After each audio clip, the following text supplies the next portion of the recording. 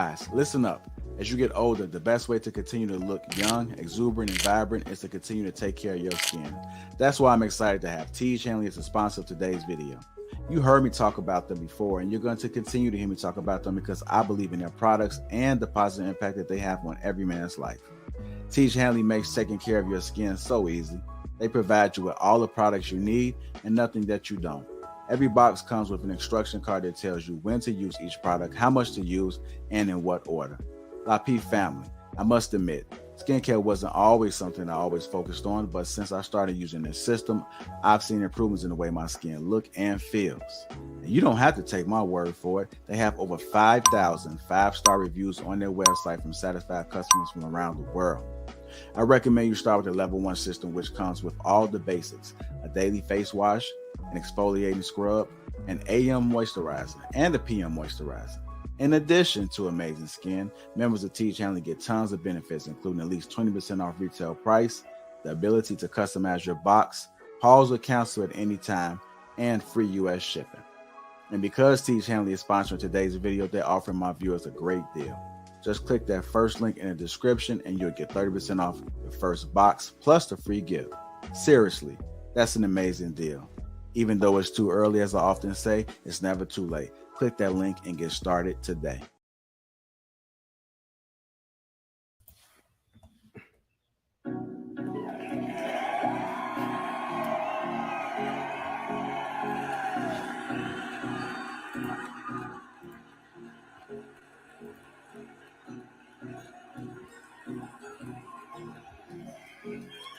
What's going on, guys? How you guys doing today? Today is June 27th, 2023. It's a beautiful day from coast to coast. Got a great story to talk about, and I did a live stream 2 days ago about this case, and when I reviewed the shooting, I called it that this woman and her son are heroes, if you ask me. They're heroes. And there were many content creators that were pretty much saying some disparaging things about the young lady. You know, a lot of this nonsense with her. You know, people were saying she's just a single mom, and people were calling her ratchet.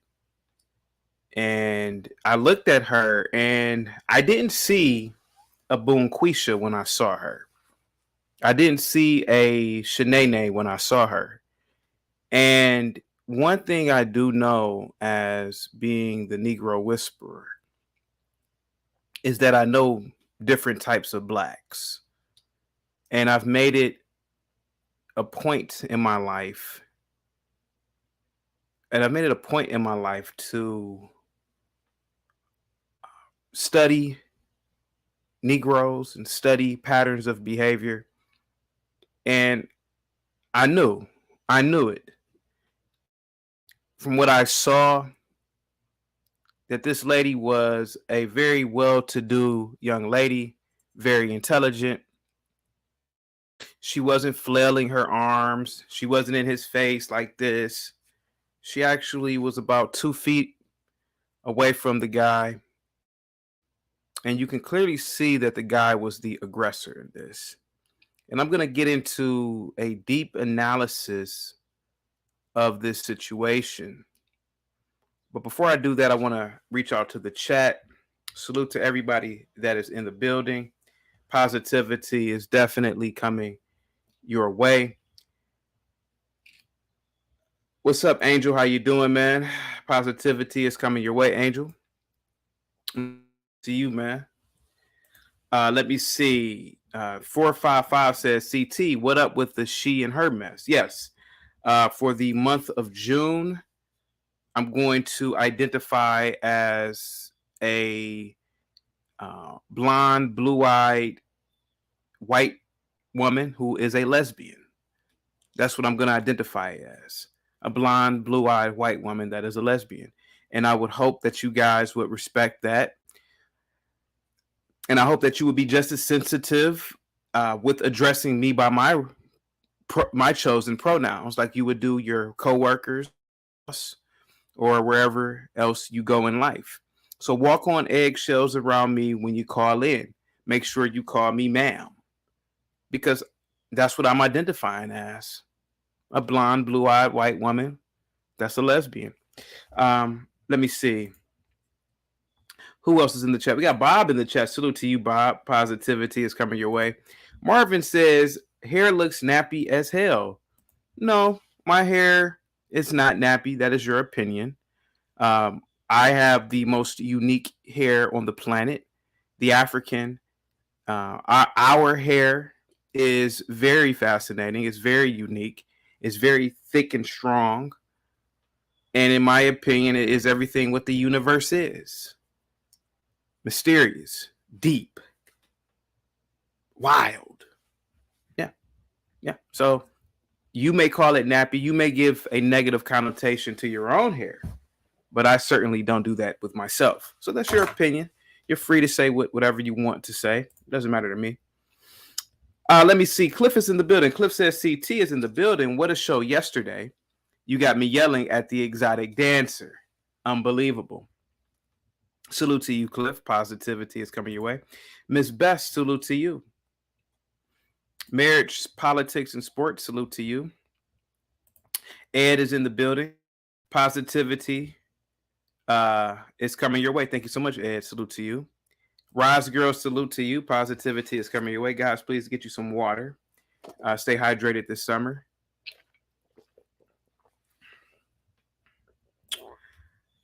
I want to show you guys something real quick. I want to show you the Facebook account of the young lady Carlisha Hood.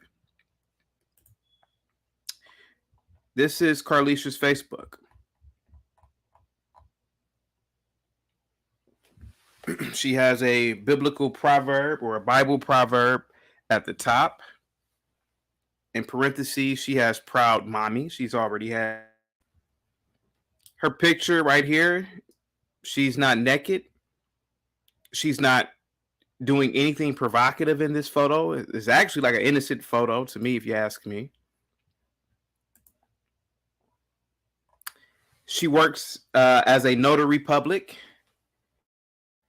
She also is a tax professional consultant. She studied at the City Colleges of Chicago. I'm assuming that's a name of some sort of university in Chicago. So the woman is educated. She's an educated woman. She's into taxes. More than likely, she does them herself. So she is a giver. She doesn't have a social, what do they call it? She doesn't have an OnlyFans.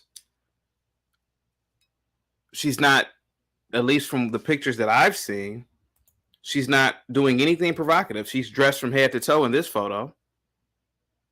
So what makes her ratchet to all of the detractors out there? What makes her ratchet? Just pictures of food, soul food. What's wrong with this? What's wrong with this photo? This was taken in August 12th of 2022. This is some sort of business card. She does W-2s, 1099s, 1040s. This is from January 2nd. So she pretty much, from what I've seen on her own Facebook, she just has food and Bible verses and photos of her business. I don't see anything that makes this woman ratchet. Oh, and it looks like she made Airbnb. So she does Airbnb.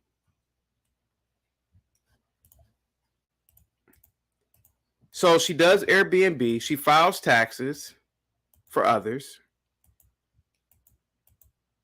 She's a small business owner. She's a concealed. She has her concealed carry permit. This woman is a law-abiding citizen, by all accounts. Law-abiding citizen.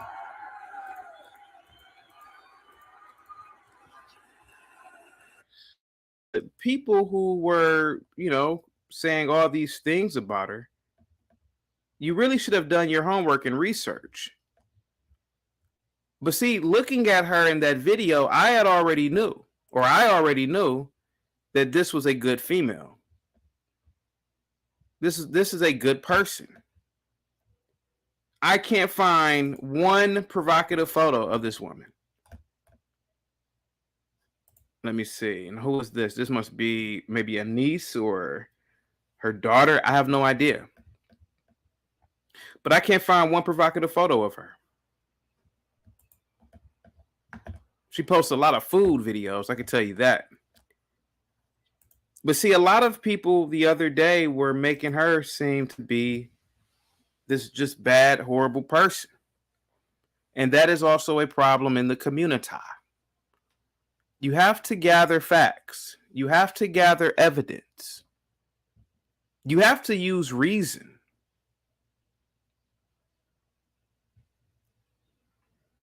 Let me read you this article real quick, and I'm going to give you my chaotic truth on everything else. But I did this video already the other day.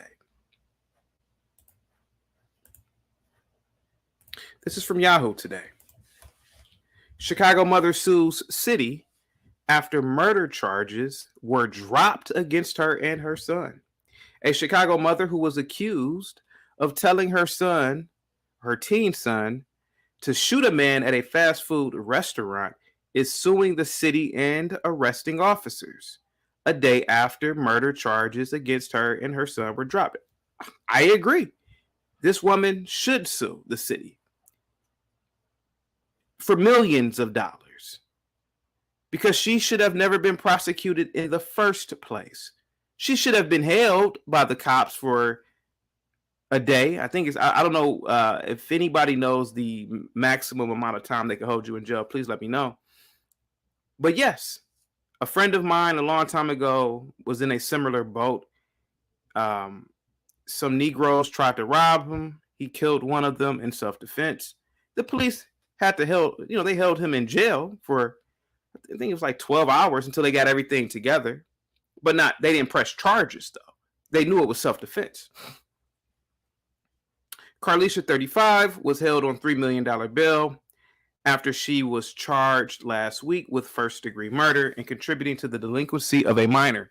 She was released Monday from the Cook County Jail.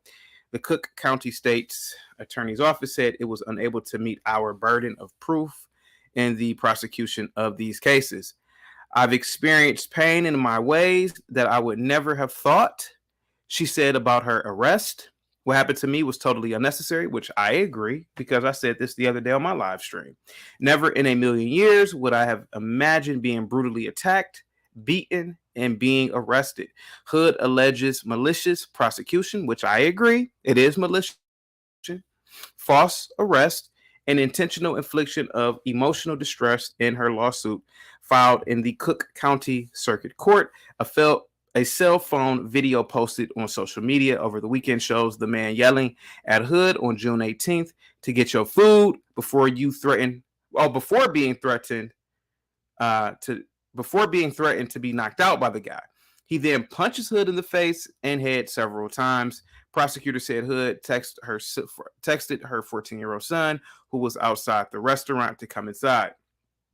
Jeremy Brown, 32, was shot in the back by the teen from the restaurant. Hood and her son, whose name was not released due to his age, followed Brown as Hood told the teen to continue shooting.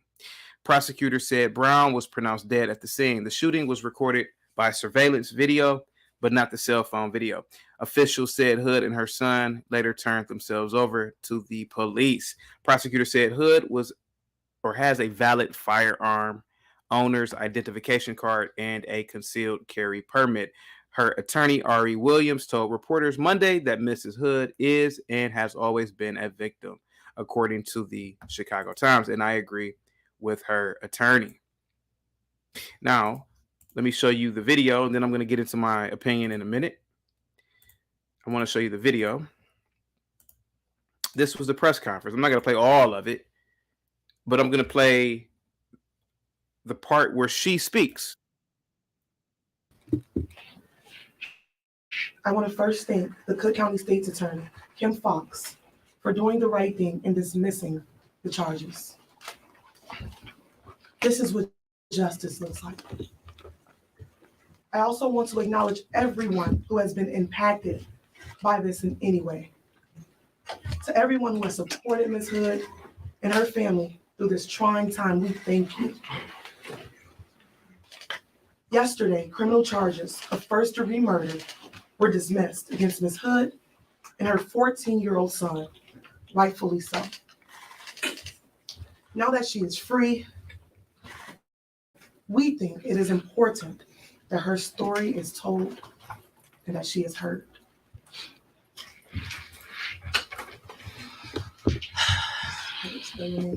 Hello, everyone. I'm Carlisha, C.A. Now, notice Carlisha. This is the young lady. Now, everybody, not everybody, but there were a lot of individuals on YouTube when this first happened that were going in on her, dogging her, before she could even utter a word. Listen to how she speaks. This is an educated woman. This is an educated woman of the Communitah. This does not sound like a ratchet woman. She doesn't sound like a bonquisha, be patting her hair. This doesn't sound like a lady who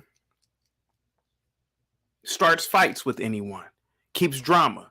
Let's keep watching it. ARLISHIA. Last name is Hood, HOOD. Thank you for being here. Thank you for the support for me and my family. On June 18th of this year, my life changed. My son's life changed. I've experienced pain in many ways that I would never have thought, never. What happened to me was totally unnecessary. Never in a million years would I have imagined being brutally attacked, beaten, and then arrested. I am thankful that the Cook County... She was brutally attacked. She was brutally beaten. And it's clear as day on camera. I said this the other day when I did an 8-hour live stream about this. This woman, I don't know what the conversation was between the two of them. But the fact of the matter is that he outright walks over to her and assaults her. And it was a felonious assault. We saw it on TV. We saw it on social media. He pummeled her. And by the way, did anybody see that rat scurrying across the ground? The floor too, by the way. He attacked her. And not only did he attack her, he punched her 3 times. How many times he would have punched her if he would not have gotten shot? This was not a duel. She wasn't in his face, poking at him, pushing at him, doing anything physical to him. So she's telling the truth here. State's attorney dismissed the case. I am also thankful to have my son with me and by my side, and also his charges being dismissed. I thank my family for supporting me and the people all over the world. The people did not play. Yeah. And I just thank God everything was revealed. And just everybody who has been praying and rooting for us, I just thank God for them. That did not go unnoticed. You are all not forgotten. And we are praying for all the families affected by this horrible tragedy. I am now in the process of healing and putting my family's life back together. during this trying time, we ask if, we could please have space to rest and recover from this life-altering situation, and that you all continue to keep us in your prayers. In the near future, I will be able to respond to outpouring of support. Again, I just need a little time to heal and to just get my life back with my baby. Thank you all from the bottom of my heart. Take your time, Alicia. Take your time. Take your time, baby. That's it.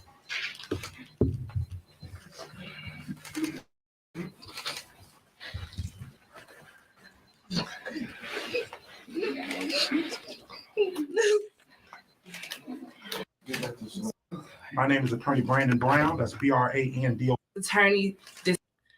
So as you can see from this clip, and I'm going to get to the chat in a minute. As you can see from this clip, this is a very educated woman. She speaks very proper. There's a narrative in this country, and it's really sick. But all of the Communitah is not a monolith, and we already know that. We know that. The lady was, we've all seen the video. The lady was inside the store or the restaurant. And for everybody who's not from Chicago, we don't know if that restaurant is in the hood. I've never been to Chicago. I don't know the streets of Chicago. I don't know if that place if it was in the hood or not. And even if it was, she's an adult. She can go anywhere in this country at any time that she wants to. I did a story last year on a white woman who was jogging. She was kidnapped and unfortunately deleted by this animal. But people were saying she shouldn't have been jogging at 4 a.m. She can jog whatever time she wants to. This is not a dictatorship in this country. This is a free country, and people are free to do whatever they want to do. Now, is it smart to be in certain areas at night? Maybe not. But don't automatically assume that where she was at was the hood. Now, from what I saw in the video, and this is the problem that I see in the Communitah.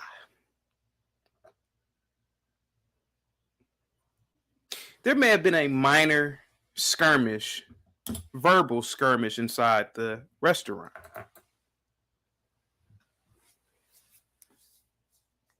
That hasn't came out yet. It could have been something as accidentally skipping in line. Maybe she did it. Maybe he did it. Maybe there was something said afterwards.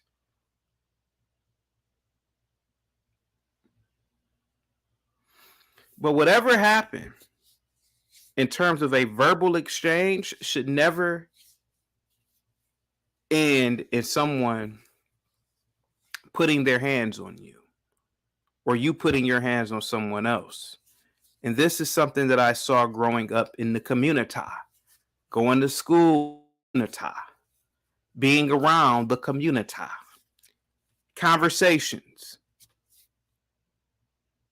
that lead to somebody physically assaulting someone. See, when you physically assault someone, that's where the egregious act, what's the word I'm looking for? The act itself becomes egregious. You are harming someone now. You are inflicting your will on someone without due process. We live in a country of law and order. We don't live in hunter-gatherer times. We don't live in primitive times like our ancient ancestors did 50,000 years ago in the savannas of Africa. You should never, ever put your hands on someone. And this is something that I see or I've seen in the Communitah. people not keeping their hands to themselves. This woman was attacked, period, point blank. The guy literally jumps at her from 2 feet away. This was an attack. And the little boy was protecting his mother from being pummeled to death by this man. There have been cases in America from coast to coast. People have gotten into fights, particularly at clubs or bars, and somebody will fall back and hit their head and they never wake up. I personally know someone that way because people feel as though they have a right to put their hands on people. You don't. This woman didn't put her hands on that guy. I'm not taking up for her because she's a woman. I'm taking up for her because it was right.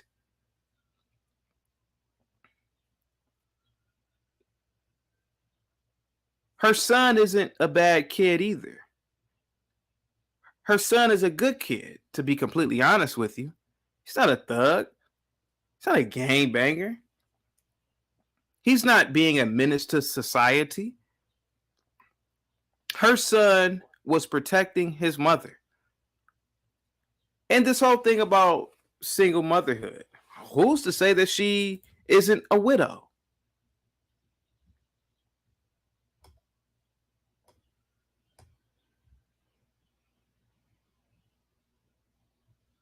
So what's going to start happening in this country is there's going to be an elimination of barbarism. People are tired. People are tired of living amongst barbaric people. People are tired of having to take care of barbaric people. People are tired of barbaric people, period. That guy in that restaurant was barbaric. He's telling her, you better not say nothing else or I'm going to knock you out. Who is he to do something like that?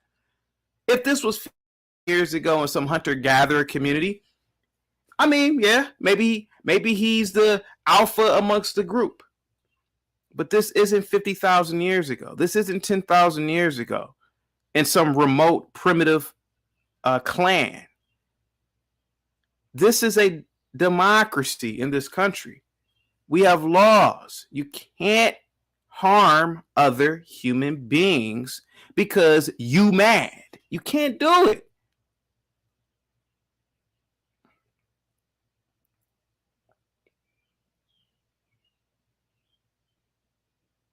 And this is what a lot of people in the Communitah need to understand.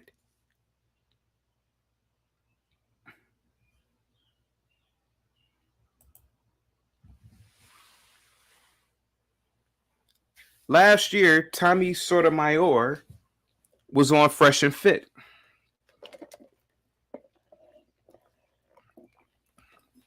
And he was having a conversation with some chicks. One of the girls didn't like what he said and got up and physically assaulted him. Well, he gets up and he pushes her off of him like anybody would do. About a week later, Kwame Brown, former NBA player who does a podcast, it was him and a comedian on the show. The comedian and Tommy were talking to me, and they justified the girl hitting Tommy Sotomayor.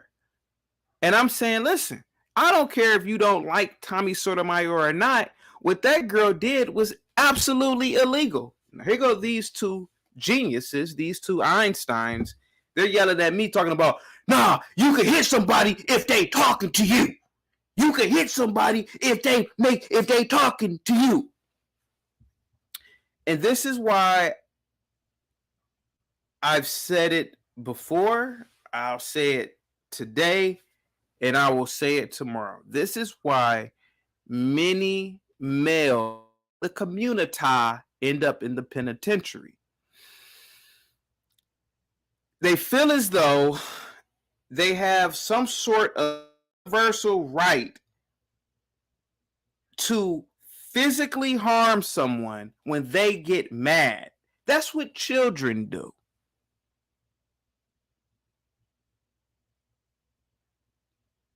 That's not what adults are supposed to do. Adults who have a developed brain and higher order thinking. Yes, I can see a 7-year-old getting mad at another 7-year-old and hit him or her. Of course, we all did it when we were kids.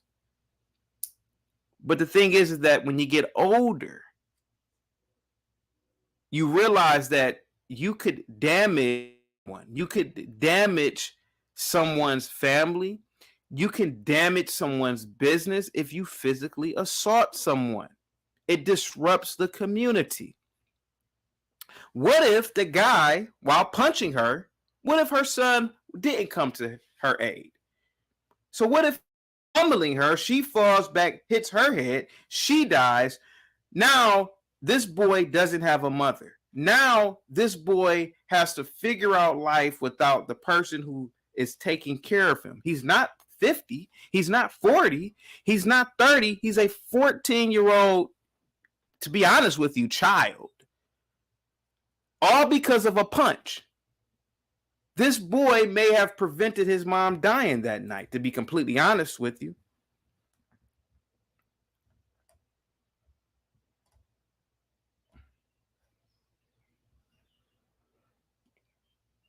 A normal nerd says, chaotic, you're not going to the hood with your children at almost midnight. Stop the cap. Again, sir, again, I don't have any children, and you are correct. If I had children, excuse me, you are correct. I wouldn't go to certain places at night. But once again, this is America. This lady has rights. She has a freedom of movement. She can go anywhere she wants to go. Going to that restaurant is contributing to the economy. I don't care where this restaurant is at. She had to get gas to go to there. She put on clothes that she purchased to go there. She was about to buy some food from this establishment. This lady is engaging in commerce. And this is what a lot of people in the Communitah don't understand.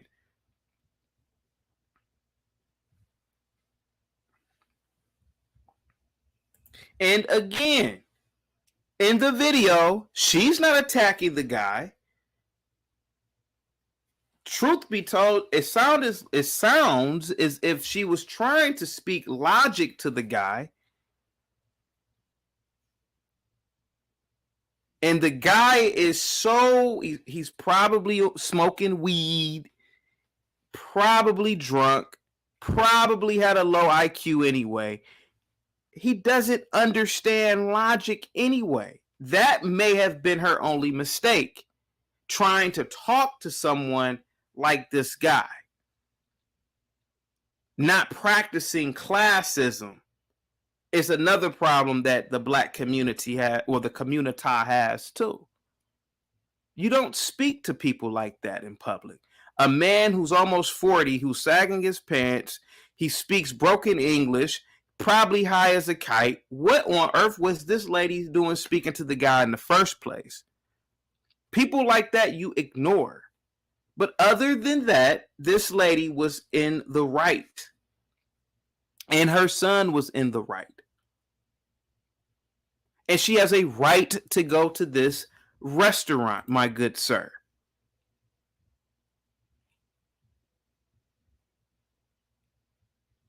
.455 says, facts. A lot of Pookies and Ray Ray cerebral cortex is effed up. Yes, I agree. This guy, he does not have a developed brain. The guy in the video, which I'm not going to play because YouTube is very sensitive about this because of the violence in it.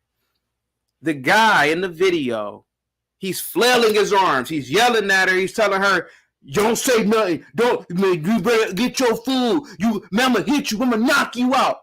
He is behaving like a child because he is a child, was a child mentally.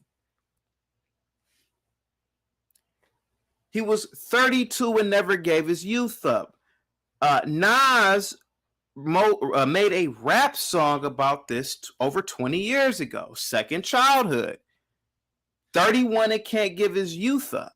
And that's exactly what I have observed in the Communitah. A lot of people in the Communitah, both male and female, could be 30, can be 40, can be 50, can be 60, can be 70, and are still playing, jostling around.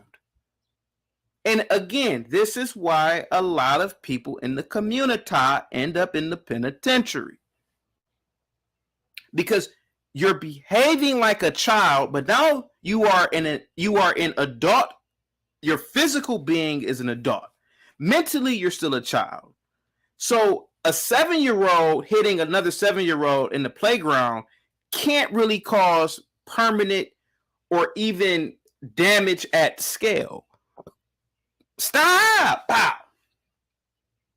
But when you are an adult and you have adult strength, you could literally kill someone with a punch, with a slap. And I've noticed this in the Communitah.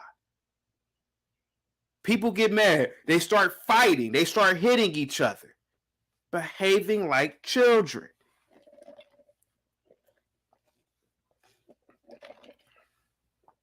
And that's what happened with that guy in the video.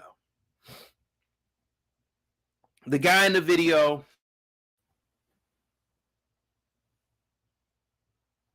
probably has a jacket, meaning he probably has a criminal history. The guy in the video probably speaks to individuals in his family, in his life, like the way he was speaking to this lady. The guy in the video probably has gotten away with assaulting people, and nobody calls the police because assaults in the Communitah are not deemed as assaults. They're deemed as, wow, oh man, that's messed up, man. Why you hit me, man? You see, other Communitahs don't accept this type of behavior.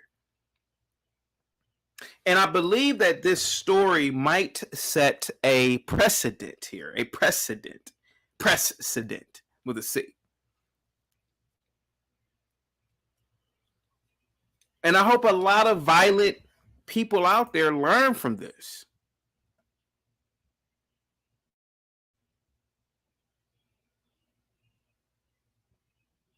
Woody says, you are correct, but people don't put your kids in harm's way.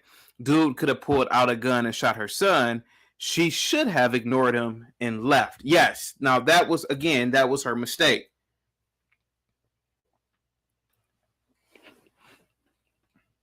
Many years ago, and I've told this story before, there was a black-owned bowling alley where I live at. I'm in there talking to the bartender, who happened to be the daughter of the owner, just talking about, and I can't even remember. It was such a minute conversation. Her brother, I don't know whether he was on drugs. I don't know whether he was on alcohol. He comes over to me. I never met the guy before. He's like, man, why are you talking to my sister, man? The guy's like literally in my face. She's like, what the hell are you doing, man? This dude is a customer. Man, okay, man. What did he do, man? She's like, the conversation, he's a customer, you dummy. I get up and I walk out. And what I'm trying to get at is that the Communitah has a problem with distances, hitting, and drama. It might be in the DNA. It might be learned behavior. I have no idea. But what I do know is this. we're going to see a lot more instances of this right here, because normal people are getting tired of crazy people. I'm going to say it again. Normal people are getting tired of crazy people. And normal people are getting tired of being deemed as the villain. See, when this story first came out, they deemed this woman automatically as the villain. She a hood rat. She is single mom. She this, she that. Not even doing facts and evidence. Not paying attention to the animal that attacked her. But see, not me though. I said, wait a minute. This don't look like a Boone Quisha. This doesn't look like a Taquashanika. This looks like a normal woman of the Communitah, a superior member of the Communitah. And sure enough, boom. When I showed you guys her Facebook when I first started the stream, she's a business owner of multiple businesses. And it looks like her hobbies are just cooking and reading the Bible. But nobody was talking about the guy at first, how he was a complete and utter animal that night. Because nobody really wants to address the problem in the Communitah.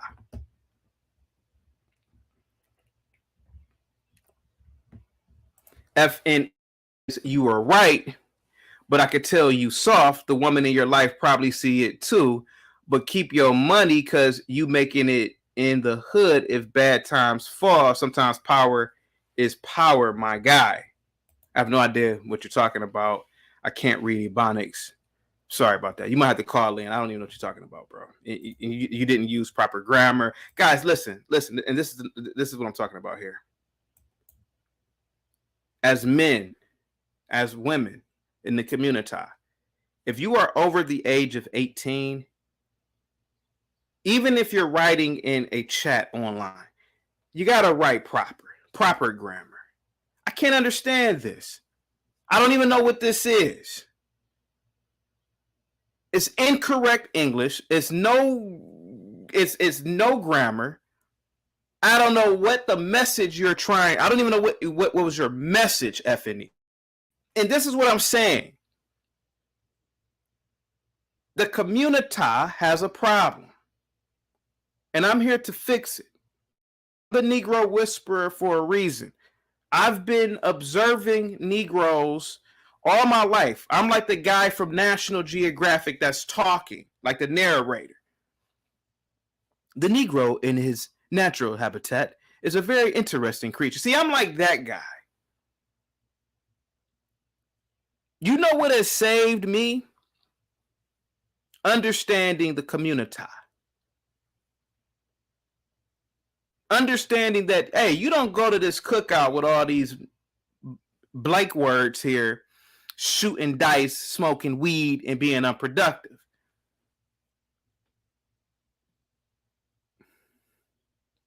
Because nothing good comes from it. Nothing good will ever come from it.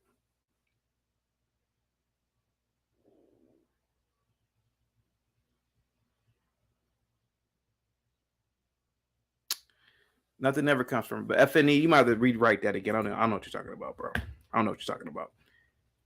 It makes no sense. I mean, I don't know whether you're a 10-year-old who wrote, and this is what I'm saying. Even what FNE wrote, it's almost like a 10-year-old wrote this. And FNE, when you say soft, sir, black people aren't hard at all. If black people were hard, blacks would be the superior race. So I don't know what you mean by soft, because if you're hard, show me your nuclear weapons. Show me your submarines. Show me your fusion technology. Show me your oil rigs. That's hard, sir. And that's another thing I've observed in the inner city as well, in the Communitah. This thing about being hard and soft. Well, if you're so hard, why didn't you be hard when they were slinging Emmett Till up on a tree? Where was the hardness at then? Where was the hardness at when the African was being taken from Africa? Where were all these hard people at then? You see, just like the guy in the restaurant with this young lady here. See, he grew up thinking the probably the same way here. That he's hard. That can't nobody talk if I'm talking. And he met his maker, man, by a 14-year-old boy. Made him meet his maker. Because we have a problem in the community, even with the Communitah, even with that. Thinking we hard. Man, I'm hard, man. I'm hard. Hard? What do you mean you're hard? You don't own the block. You don't own the majority of the businesses in the neighborhood. The white police officers will come up in here and punk all of you. What do you mean you're hard? Hard on what? And that guy, he learned his lesson because he probably thought he was hard, and he's not. And I went to school with a lot of hard people who, in a fight, all they had to do was pull out a gun, because a person like me, I'm choking you out because I do jujitsu. See, Negroes don't scare me. Never have. You know who scares me? Vladimir Putin. Xi Jinping. Real people who are hard. Not some Negro living in some inner city. Never. I've never been afraid of no Negroes. I'm sorry. But I know when to avoid certain types, though. Know when to avoid them. Let me see here.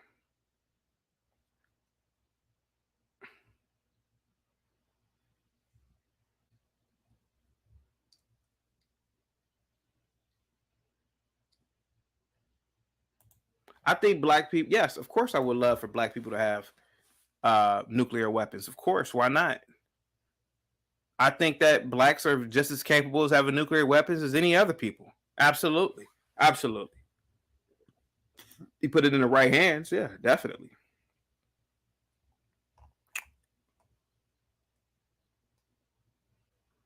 Correct. Emulated says, I don't give a damn what kind of person are. Don't let anybody hit your mother. F that. Don't let nobody hit anybody that should know. Not pummel them. That guy was pummeling this woman. He was like, bow, bow. He was giving her Muhammad. And that's the problem. That's the real problem. And she couldn't defend herself. She wasn't defending herself.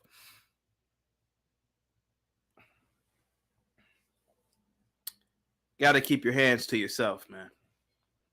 And I've been saying it for years, man. Keep your blanket hands to yourself. When I was teaching, man, the kids who were part of the Communitah, they love putting their hands on each other all day long. And then until the fight broke out. We have a violence problem in the Communitah that needs to be talked about, man. Violence. Physical violence. And it's just this Communitah, to be honest with you.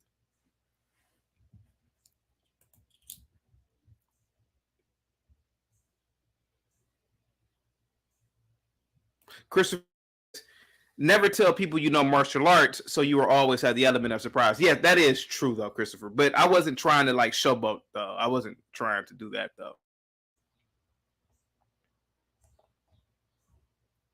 Nina says, I watch CT's National Geographic, the Communitah edition.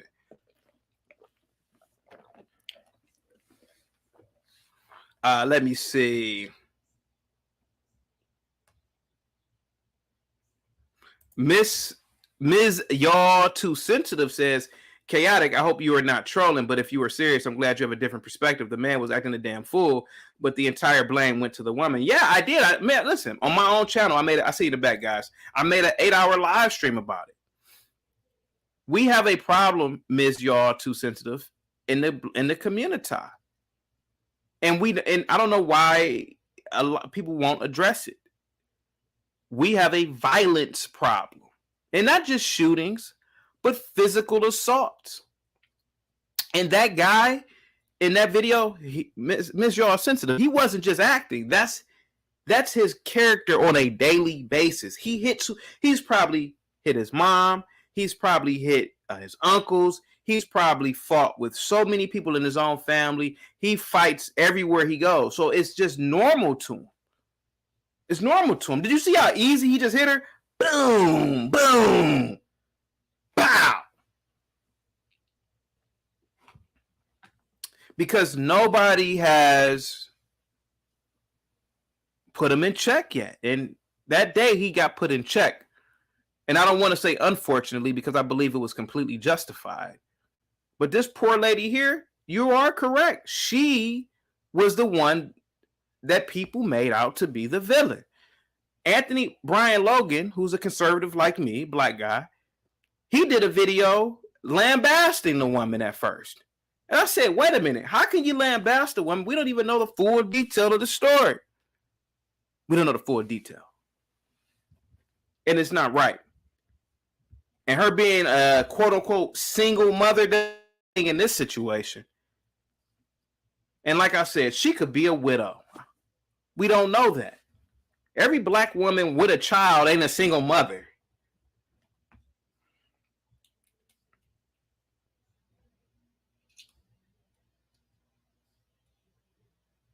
But like I said before, Nina says the guy was too comfortable laying paws on that woman in public. He's done it before. Yeah, he's done it before, Nina.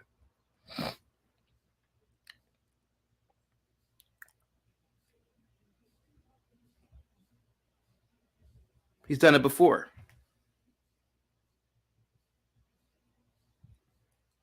And this whole narrative of bashing women, not in this case. Not in this case. This case, you had a man who was just a complete and utter menace to society, man. Complete and utter menace to society. He would have hit anybody in that store if you had, to be honest with you. And I'm glad, and I'm glad she got off. I'm glad she got off. She should have never been arrested in the first damn place, if you ask me. Angel Arpain, what's up, man? Hey. Angel, were you drinking a beer, Angel? Oh no, I was drinking a sugar-free vanilla Coke there.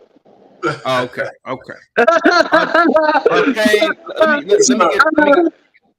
Let me get to Arpain first. Arpain, you are a man of a certain age. I would like to get your opinion on this. I know that your wife would never have been out at 11 o'clock at night. No, absolutely not. Right. But this woman is free to go wherever she wants, in my opinion. Of course. Not safe, but I don't know that neighborhood. I've never been to Chicago. But what say you, sir, about the more or less, let's talk about the putting the hands on other people. You are older than me. You've probably seen it longer. But what is this thing about the Communitah not keeping their hands to themselves? Listen, I was on the Trigger Mike show yesterday, and my position is still the same. I don't care what kind of woman she was. I don't care what she was saying. That guy was an absolute savage. Yeah. And there's no excuse for what he did. Yeah. Now, I'm not going to sit here and say he should have died and all that, but he should have been put behind the jail. And I have my faults for the woman too, but now I'm thinking about it a little bit. Because after getting beat like that, I think it's understandable for her to be a little disheveled and may say something to her son. And let me put this out to you. He was wrong. The son has so much discernment. I'm thinking this kid didn't fire until he saw his mother get hit. Because he was probably hoping that it would de-escalate. Then he only shot once. He didn't shoot till the guy went down. He didn't load 80 bullets in him like cops do. I'm going to just throw that in there. He hit him once. The guy got away. And it wasn't until his mother said, end this. Now, I'm saying that could have been a crime. But now I'm thinking, this dude's from the hood. If he survives, he's coming back. Yeah. He's going to be looking for them. They're going to always have to look behind them for this dude because if he survives to get, whatever time he does, he's going to come back after them. And so the mother just said, listen, we're going to do, we got to end it now. And I think with her distress and all of that kind of stuff, I did have a problem with those charges, by the way. Yeah. Because I said, wait a minute. Some of the most hardened killers never had a $3 million bond. Yep. And after you see somebody getting beat like that, you're going to put a $3 million bond on Yep. it? Come on. Overzealous prosecution. So it was bad all the way around. And I'm happy that, even though she might be a single mom we hate, she looked like a productive citizen. That's what I saw when I first saw her. I said it even before it came out, even before the charges were dropped. I said that woman and her son are heroes, and you're going to be everybody's. Can I say one more thing? Let me say one more thing. Oh yeah. And we need to say this more. Most single mothers are productive citizens. To be honest with you, yeah. Most single parents, most of them are productive citizens. All we get a chance in these YouTube spaces is seeing a lot of ratchet people. Yeah. A lot too many represent. Now, some of the bad ones is just statistically significant, but you can't say it's the majority. Yeah. And so let me land it there. Is there a problem with the Communitah hitting each other? Absolutely. Can you give me some stories? You're on mute. You muted yourself. Oh yeah, I'm from the Harlem and the Bronx. I was never a tough guy, but in my age, in the '70s, when I was growing up, I was born in '58. When I was a teenager, it was the '70s. I had all the gangs of Black Spades, Savage Nomads, Seven Immortals. People were beating each other up all the time. Now, I played basketball, and we had to go to some of the most, dangerous parts of the Bronx to play ball. Mm-hmm. So when we won, we had to run home. We had to run home.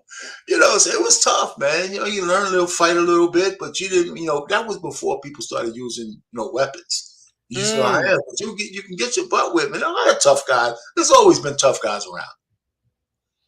Hitting people, but now beating women like this, I didn't really witness that much.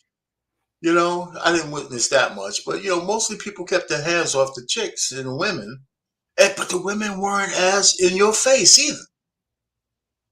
Not like the way they are now. Now I'm not saying this woman was doing that, because it looked like there was no calming this guy down. No, he was at 100 speed even when she's just looking at him. Yeah. So I don't know what happened before, but it just was just he was just gone. He was gone. How much so she's going, and I played a little bit of her press conference. How much is she going to sue in this case? I don't know. They should offer her something. Yeah. So she shouldn't even have to sue. She should just offer her, say, listen, we're going to, they give settlements for less than that. But she's going to have to sue something. She's going to have to do something. Oh, let me also tell you, Chaotic, before you go. Ahead. This is on the backdrop of a week ago where they did a study of the violent crime in Chicago. Mm-hmm. There's a video of that. 25% of all violent crimes in Chicago are against Black women. So on the backdrop of that, then this happens, and then they put a $3 million bond on this chick right on the heels of that report. Yeah. It wasn't going to stay. Nina says, CT, they're going to charge this to the hood justice and make it go away. Let me see. Anissa says, this is Chicago. I'm sure they went to this place before. No reason she wouldn't if this was not a normal occurrence. Again, I don't know if this place was in the hood or not. I looked it up. It is. It's supposed to be from Chicago. No, but I heard people talking. It's one of the toughest blocks. They call it the 100th, 100th block. It's supposed to be one of like 7 Mile or one like in Detroit. It's supposed to be a tough neighborhood. It's supposed to be tough. Okay. Angel, what say you, man? Is there a problem in the Communitah with not keeping your hands to yourself? Go ahead. Whether it's like the black community where it's more often or any other type, yeah, because for one, you see viral videos of confrontations on the regular nowadays posted to like Instagram, TikTok, Facebook, Twitter, or wherever you get your viral sources from there. And a lot of times it's just people like that black dude. Don't know if it was from him being too impatient or what the cause was. Like he obviously said something to her that caused her and their son to come forth there, and they did. But fist fighting is like more occurrence than you would imagine. Let me tell you a bit of a story that I was prevented of. But when I started my job at the shoe store that I've been working at for 2 months, within the first 30 days, I had a mom, a husband, and 3 kids of their own come to my register, and she started to complaining as I was trying to explain to her about how our buy one get one 50% off shoe sales goes and what the exclusions are applied to there, like was not eligible for the sale. And I explained it, and then my management explained the exact same thing as I just did, and she got all furious and like started screaming, and I kind of got scared and uncomfortable that my management asked me to go to the other register right by the other one that I was initially at to just calm the situation. If no one was there, I would have like acted and furious that could have cost me my job or more than likely get me suspended upon further review. And it just is that kind of thing that is like a causable situation there where people can't just listen as the wife of her family weren't listening, even though I repeated the exact same thing that my management had told them. And they ultimately were able to leave the store, but they weren't happy with the experience, even though it was like me explaining the exact same thing as management did. So whatever causes for someone to go in that kind of mood there is probable prevention, meaning that it could be prevented, but you have those that are so furious over the simplest of things nowadays, and it's just a cause of violence by the smallest of things, like with that hot dog in Chicago. Okay. Did you see that rat across the screen when he was hitting there? It was like a rat or something that's the bigger story. Did anybody else see that rat?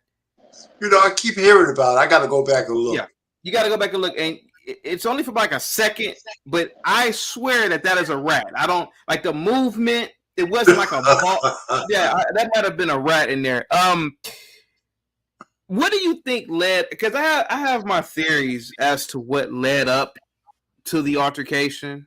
Would you like to hear it? Yeah, go ahead. Yeah. Weed makes you paranoid. Weed, I don't know why people smoke it. I've partook in smoking weed only a handful of times, and it was really in college. It made me insanely paranoid.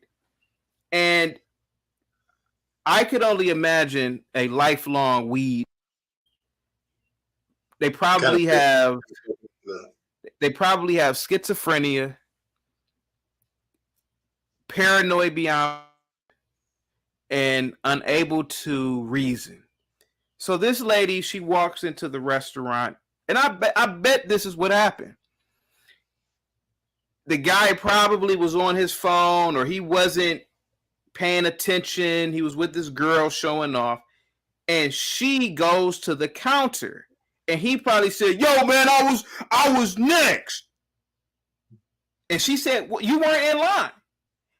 And I believe that's where I'm almost willing to bet when everything comes out, I bet that's what it was. You know, that's fine. Let me tell you. Go ahead. No, he doesn't need to. I don't think he needed weed to be like that. Yeah, I don't think weed had. You know, the weed is almost giving him an out. I just think that was this guy's nature. I don't think this was the first time he crumbled on a woman. I don't think he needed any kind of catalyst whatsoever to be the kind of guy he is. Go ahead. right? I wouldn't be surprised if he didn't beat up on his girlfriend a couple of times. Mm-hmm. You know, so first of all, as a proud guy of used to be smoking weed, only thing I ever got was the munchies. But I do understand the paranoid kind of thing if you smoke too much, but it didn't make you violent. It just made you mellow and hungry. Yeah. You know, so but even so, I know where you're coming from. I don't even think he needed any kind of substance. This dude was set to go, and anybody in his path, he would be willing to fight. That's what I think. This guy was just, chaotic. Have you ever looked at a woman and thought, even if she was upsetting you, right? I couldn't see looking at a woman across from me thinking I could ever get to that level where I would want to hit her the way he hit her. Yeah. It just doesn't register. So he's a new kind of, he's from the hood. He just said, I don't care if you're a woman or a man. Right now, you're my opponent, and I need to hurt you. That's all he thought about. That's all he thought about. It's unacceptable. I mean, it was unacceptable.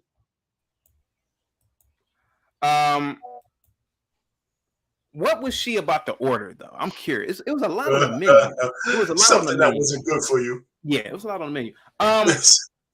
We have Ashton in the building. Ashton. Oh, you doing man, Ashton. What is there a problem with the Communitah with not keeping their hands to themselves? Like, will people learn to stop assaulting one another? Because again, I see a lot of this in the Communitah. Go ahead.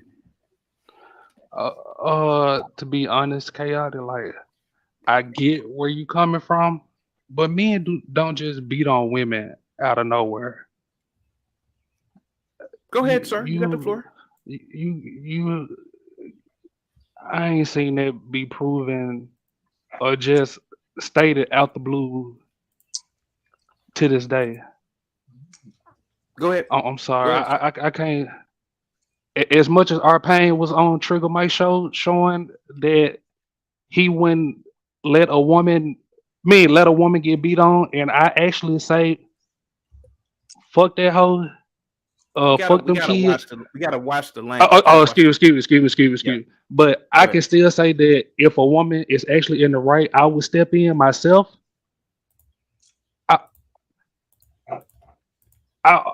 That man did just hit her for no reason. I can't just. So why did he hit her? Okay. So why did he hit her? As feminine as he was and acting like a female, the one thing I can say, he did make statements that, get your food. Please stop talking to me. That's one thing I can't agree on. As short as the clip was, they saying. Are you telling the audience that if you as a man get upset, not just with the woman, but with anybody, are you telling the audience that you would attack someone because they are talking? If it was a guy, yeah. Okay, so you would attack but a woman. Man. Okay. Yeah. And let me ask you another question then. Okay, so since you admitted to this, and what is your justification in assaulting someone for talking? Go ahead, sir. Chaotic. To be honest, I know you and Aaron O say that y'all don't deal with these type of women, and y'all deal with a better class of women. No, what if it was just a man? What if a man was just talking? What if it was a man, right? And the man is just, you and him are having a conversation. Are you telling me if you get upset, you would attack a man too? Yeah, honestly, I whoop niggas up. Okay, little than nothing. So what is you, Ashton? What is your justification in balling up your fist and assaulting another human being because they're talking? Can you tell us your go ahead? What's your justification? I'm not saying it's a justification, chaotic, but I sat there and watched you and Tommy Sotomayor go at it. And y'all were throwing some heavy blows at each other, and y'all still ain't got the fight yet. Y'all, I would never, us, I would never, but I would never fight though. I would never fight Tommy Sotomayor. No. exactly. Like us as men, we know how far to take it, Mm-hmm. and y'all took it far as all outdoors, and y'all still to come to blows. So us as black men, we got to start acting like these men are just raping women in the middle of the street at 9 o'clock at night. Like I can't get with that. It don't happen every day. I'm sorry. I get it. I get it. Right. I'm Oh, not okay. talking. Go ahead. Okay, chaotic. You know, when we was talking about the Freaknik, and me and you could not we could not come to agreement about how women are out of control. Like I get where you come from. You say give women freedom, and I say it go too far sometimes. As a man that grew up with both parents in the household, I'm sorry if I can honestly say that at 14, I would not pull out a gun to shoot a man that's attacking my mama.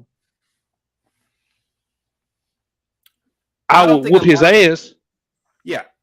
but the fact the 14-year-old pulled out the gun. Well, But Ashton, if you were 14 in your size, that's one thing. But if you were 14 and a little boy, that's a whole different thing. See, that's the thing. Our pain. That you say how you looking at my size. Like when I was 14, I was actually in shape. I played ball. We had to run 5 miles a day. Like I would not pull out a gun to harm another black man as in shape as I was. I want to whoop your ass, and I know somebody gonna talk about it. Okay, Ashton, let me ask you this. I noticed you said another black man. When is somebody the criminal first and then the black person second? Your reality.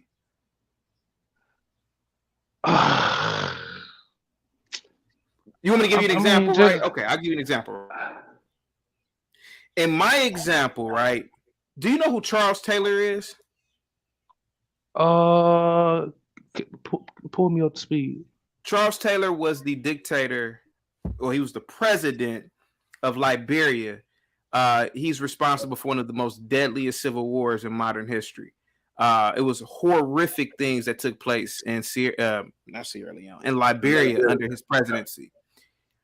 I don't consider him an evil monster first, and then a black man second, because of it's certain things that you do, in my opinion, that I don't see race first with you anymore. If you do certain things, right? If you're a child molester, if you are, if I gotta say this, even people who distribute drugs in the black community, I don't consider that person black, because how can you care about black? How can I call you black and you are distributing poison to your own people? It's like you're that person first, and then second, it's like, okay, you're black, right? I have a view of how white people view white people. A lot of times white people don't view other whites don't view Jeffrey Dahmer as white first. He's a serial killer. They call him white trash. Well, no, he's a serial killer first, and then he's white. So it's like when, in your opinion, is somebody the criminal first, then then you look at race. I mean, I gotta disagree with you there. Like white women was going to a Jeffrey Dahmer trial because they thought he looked good and he done killed all them people. Is it not? You're talking about a handful. That is true. And they also did it with the one serial killer from back in the day too. I forgot his name. But you're talking about a handful of women who have a fetish. I'm talking about, when do you see yourself looking at someone as the criminal first? Have you ever done that? Have you ever done that first, right? So let me ask you this. Frank Lucas, who was a major drug dealer, right? Do you look at him as a black man first, or do you look at him as a drug dealer first? A black man. Okay.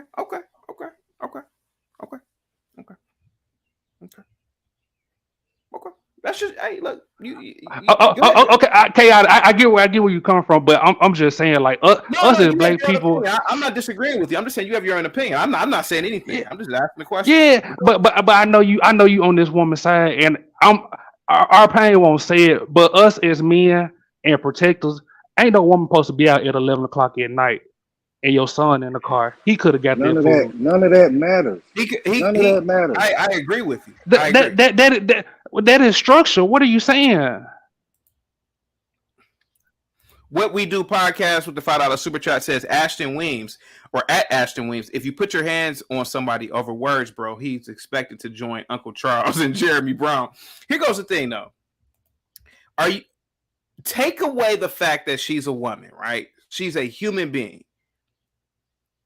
Okay. Do you see anything wrong with what that guy did? Just looking at her as just a human being. Yeah, I mean, he hit a woman. I get it. No, you did it again. Take away the fact that she's a woman. Just look at her as a human being. Okay, go ahead. I get what you're saying. But if you in the hood, especially Chicago, if there was a man instead of a woman, it wouldn't have been no words. It would have been straight swinging. He wouldn't have gave her 2 times to leave it alone or to go about your day. If there was another man instead of a woman. Mm-hmm. Like, I get what y'all saying, but she in the wrong. No woman is supposed to be out at 11 o'clock. At least your kid's supposed to go in there. We get that. We get that. But do you feel as though okay. The guy who's dead, right? What's his name? Jeremy. Do you feel as though he was a menace to society? Sure. I mean, yeah, I guess if that's what y'all want to call him. I'm asking you. I listen. You don't got to echo chamber me. I'm just asking you. I mean, he deserved 1 bullet, but he ran off and you shot him in the back 2 times. I mean, that was overkill. Even with police, police can't even shoot you in the back. Okay. How about this? Let me get 777 in real quick because he was next. Bob with the $5 super chat says, CT, you ever seen a woman with a bonnet, shower cap, or a towel-like contraption on their head not have any other overactive mouth? But see, Bob, here goes the thing, man. I saw the video. That lady, I don't know what she was wearing on her head. She was not your stereotypical Buniqua. And I showed you her Facebook. The woman's a business owner. Her Facebook has nice photos. I showed you the press conference. She's not a Taquisha. And even if she was physically assaulted. Doesn't matter. But thank you so much, Bob, for the $5 super chat. 777, real quick, go ahead. And I want to get to everybody else. Go ahead, 777. Well, first I'd like to say I'm smoking on this Jeremy pack. And please don't do that. Don't disrespect. Don't do that. Don't do that. Just it's bad enough that the guy was killed, but don't do that. Go ahead. Respectfully. To what salute to everybody. I really come with peace and positivity. To what Ashton was talking about, you got to remember, Ashton didn't grow up the way you did, CT. Ashton probably grew up shooting at people respectfully, robbing people. I'm being serious, right, okay. Ashton? Can I talk to Ashton instead of the panel? Okay, talk to Ashton, but just don't curse and don't be vulgar. Go ahead, Ashton. He has most likely, Ashton. Have you allegedly shot at people or robbed someone at some point in your life?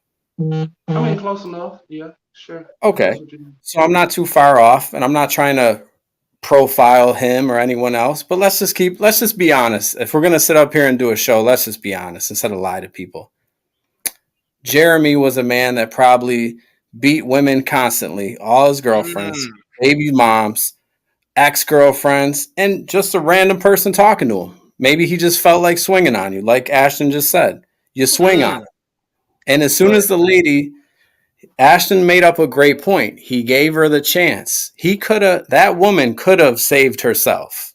But I'm not saying that it's her fault. Ashton's right. He did say, hey, get out of my face, get your food, and leave. If she was smart, she would have, grabbed her food, realized who she was dealing with. She was dealing with an Ashton, respectfully, and she should have got out of there. Okay, go ahead. Go ahead. Go ahead, 777. 1 second. DMT, you were next. Go ahead. Yeah, man, y'all not being serious right now. So this is 116th in Halstead, right? Yeah. So if you understand the hundreds, this is probably a typical occurrence you could have in a restaurant like this. I hear people saying, what is she doing going to get food in the hood at 11 p.m.? She probably live in the area, and this is a normal transaction version. She probably go get food at that restaurant probably once or twice a week. It's regular. Yeah. So to her, it's not, oh, I'm going to the restaurant in the hood at night. Like, she's not thinking of it like that. She's like, I'm going to get food in my neighborhood. Right. At night. Right. So people got to look at it from that perspective. Now, I've seen a lot of guys in the last few days trying to make excuses for this dude. Look, I'm a reformed Pookie myself. I'm a reformed Pookie. But I understand that there's a line. There was nothing in that woman's actions, from what I saw in the video, that warranted that sort of response from him. There are many things he could have did to not be put in that situation. I think she was calm. She knew she had the upper hand. She knew her son is in the car. She knew there's a gun in the car. She's trying to get her food. She could have got really irate, like we've seen a lot of women do in that situation. But she was fairly calm for the energy that she was getting, to me. His girlfriend right there next to him, he could have had his girlfriend step in and handle the situation because it is a woman, right? But he took it upon himself to threaten her twice, say, if you don't stop talking to me, I'm going to knock you out.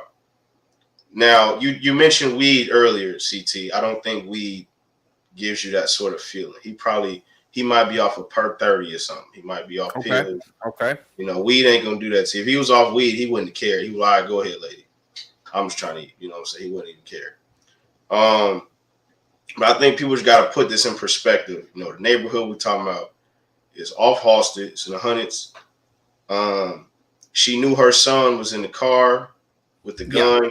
I think the son handled that perfectly. Now, I think about me because I was raised kind of in the same situation. A single mother, me and my mom go out to get something to eat late at night. I got to watch her back, make sure nothing happened to her, Now, if it was me, I probably would have ran up and tried to fight the dude. But that's me. Right. I like to fight. I told you I'm a reformed Pookie. But he knew he had the toolie on him. So I got mom's toolie. And if you look in the surveillance, he calmly sat in that doorway, watching everything play out. And he just knew, as soon as you do something crazy to my mama, I'm going to send you to the upper room. And that's what he did. And in context with Ashton's sake, as he mentioned that he shot him once and then chased him down. This is Chicago, and it's the hundreds. If you do not eliminate your enemy, they will spin the block and come get you. So he had to do what he had to do. He had to eliminate the threat completely. There is no shoot him, let him get away, hit the hospital, go to Stroger's, get out, find you the next day, and come do that to you. There's no time for that. You got to eliminate the threat all the way. So I don't blame him for doing what he's doing. And like I said 2 days ago, whenever the story first came out, I said it was going to get off. Now, I didn't know they would not even drop the charges that quick. I thought it would take maybe some months with some evidence. But I knew they was going to get off. And I think it's right that they got off. Like you said, the woman is a pretty standard woman. She has her own business. She ain't no Bonquisha, that you was kind of describing. So I just think we got to put this in perspective, man. You got to, as a man, you got to control your emotions. You can't allow yourself to be put in a position like that. He was out of frame. There's no reason to threaten a woman who's not even yelling at you. She wasn't putting her hands in your face. She wasn't threatening you. Now, we don't know what she said because it's hard to hear what she was saying because he was talking so loud. I didn't really hear what she was saying. Well, the world's a better place now that he's gone, though. Yeah, there was no body language that said she deserved to be knocked out like he was trying to do to her. Right. So I think this was a justified shooting. Y'all may have a problem with him chasing him down and shooting in the back. I say you had to eliminate your enemy. He could have been going to his whip for a gun for all he knows. So you can't take that chance, especially not in Chicago. So you got to eliminate the threat completely. I hope they can continue living their lives. I heard the boy is a pretty good student. Yep. How true that is, but I heard he's a good student. But now he can go to school knowing he got a body, and everybody gonna respect him, even if he wasn't in the street. The street cats gotta respect him now because he got a body. and he gonna say, "I walked them down too." So DNT, let me ask you this: do you think they actually plan to start something? Because King Spark said it yesterday. You could tell when a nigga in the club with a gun on him, he bumping into you, stepping on your shoes and shit. Like, we know them type of people. Yeah. Let me go get you up out of here, Ashton. I mean, I rock with you, Ashton, but I told you to stop cursing, man. Dang. I know what he was getting at, though. And can I add one thing real quick? Anybody wants to pay for his $10 swear fee, somebody can pay for it. I got his $10. Psych. Let me just say one thing. Unfortunately, this young man that did kill him will probably be killed by one of this man's cousins, nephews, because DMT, you should know, you said it, he's going to eventually get back for his dead cousin. So unfortunately, this young man will probably be killed. That's the truth of the matter. They got to move, if you ask me. They got to go to suburbs. They got to move to Olympia Fields or something like that. They got to go to Madison. He need to move with his auntie and uncle in Bel Air, man. He needs to get out of Chicago, period. You got to get the hell for a second. Sharon, you were next, though. Sharon, go ahead, sir. So I think the first thing that I want to address the whole 12 a.m. She's out eating late.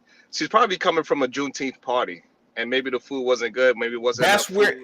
It's funny that you said that because she had the flags on her car. So you're right. Go ahead. So that's probably why she was out late at night. Even though I would suggest that women do not, go out late at night by themselves with just a 14-year-old son. But she's probably was at an event and she was just stopping by to get some food for, maybe because she was still hungry. Maybe she didn't have enough food. That's number one. So for people to say that she shouldn't be outside, it was a holiday weekend. Nobody went to work Monday, pretty much. So we forget that part as well. And everything else where everybody trying to assume that she was some ratchet woman, I think that's absolutely insane to put that kind of stigma on that woman. She didn't show any signs of that. I'm not even sure she probably texted her son about come inside the restaurant. I think what happened was the young man knew where he was at.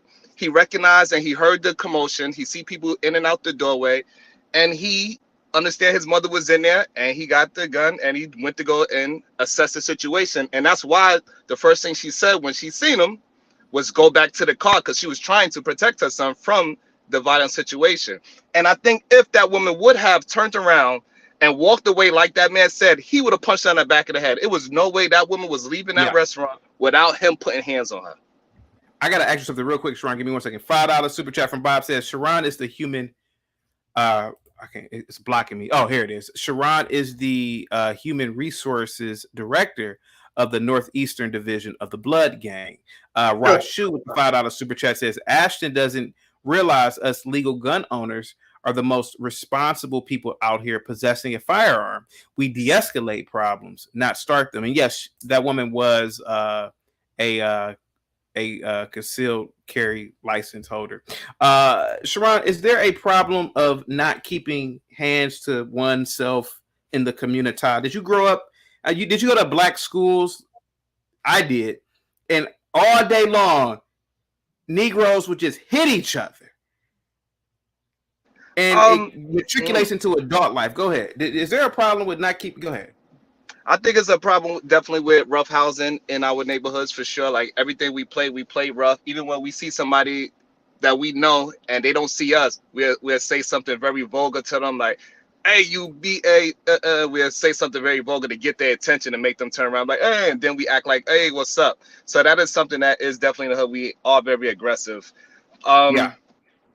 And it's the way how we play. And then when you get to adult life, it's kind of like what you said earlier, they having a second childhood. And they don't know how to turn that switch off. to be How an many adult. people? How many people did that dude hit in his lifetime as an adult? Women at that too. You know You think that. he went? Oh, women. Okay. Yeah, I don't think he really fight men like that. He don't seem like the type to fight men like that. The way how he's moving. And when he said put it on my grandma, hey man, I think grandma tapped that little boy in the shoulder that says time to bring my grandson home because she know he was. She knew what that her grandson was. Because we all know those grandmothers that know what their grandson is, and they just. And also on the retaliation thing, I don't think the retaliation thing is going to happen because usually retaliation happens when it's a gang member versus gang member, not a gang member versus a civilian. And It's too high profile. As far as we know, that kid is a civilian. He doesn't seem like he's affiliated. He go to school for what we know as of right now. So usually when that happens and a civilian kills off a potential gang member, retaliation usually doesn't happen. So, Sharon, do you think where were they? Don't cut me off, Tristan. Where were they ordered? What was she about to order? And did you see that rat run across the screen? Am I the only one who saw that rat? But go ahead. Though. I think so. Okay. 777. What do you want, man? Why do you cut me off? Go ahead, 777.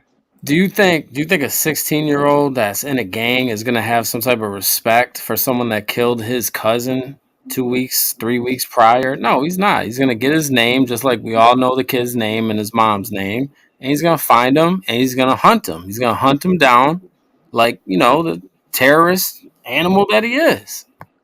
The reason why usually is no retaliation on civilians because civilians tell. The reason why people retaliate on other gang members because it's supposed to be a certain code of conduct where we don't tell on each other. So if I shoot you, you don't tell the police. You just come back and try to shoot me. But if you're dealing with a civilian, sir, know that man, sir. You assuming that Chicago gang politics. Guys, let him finish. Go ahead. I'm curious because I want to hear this. Go ahead, Sharon. So usually gang members don't want to deal with police action. So that's why that's why they don't deal with civilians because they are liable to call the police. Okay. Now, DMT, you're from Chicago. Is what he's saying is this information? Because I didn't know. I mean, yeah, in most cities he would be right, but Chicago's a different breed. These shorties don't care if you're a civilian or a gang member. Like, they shoot up crowds. They don't wait to see if they ops is in the crowd and wait for him to come out the crowd. No, if the op is in the crowd, they're gonna shoot the whole crowd. They don't care who else get hit. If you over there, if you're from over there, if you're over there and you're not from over there, don't get caught somewhere you ain't supposed to be at. That's the saying. So in this situation, if that dude means something to somebody, his little cousin, nephew, son, whatever, and they catch dude out somewhere, it's their duty to either beat him or shoot him to honor their family. Now, regardless if he is civilian or not, it's your duty to do that because he did that to your cousin. And the people around you gonna make sure that you do something to him. They be like, "Hey boy, ain't that dude that smoked your people? Hey boy, get on him." That's exactly what they're gonna do.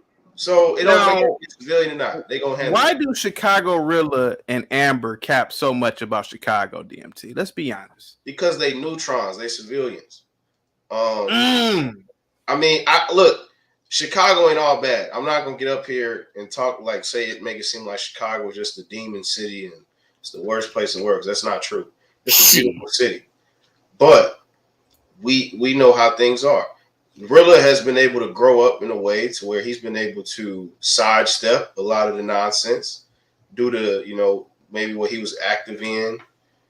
Not engaging in a lot of activity that he could have. I think he used to dance, he said, do stuff like that to stay out of nonsense. Amber may have been the same thing. She may have been a schoolgirl, got her grades, stayed on the right track, didn't go to parties, Inglewood and Woodlawn and stuff like that. She stayed to herself. People that operate like that are going to have a different experience. If you outside all the time, you hang with some of these guys, your experience is going to be different. You're going to get to see reality. That was me. That was me in the Bronx. Yeah. That was exactly me. I was around all the gangbangers. I knew them all. I just didn't participate. That somehow I got a pass. So I don't know how I got a pass, but I got a pass. I should have been that way, but I let myself get influenced. I was supposed to be the honor smart kid, captain of the football team type guy, but some of the stuff they was doing was fun to me. So I said, let's do it. I started engaging. And, luckily I was able to get out of that situation. But everybody ain't so lucky. So it's a lot of different perspectives. Like the kid that went to a Catholic school in Chicago, a kid that went to Mount Carmel or St. Ignatius or St. Rita is going to have a different experience than the kid that went to Hyde Park, Dunbar.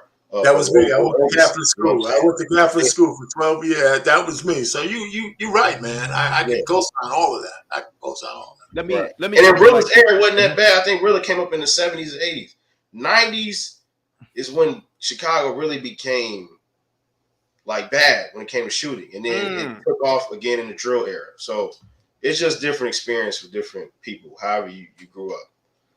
Black Neo, what say you, man? Does the Communitah have a problem with not keeping their hands to themselves? And what say you about the situation in the restaurant?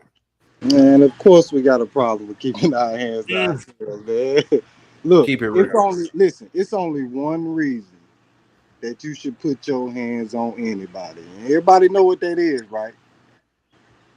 Is if they putting their hands on you. Yeah, that's there you it. Go. That's it. Just like the guy that came in and you was asking him if somebody say something to him when he attacked, that's cap. That's cap, because you're going to be 6 feet under, bro. So that's all I got to say about that. But the issue I'm having with this whole thing, man, is everybody saying how the guy should have protected himself, whether he should have used a gun or not. Everybody ain't experienced in hand-to-hand combat, man. And you can't dictate how I protect myself or my mother.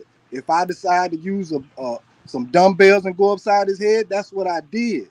You can't say he shouldn't have used the gun and this and that. That man should have kept his hands to himself and he would still be here, period. That's it. That is true. That is true. Ashton, unfortunately, man, I got to do the swear jar fee, man. You get the, anything else you want to say, Black Neo? No, man. Y'all keep going, man. I'm just going to piggyback off whatever y'all got. Okay. Enter the Black Dragon. What's up, man? Hey, how you guys doing? Can you hear me okay? Yep. Have you ever slapped the dog crap out of somebody in school just for the hell of it when you were a kid? Man, of course I had, man. His name is Come on, dog. I'm kidding. But what I will say, I was thinking about this today. We've been talking about it on several panels. I've been thinking about it. I just thought about it as soon as I got in the car and got up in here. So the community is two poles, right? It's the men and the women in our society, right? In the community. We as men understand how to move and operate and how to and when to shut up, keep our hands to ourselves, and to walk away and to avoid conflict. If the other half of the community is coming up short and doesn't understand that there is a line that you shouldn't cross when it's verbally or physically or what have you, and we have a domestic violence issue, you have to look at what happens before the first punch is thrown. You can't just say he threw the punch and then that's it. That's all we need to know, because you don't get the. And I thought of an analogy to kind of explain it, and something that we can all kind of understand. Men go through physical changes before entering a fight or flight. We get adrenaline, we get the cortisone, we get. Our body hardens and prepares in order to either take a punch, give a punch, or run as fast as we can. There are changes, but you don't get from there to here with nobody saying nothing and nobody doing nothing. Nobody has ever been ready for a fight without somebody else that's either poking the bear or getting you there. That is not how men operate. Not on a daily basis. You don't wake up ready to fight somebody angry as hell. Somebody has got to get you there. When you're in a ring, when you're in an arena, when you're an MMA fighter, a trained fighter, you have to mentally prepare yourself and physically prepare yourself before getting in the ring and going to town on somebody to win. Not to force stalemate, not for I quit, give up, to dominate. So what I'm trying to process is, look, you have to have some accountability on both parties, not just the man. Okay, because I don't think that if she's provoking or she's saying something out of order or she walks away, no punches are thrown. I think if you want to reduce domestic violence, women have to understand when to shut up. Because without them shutting up and them keep egging it on, there is going to be a level of threshold of verbal abuse that man will not accept or tolerate and will start throwing jabs and blows. So you are absolutely wrong. First of all, it's not a domestic violence because he don't know her, right? That's number one. Number two, the way how he was approaching her, we do not see any signal of her having some kind of aggression towards him. Not That one is true. time. She backed herself into a corner. That is not a woman that is used to confrontation. She put herself in a corner. So aggression doesn't have to be physical. It can be verbal. Exactly. He was more aggressive to her, and she was backing down, and she put herself in a corner, and that shows that she's not used to confrontation in that manner in the first place. Because anybody that is used to confrontation know that the corner is not the place to be, especially when you're dealing with somebody that's bigger and stronger than you. So you're not assessing the room properly at all. You're assessing her on prior engagements of women that act a certain way, and you put her in this lump sum of all black women. No, I'm not putting any. Wait. I'm not putting any lump sum into anybody. I'm telling to anybody, if you are a woman or a female that thinks that you have every right and entitlement to confront a man and verbally disrespect and demean and demoralize a man, there is going to be a threshold where that is not tolerable. And that has nothing to do with the videotape that we are watching. You bringing something into it, and that's why I'm assuming that you are lumping her in with a whole bunch of ratchet women that wants to engage in this kind of nonsense, that actually get turned on from getting slapped in the face. This is not that type of woman. If she walks away, if she walks away, is a punch thrown. Wait, EBD, did you see anything? Wait. I'm asking. Wait. Just hang on, Sharon. Sharon. So as I said before, as I said not too long ago, I believe no matter what that woman would have done, she would have got punched. She'd either got punched in her face, or she would have got punched in the back of the head from the way how it's speculated from the way how he was moving and the way how his characteristics were. Once he was telling her to shut up, he didn't give her a chance to shut up. He's telling her to get her food where she do not have control of when she receives her food. I think you're wrong. I think if she would have shut up, he wouldn't have been throwing punches. You do not get there to hear without provocation. That's the point. Whether you believe it or not. That's the only thing. And number two, you are acting like that man was a normal man. He was not normal. Normal or not, we have a line. We all don't go around with this chip on our shoulder, ready to fight every single day. Not even a fighter fights every day. I disagree. You know what else you are taking that? Another thing that you are misunderstanding is that I think her calmness is what was aggravating him more, because he is used to women jumping up at him and bucking at him, and the fact that she was calm and saying, "Hey, listen, sir, I'm just was standing online. That's all I'm saying," and that's what made him even more aggravated, because she was calm and she was not bucking up at him. I don't stop this. Go ahead. Let me read the super chat real quick. Bob with the $20 super chat says, "Can someone in the chat, I'm assuming Bob means the panel, tell the actual sequence of events? I hear the boy was in the restaurant, then was told to leave, then she texted him to get the gun, or was the boy the whole time, got the text and came in? Does anybody know the sequence of events?" DMT, you were from Chicago. Do you know the sequence of events? So from what I understand, okay, they went in the restaurant, right? Okay. Ordered the food. I don't know the exact dispute that caused them to talk like this. Go back and forth with each other. But from what I understand, they going back and forth with each other. I believe it's over order, who's in line first, etc. She like you said, she looked calm to me, just kind of going back like, "Hey, this is my spot. I'm not moving." And he just going off, getting loud, like, "Lady, I'm gonna knock you out." Now, I first heard that people saying she texted her son to come in. Mm-hmm. I don't think that's what happened. I think her son is vigilant.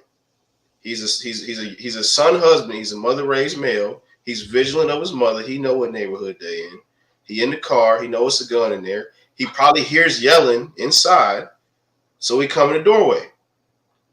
And she sees him in the doorway. She tells him to get back in the car. Obviously, him protecting his mother, him seeing the situation, he's not about to just go back in the car, and he know he got a blick on him. The kid's probably killed people before. Let's be guys, hold on. Let DMT finish. Let him finish. No, so so Let him look, finish. so he has the gun, and he sees dude attack his mother, and he pulls it out, boom, shoots him. So what happens next is he shoots him one time. Apparently, dude is getting away. Now, this is what I don't think is true, because this is from the girlfriend who said that the woman told her son to shoot her and finish him off. I don't think that's what happened. I don't think so either. The son knew he had to finish him off, and that's what he went to go do. And that was Arpain, do you want to? Arpain, you want to broach with you want to broach the sequence of events? That are different. The reason why they came up with those charges was because of the text messages. Was because that her son had enough discernment not to give her the gun to shoot the girl. She did ask for that. She did tell her son to go hunt the guy down. That's what they said in the press conference. You guys can say they're lying, but that's what they said in the press conference. The white lady who came out there, I wish I would have recorded her name. That's exactly what they were going over. The only reason why they got charged was for the 2 shots afterwards when he hunted the dude down, and the fact that she was going to take the gun. There was a point, and they showed it on the video, that the son had enough discernment not to give her the gun to finish off the girl. So I don't think she was going to do it. But here's my caveat. After you're getting your butt pummeled like that, I could give her a pass for the way she was thinking. Right? I mean, to have her come out of all of that trauma with a level head is kind of asking somebody to do a lot. You know what I'm saying? And just like you said, DMT, we can't let that guy go because he's coming back if he lives. You know, so I'm saying you got to take that into account. They know the hood, right? The people in the DA office and all that. This guy come back. We know he's coming back. You know, so we can give her a pass for that because the girlfriend's still alive. And the guy who we have on video hitting her like a savage. Nobody cares whether he's still alive or not, except the close relative. Yeah, the guy in the chat saying dude was from Roseland. That makes sense to me. Now I get why he acting like he from Roseland. Bob says, was the boy in the restaurant and was told to leave, or was he in the car and got the text? I don't think anybody is okay. So JT, I think he got out the car. JT, you there? Go ahead. Yes, sir. Yes, sir. Go ahead. I do think that that lady needs to move. I think she needs to move her son. She needs to get her son up out of there. It's the Wild Hundreds. So anybody that know anything about that in Chicago, they should understand. It's the land of the savage. Kind of like what you said. It's the chimpanzees out there throwing shit to each other. JT, man, I gotta get you. I mean, my God, we gotta watch the S bombs, the F bombs. I wanted to hear what he had to say. Can somebody in the chat pay his swear jar tap? Bob with the $5 super chat says the speculation on the panel is worse than the junk bond markets in the 1980s. Super 7, what do you want, man? Yeah, let me don't talk to me like that, sir. First of all, I would like to ask the panel a question, including you, punk. What do you think? What do you think? Do you guys think seriously? No, let me stop joking around. I think this young man has killed before, and I'm going to tell you why. But here we go. Let me just land this. I think you don't wake up and decide, you know what? I want to kill somebody. I think this kid allegedly, potentially, probably killed 1 or 2 people before him. He killed them officially. He didn't just shoot at him. He didn't shoot in the air. He shot him in his back a couple times, and he deserved it. But this kid, do you guys think that he killed someone before? I'll just leave it at that. No. Somebody in the chat wrote, his good old point of view wrote, Carlisha Hood is now suing the city after all of her charges were dropped. What did the city do wrong that now she wants to sue for $3 million? I'm sorry, What did the city do wrong that now she wants the people's tax dollars? I'll tell you exactly what the city did wrong. They held this poor woman in a jail cell on a $3 million bond, and the woman was charged with murder, 1st-degree murder. That's the problem. And her son. You shot the man in the back, chaotic. I can't. It was justifiable homicide, though, legally. To answer your question, you can't shoot nobody in the back. I'm sorry. It was justifiable homicide. To answer your question, I don't think he's killed anybody before. I do think he has friends. I don't think so either. I think he hang with people that have killed people before. That's okay, CT. He That's more likely. That sounds more likely. He was too calm. I think he was trained though. I think he was trained on that gun. He had been there before. He was too. He shot someone before. The man was so close to his moment. He still shot from far away. I don't care how y'all put it. If y'all, we know that they teach de-escalate the situation when you get your gun permit. The fact she was in the hood and didn't have a gun on her. I don't care how cool you is or how good you plugged in with the hood anywhere. You don't not lock your doors or go somewhere without your gun like you asking for it. Well, did y'all see her with a purse on or anything like that? No. I don't think she would have had anywhere to put it. Because it looks like she had like a sundress on or something like that. No purse. And then chaotic. My defense was she texted her son to come in there. The chat yesterday was saying she didn't text her son. My thing is, black women don't know when to let go. Us as black men, we can sit there and say, "You gotta let it go. You gotta turn the other cheek." Don't raise the situation more than what it could have been. You get what I'm saying? To not go to jail. Don't escalate it. Don't make it no worse. Yeah, and the fact we get pushback from women for doing the same shit that us as black men been taught to do since. Let me go ahead and get you up out of here, man. So, can I say something? Guys, YouTube is cracking down on curse words. We gotta stop it with the S word, the F word. We gotta stop. I rock with you, Ashton, but we gotta be careful. Go ahead, John. $10 went for nothing. So $10 for Ashton, $10 for JT. Go ahead. I told you the first time, big dog. You ain't getting no more money. So I don't know. I don't know the gentleman's name to ask the question. Do we think that he shot somebody before? Oh, that's me. Yeah, that's me. Okay, yeah. So to answer your question, I'm saying no. I don't think he shot somebody before. And another thing though, I think the question. I'm not sure why you asked the question. So I want to make any assumptions though. But so why did you ask the question? You're not sure why I asked the question? Yeah. Because I'm on a panel, sir. Why? Is there a problem with that? No. I'm not coming at you contentiously. I'm only asking because I don't want to make assumptions. What are you trying to be a detective about a question for, sir? John the Baptist. What's the problem? There's not a problem with you. Let's take it easy for a second. I don't gotta take it easy though. But what's the problem with me asking a question that other people ask 100 questions, 1,000 questions? What's the problem? No. There's not a problem. I'm being chill with you. I got you. I didn't want to make the assumption because I came up kind of late. So I'm asking assumptions about what? A question? Yes, correct. So what would your assumption be, sir? No, let's get to that. What would your assumption be? I'm finna go into it now. Go into it now. Yeah. So my answer to the question is no. I don't think he intentionally shot someone.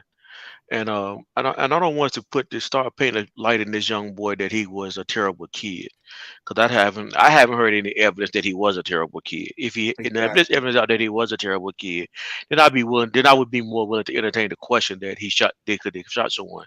But for everything I've heard reported about this young kid, that I ain't gonna say he's an angel and never done anything wrong, but for everything I heard, he's been a good kid, good grades in school. I haven't heard anything bad about his character or anything about his personality. I've never assumed that he lives a lifestyle that makes him a thug or close to a thug. Now, if he's done the work to be a thug, then I'm in cool. I'm good with that. Because I'm not saying I know anything about this kid. I want to know, because maybe there's some things that you may know that I don't know. And so whatever information, if I heard something that I haven't heard, I want to make sure that I haven't missed anything. But for everything I heard about this young kid, I haven't heard anything that would make me want to say that he is a terrible kid. What I think about this kid is more like most of us who've grown up.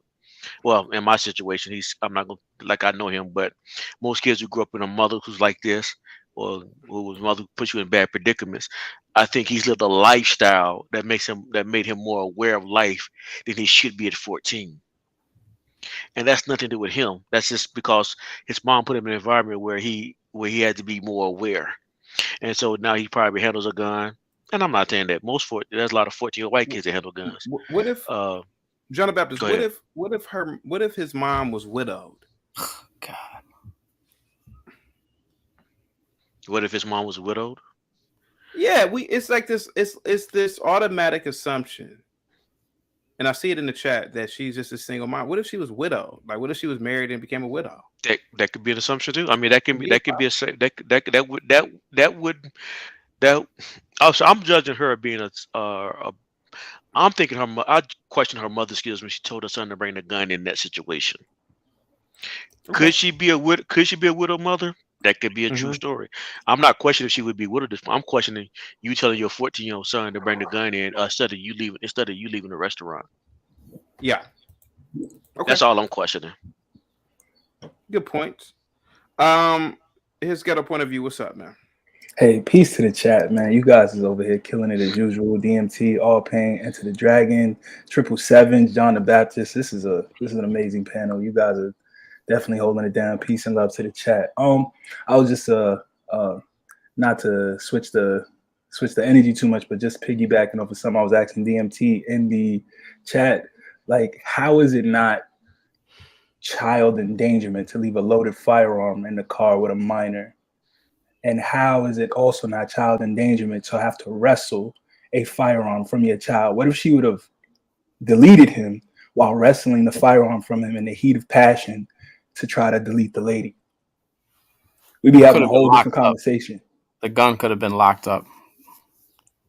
I would imagine it was already in the gauge had to already be ready to fire. If they had just finished firing somebody, I doubt they would have had time to lock the safety while they were wrestling for it in the heat of an exchange.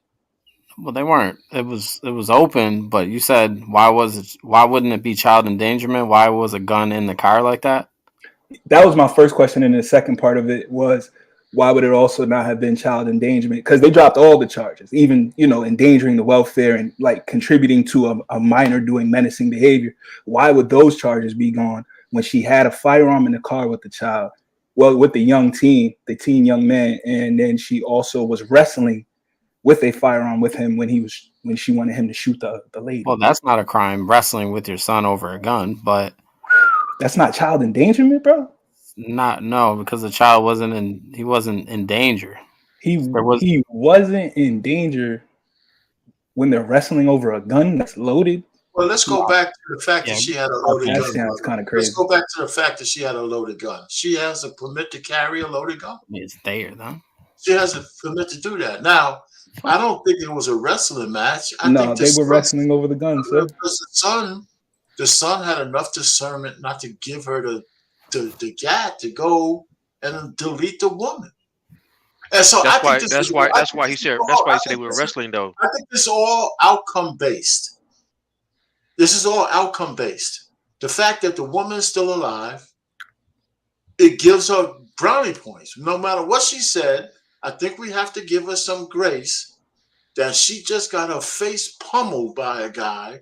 So I think it's far-fetched to think she was thinking on a rational plane that anybody else is just walking around. I mean, I could give her grace for that. Give her grace for wanting to eliminate another woman who didn't put any hands on her, Mr. Payne?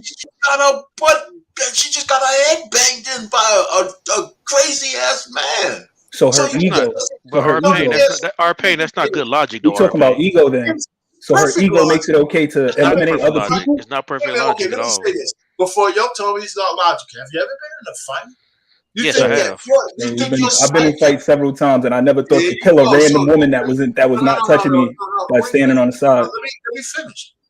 You think you think your psyche after the fight is the same as you woke up in the morning from a wrestling wake? No, sir, absolutely not. But it never led me to want to kill a random person witnessing on the side. Middle-aged woman. This is a scared middle-aged So every fight, she's in her 30s. Come on, brother. She's from the shot, like you said. She's from the shot in her 30s. If we're gonna say that she, let's get in front of you. Hold on for a second. Hold on. Let me ask you a question real quick. Is it possible that the guy's girlfriend was egging on the entire event? Is that possible? And is it also possible that none of us on the panel are lawyers, but I'm going to ask a very armchair lawyer question. you eliminate both threats. It could be a possible, but is it plausible? Is that No. a problem? Okay. It's possible, but it's not plausible. And so What we would don't. define her as being a threat, though, is what I would have to ask as I don't know. another That's armchair why lawyer. I don't think she would be a threat, but in the heat of the moment, you ever heard of something called crime of passion? Absolutely. Yeah. Okay. When I was studying for my criminal justice degree, we were taught crime of passion, right? So a first degree murder, something that's planned out, is look different from a man coming home from work and he catches his wife getting railed in the bedroom by the neighbor, and so he kills both of them. So he won't get charged like the person who got charged with first degree murder. He might get 10, 15 years, while the person who does first degree murder will get 30, 40 years, right? Is it possible that this was some the adrenaline, her being upset? She said, "Shoot her too." Is that possible? That I get it can be a crime in itself, but he didn't shoot her. I'm not denying anything you're saying, CT. What I'm saying is I agree that it probably was her not thinking straight in the heat of the moment. But then how is this person somebody who should be considered somebody who should be carrying a firearm in the first place? If in the heat of the moment, when she gets into an exchange, she'll take anybody's life who's around just because they were egging it on, even if she cursed her out. Let's say she called her everything but a child of God. Did she put her hands on her? Did she aggress her? Did she throw a bottle at her? Did she throw a chair at her? Did she assist her significant other in any way in restraining or physically accosting this woman in any way? If the answer to all of that is no, but then it ends with her telling her son, end this woman's life, and them allegedly wrestling over a firearm, how did she not put that woman's life in danger and that child's life in danger? That's all I want to know. Why are you mainly focusing on because that man got what he deserved. If that's the argument we're having, that man got what he deserved, then let's talk about the innocent woman who they then tried to kill. Are you saying this woman should be in jail? Is that what you're saying? You think the woman and her son should be locked up? I'm not an attorney, but what I'm asking about is the child endangerment. That woman does not deserve to be raising that child anymore. That is insane. That's horrible. I can't say that, brother. Why? You can't say that, man. For everything I just listed. Let him talk. His get a point of view. Please tell us why she shouldn't be raising a child. Sir, if I did that, if I took my daughter and we went to a chicken spot in the middle of the night and I said, go to the car, and whatever happened, if I text her, if I called her, if she just, because she loved me, she stood there and she fired off that round because she was defending me, boom, fine. Then allegedly I'm telling her, then chase them down. Or okay, let's say that didn't happen and she just chasing them. We're fine. We're past all that. Then because this other person who was there with them was just talking and saying things to me, now I'm telling my child end that person's life. And my child says no. And now I'm tussling with my child allegedly over that firearm. Now I could endanger my child. I could load off on my child accidentally. I could load off on myself accidentally. I could load off on anybody in the parking lot or in the vicinity accidentally because I'm not even thinking clearly, but there's no endangerment charges. That's crazy. Tell you why. I can tell you why, bro. I'm gonna go right after you, RP. Let me just tell you why. Because you're a man. Our society coddles women. It coddles women. You're a man. You listen. The guy down in Florida, his case was less involved than this one. If you ask me, a woman sent some guys to kill him, and she didn't even get charged. A lot of us don't realize that there's different laws for men, even though it's the same law. It's being applied different to men than it is to women. Yeah, that's why they dropped those charges that fast. You think any brother would have got a $3 million murder charge dropped in a kind of a hat? It's because we're men. I agree with all of that. I'm solely talking about the endangering of the minor. That's all I'm talking about. So let me add this real quick as get up on it, because this is what we gotta understand. We are talking about the Chicago justice system. And if y'all understand the Chicago justice about Kim Fox, they are not serious people. They're not. The conviction rates are low, right? Very low. They dropped this charge because they knew they would fumble it and not get a conviction anyway. So instead of wasting the state's dollars, instead of wasting tax dollars on a drawn out case, they knew they wasn't going to win. They didn't pursue it.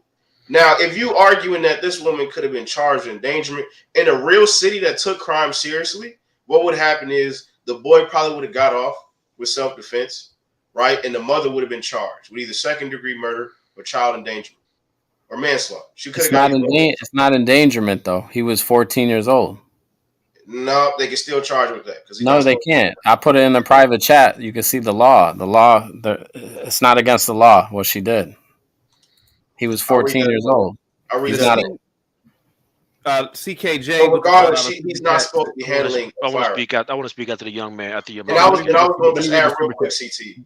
A void card in Illinois, I don't think comes with a mental evaluation because you mentioned her mental state. But 777 says fill out the application. There's no mental evaluation when it comes to getting a void card so you can get a gun license. So you might be right. She may not be fit to have a gun mentally because she can't handle herself in that sort of situation. But that's not on the application, unfortunately. As long as you're not convicted of anything, no mental health problems known, you're good to go to get a FOIA card usually. So Robert in the chat. Let me go after you. Yep, I got you. Let me read the super chat. The CKJ with the $5 super chat says, CT, if she was a widow, they would have said it. No man has come forward. Don't be delusional. She is single. Well, sir, if she's a widow, how could a man come forward if he's dead? You know what widow is, CKJ? I rock with you. That's the dumbest thing I've ever heard of in my life. A widow means that the husband died. How can her husband come forward if he's dead? I almost spit out my drink. 777s. I'm reading the article. I'm sorry, go ahead. Yeah. I mean, real quick, it says that if you don't lock it up. Hold up. What Robert said. Hang on, Ghetto, one time. So what Robert said in the chat, he said the man was going to kill his mother. So why would you not shoot him? We don't know. I said this before. How do you know? Like a lot of people, I said this the other day. After you get punched 3-4 times, if she would have went down, what if he would have stomped her out? If you get stomped out, your head is pounding against the ground. Like he could have killed her. You know what I mean? I'm not saying that. I agree with everything. But to look at, hang on one second, John the Baptist, if you don't mind. But to look at why isn't the mother charged after the state just released her and her innocent son? Why would you look at why isn't the mother charged with child endangerment? That sounds like you want her to perish, like you wish she was dead. No, why would you want her to be arrested again? She just was released. If she's a black woman and we're worried about black women being she saved her life and her son's life. Good brother. Let me answer the question, good brother. If the whole point is keeping women safe, and our pain brought up the fact that 25% of the crimes going on in Chicago are attacking women, isn't the woman who they were going to attack also a woman in Chicago? I'm confused as to why one woman's life is more of a priority than the other. If the point is being killed, she was about to get killed, though. No, but this is that situation is over. We're talking about a target that had nothing to do with putting the hands on this woman. Now. So write the district attorney and say, why wasn't she charged with criminal endangerment of a child then? I don't know if it's criminal. I think that's more of a family court thing. I don't think that this woman should have her son. Well, are you the father of this child? If I was, I would be taking those checks he's making off the shy and investing in some stocks for that young brother because he clearly needs to get up out of there. Respectfully, I see your opinion, but if you're not the father of this child, it makes no sense to wonder why she wasn't charged with endangerment of a child unless you plan on adopting him, Ghetto. I mean, listen, man, you know, I'm all for taking young brothers up off the streets, man, and giving them a better opportunity. So you know what I'm saying? Pull up. Call it in. So I mean, all the people on her, I guess. So let me address this issue with R-Pain. R-Pain, I respectfully disagree with what you said. If it was a day and time where so now women have fought for equal rights, they have equal rights. So much so now that you can't even touch women with any no difference between a man and a woman now as far as how we treat it. So in the sense of she is a woman, she don't deserve the same. No, they deserve equal now. Equal punishment under equal law. There's no more protection for women that existed 40, 50 years ago from the law. If a woman makes a decision as a man, being equal to a man, she deserves the same punishment a man would get. So we have to change this mindset because, like, I agree. I live by traditional rules that you're speaking about, R-Pain. And the women I deal with believe in traditional values.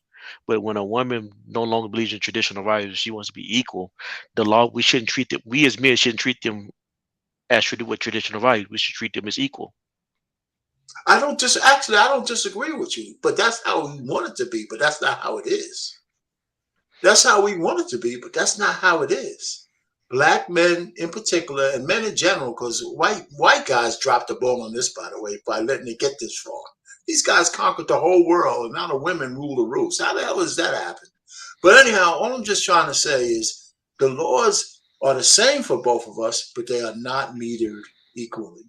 And they should be. They should be. They should be meted I equally. hear you, but that's how we Okay, I want got it. you. But that's not how it is. I That's all think I'm saying. John is saying they should be enforced equally. That's right. That's what I mean. I agree. And But that's because people are biased. Yeah, for that to happen, you would have to have judges lose their bias towards men. You'd have to have DAs and prosecutors lose their bias towards men. we got to use AI. We got to use AI. We got to take the human out of. We got to take the human out of the loop. We cannot You be can't even use AI. Come on. AI is biased. That's right. AI is biased. Maybe you feed it, but yeah. Well, They found that out. Whoever wrote the code is biased. There you go. So there's no way. Whoever trained the algorithm is biased. This is true. Yes, sir. Can't get past it. So Ferris in the chat said, from what I heard from witness report, that the mother instigated the situation. Sir, women instigate every situation. We don't beat them in the face repeatedly. We're always instigating everything. Everything. This food isn't good. But They're mad about everything. We don't. But 777, to your point. No, hang on, Baptist. Hang on. We take a woman out to a restaurant. They look at us, then they call the waitress over. They say, "Hey, this food isn't good. I don't like this. This tastes like, whatever." I don't want to swear on here, but we don't get up and say, "Yeah, why you got my girl's food tasting like this?" and then punch the waitress in the face repeatedly. Women instigate everything, every part of life. Get up and go say something to your woman. She's going to instigate you immediately. That's what they do. I'm sorry. Go ahead. Go ahead, Angel. Go ahead, man. Baptist, go ahead. Angel, no. Please go to Baptist, not Angel. Respectfully, Angel, please don't. Go ahead, John the Baptist.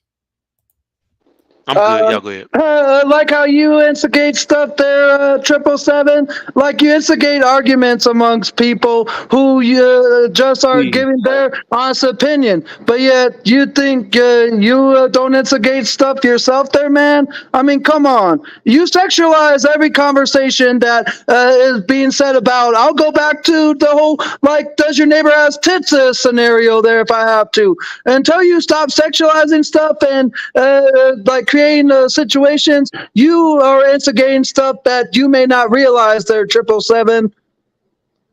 777, you want to give a response? Sure, I would like to. Yeah. God help me, Jesus. Forgive me, Lord, for I have sinned. That's all. Your sports nod with the $5 super chat says, if the woman was white and told her son to shoot the black woman, laughing on the side, y'all would want to change or want her charge. Oh, want her charge. Yes. Guys, you want to broach this super chat? Enter the Black Dragon. What say you to this super chat? Yeah, we can't really put that kind of scenario because we're talking about the context of Chicago and we're talking about Chicago violence, and that's kind of different than any other environment. So white people wouldn't even have any business being where they were. 777, are you there? Yeah, 1 second. I'm gonna get to Angel in a minute. Hang on. Okay.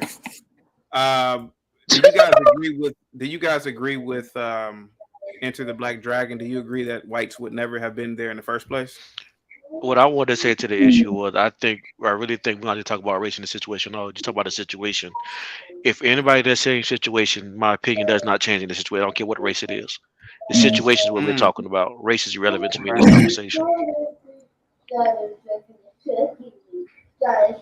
I would agree with that. Yeah, I would definitely agree with that too. I don't think there should be any parsing of the race. But I mean, we know some of our people like the race bait nonsense, but I think in this situation it doesn't matter that, ideally the law should be applied evenly, but we see what it is. CKJ with the $5 super chat says, meaning the media would have said she was. Good try on twisting what I said. Laugh aloud. The media would have led with her being a widow, but she is single. Again, maybe the media doesn't know if she was a widow. CT, can you read Note Valerie's comment, please? Note Valerie. let me go to it real quick. Stop. Don't post. Oh, I didn't see that. Don't post that. Come on, no, Valerie, stop. Don't do that. Don't do that. All right, So- go ahead, Triple Seven. Wow. Yo, Seven, what's going on with you, brother? I didn't say it. She said it. Sorry. But going to what Ferris just said in the chat, I'm just trying to just stick with the topic here respectfully. Ferris said, and it adds context of how a mother she is for wanting conflict, knowing she has a child with her. Sir, or whatever you are in the chat, allegedly, none of us were here, and none of us even seen or heard or saw any type of facts that she texted her son saying, hey, come in here and shoot him.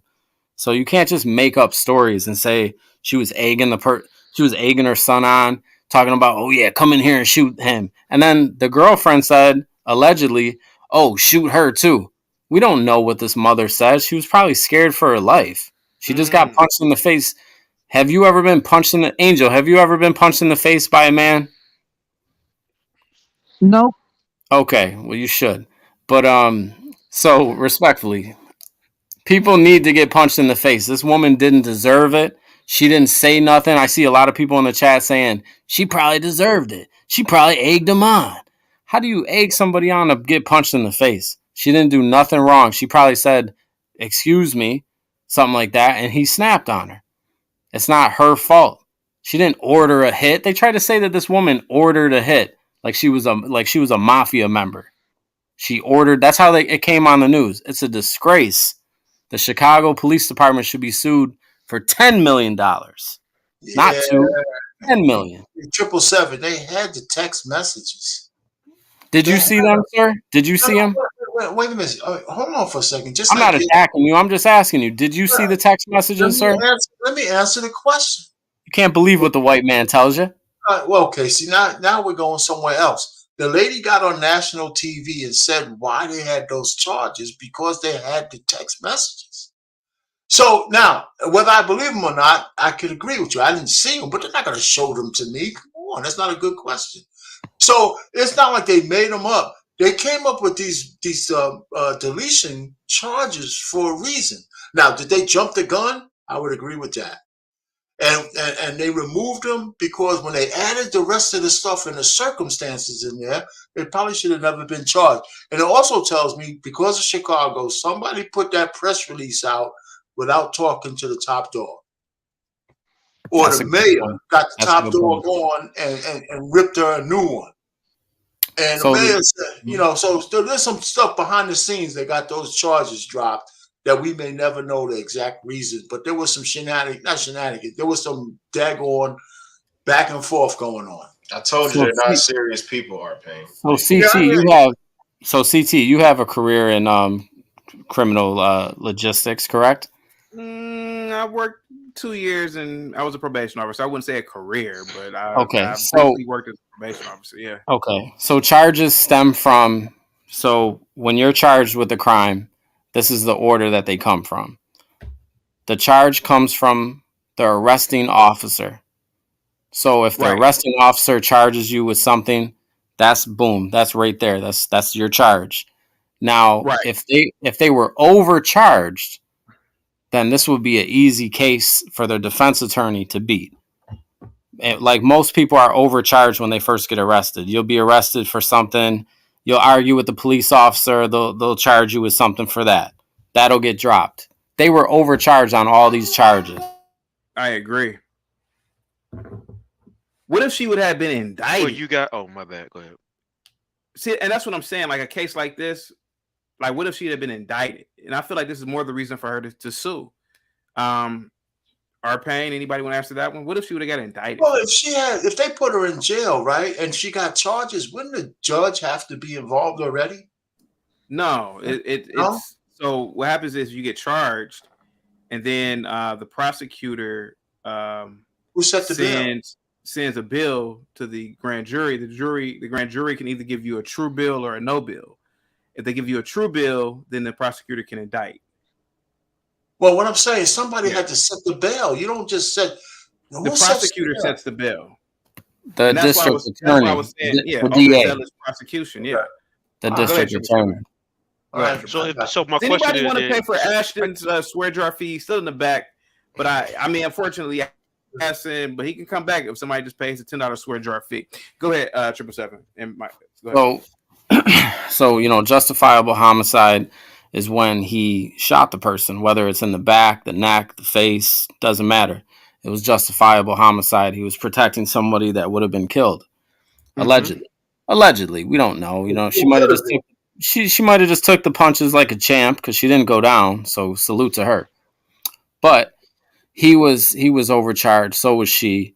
And at that point, I think the district attorney said he or she, their careers on the line with this one. Now it's got once the eyes of the nation are on it, you can't make any mistakes. They must have realized this should have never been charged with. They should have never been charged with murder. So they had to cancel the charges, which is why they were dismissed. Simple, clear cut, dry.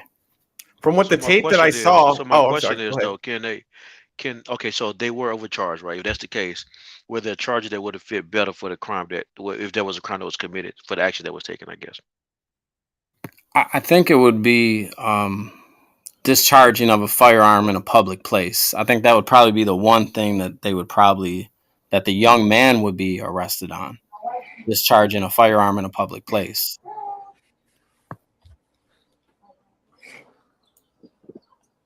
So that was like murder or homicide, or I know there's different levels of murder. I can't recall right now. But it was, unfortunately, in America, we have justifiable homicide, which is fortunate and unfortunate. It's unfortunate for the young man that was killed. It was fortunate for the child and the mother. If somebody attacks you, it's like the stand your ground charge or stand your ground stand case. your ground, yeah, correct. Yeah, basically the same thing like that. If somebody's trying to kill someone that you love or you have the right to defend yourself. It's up to the law. It's up to the law to charge you. And in this scenario, I don't disagree with. I don't think the son should be charged. Well, it's the law. It doesn't matter if you disagree with the law or not. I'm actually agreeing with the law that the son is justifiable homicide in this situation. I guess my question was more toward. I'm sorry. It was more. I should be more direct. It was more towards the mother. What's wrong with the mother? Because I see a problem, and I don't know what the law says. So maybe y'all know more a lot better than I do. Can answer the question. Is it wrong for her to tell her son to bring the gun into the store, the location? Do you know that she said that? I mean, these are all alleged comments, and you said text. Somebody said that they saw it on the news, or somebody read it. Maybe the prosecutor or whoever was in charge of displaying this to the media, maybe they made that up accidentally, or they were going off of hearsay. When it comes to the legality of a case, hearsay is not. Excuse me.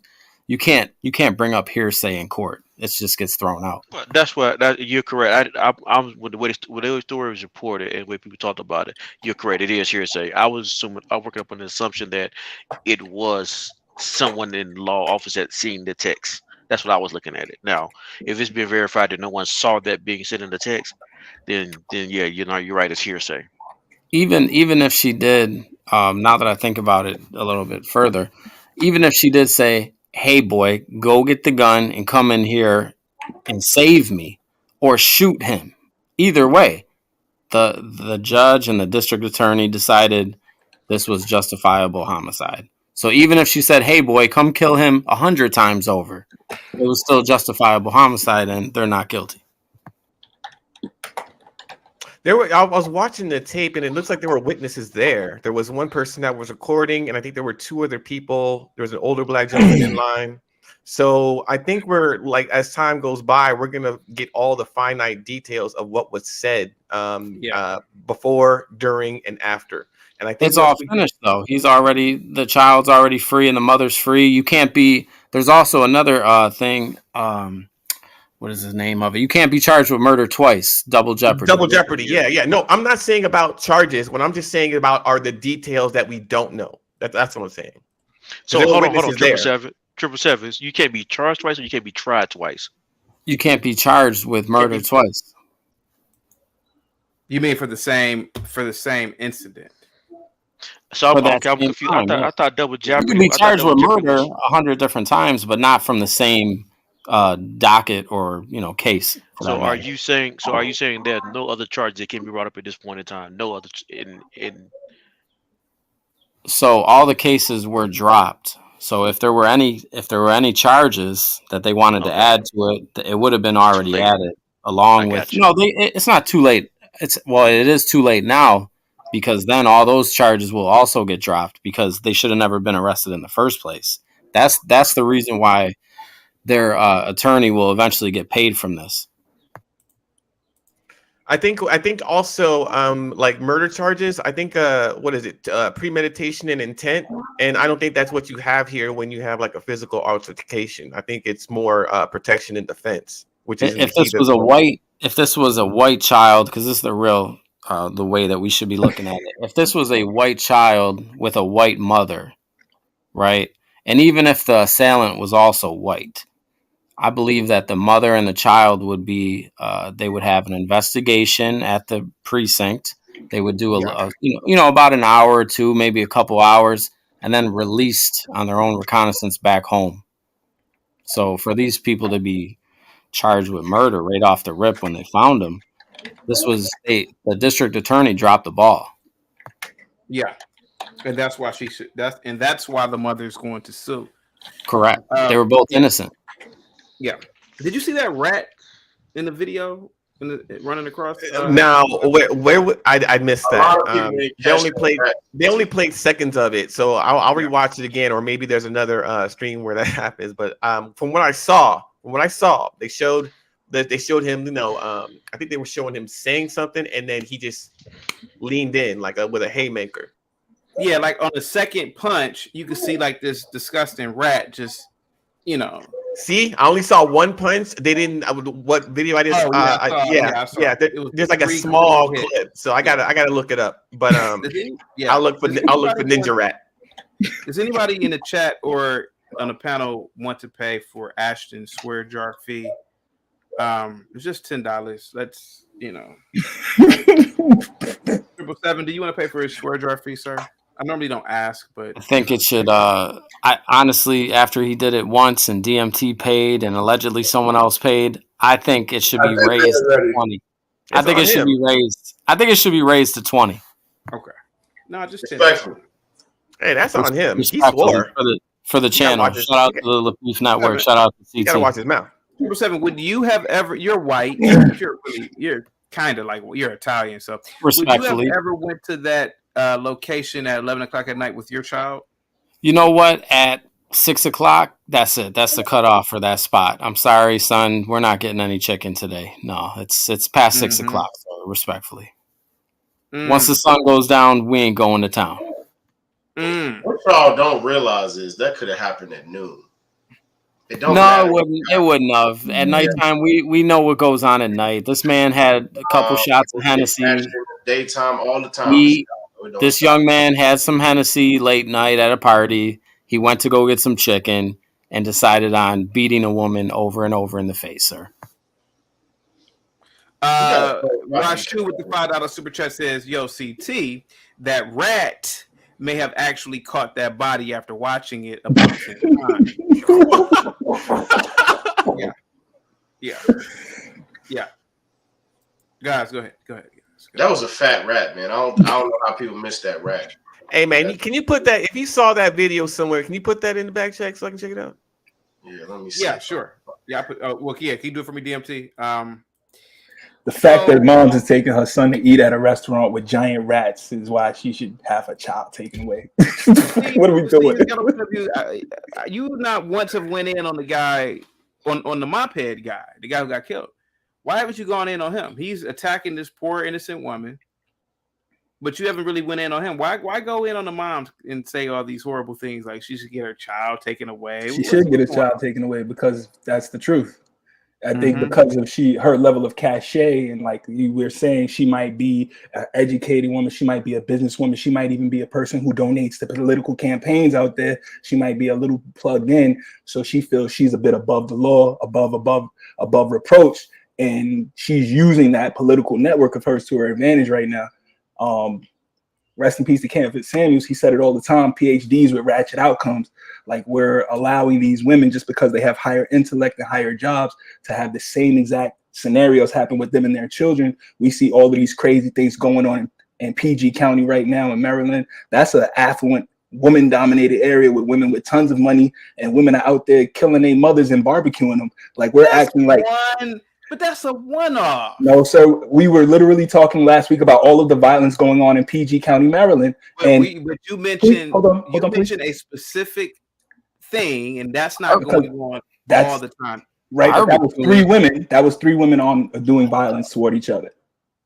And there was a huge article in 2021 about how PG County is led by women with all these affluent jobs. There's judges, lawyers, doctors, all women running these houses. And since 2020 and 2021, with all these woman-dominated houses of these affluent women, we're seeing all this violence going over there. So I'm saying we're allowing women, just because they don't live in the hood, to pretend like those women don't still get the same ratchet outcomes.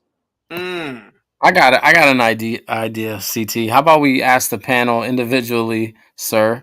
If you were that young boy, would you have shot? Either yes or no. Not, oh no, what I would have did was this, or I would have called the police. Yes or no. Let's go from the top to the bottom. Pause. Enter Black Dragon. Well, let's ask CT. You're the host, sir. Would you have shot or no? Yes or no? Simple as that. If that was my mom, yes. Okay. Wait, real quick. Enter. Can you stop interrupting, sir? Enter Black Dragon. Go ahead. Yes or no, sir? Respectfully. Yeah. Shot, not killed. Ghetto point of view. I have no issue with what happened to the man. My issue is what happened to the lady. Sir. Yes or no? Would you have shot the man punching your mother in the face like Mike Tyson? Yes or no? I would have shot the man punching my mother. Yes. Okay. DMT. Do I already have the gun? Sir, you look like you have a gun right now, sir. So what? No, I would have shot. If I had a gun, I would have shot. Okay. JT, go ahead. How about me? Yeah, I would have shot. See? R-Pain, you would have shot the lady too? JT? No, I would have shot her. JT? Okay, JT's no longer here. Let's bring up Ashton. No, Ashton has to pay a $10 swear jar fee. JT, oh, he's there. You, looks like he's there. Here you go. In a traffic stop right now. No, we can't hear you right now. You double muted or something. Where should the lady move to? Enter the Dragon. Where should she move? Bel Air, or at least you know what? She needs to pull out that Rolodex, look up some family members, go chill with them. His ghetto point of view. Go ahead, sir. Yeah, I mean, just because of the ire of the case and all the eyes on it, she eventually would probably have to relocate or something. Even if she don't leave Illinois, she probably can't stay like in that local vicinity. But yeah, just for the sake of, trying to give that son some normalcy of life again, if they're gonna just let them be back out and about, yeah, they definitely gonna have to relocate. DMT, should they relocate? You are from Chicago. Yeah, so I would say they should relocate. I know she has a business of her own, so if she wants to keep her clientele and remain in the state, I would say she would either have to go west suburbs, Aurora, sort of, or she'd go Olympia Fields. I think Olympia Fields would be a great place for her. That's south suburbs where R. Kelly had his mansion. That's actually my old pastor used to go to church in Olympia Fields. Or she can go either further north or further south. She can go to Decatur, Illinois. That's a little further south. She'll be out the way. Or she can go up north to DeKalb. If she can't find an Illinois option, I would say she needs to go find some family somewhere else and restart. But if she wants to stay in Illinois, she would have to go to one of those four places. Even Tinley Park, Naperville, where the white people are. I think she can do well there too. But that's a little close. But yeah. R-Pain, should she move? You're on mute, R-Pain. On mute. First, she should make that part of her negotiated settlement with the state. And then, depending on how much money she gets, the world's over. Hell with that business making. You know, so hey, build it somewhere else. Take the 10 million or 15 million you're gonna get, or 3 million or whatever, and move wherever the hell you want to move. I would get out of Illinois, pretty much. I think they can get anywhere in Illinois. SMS Sweeney, what's going on? What say you about the Communitah? Do we have a problem with not keeping our hands to each other? Go ahead.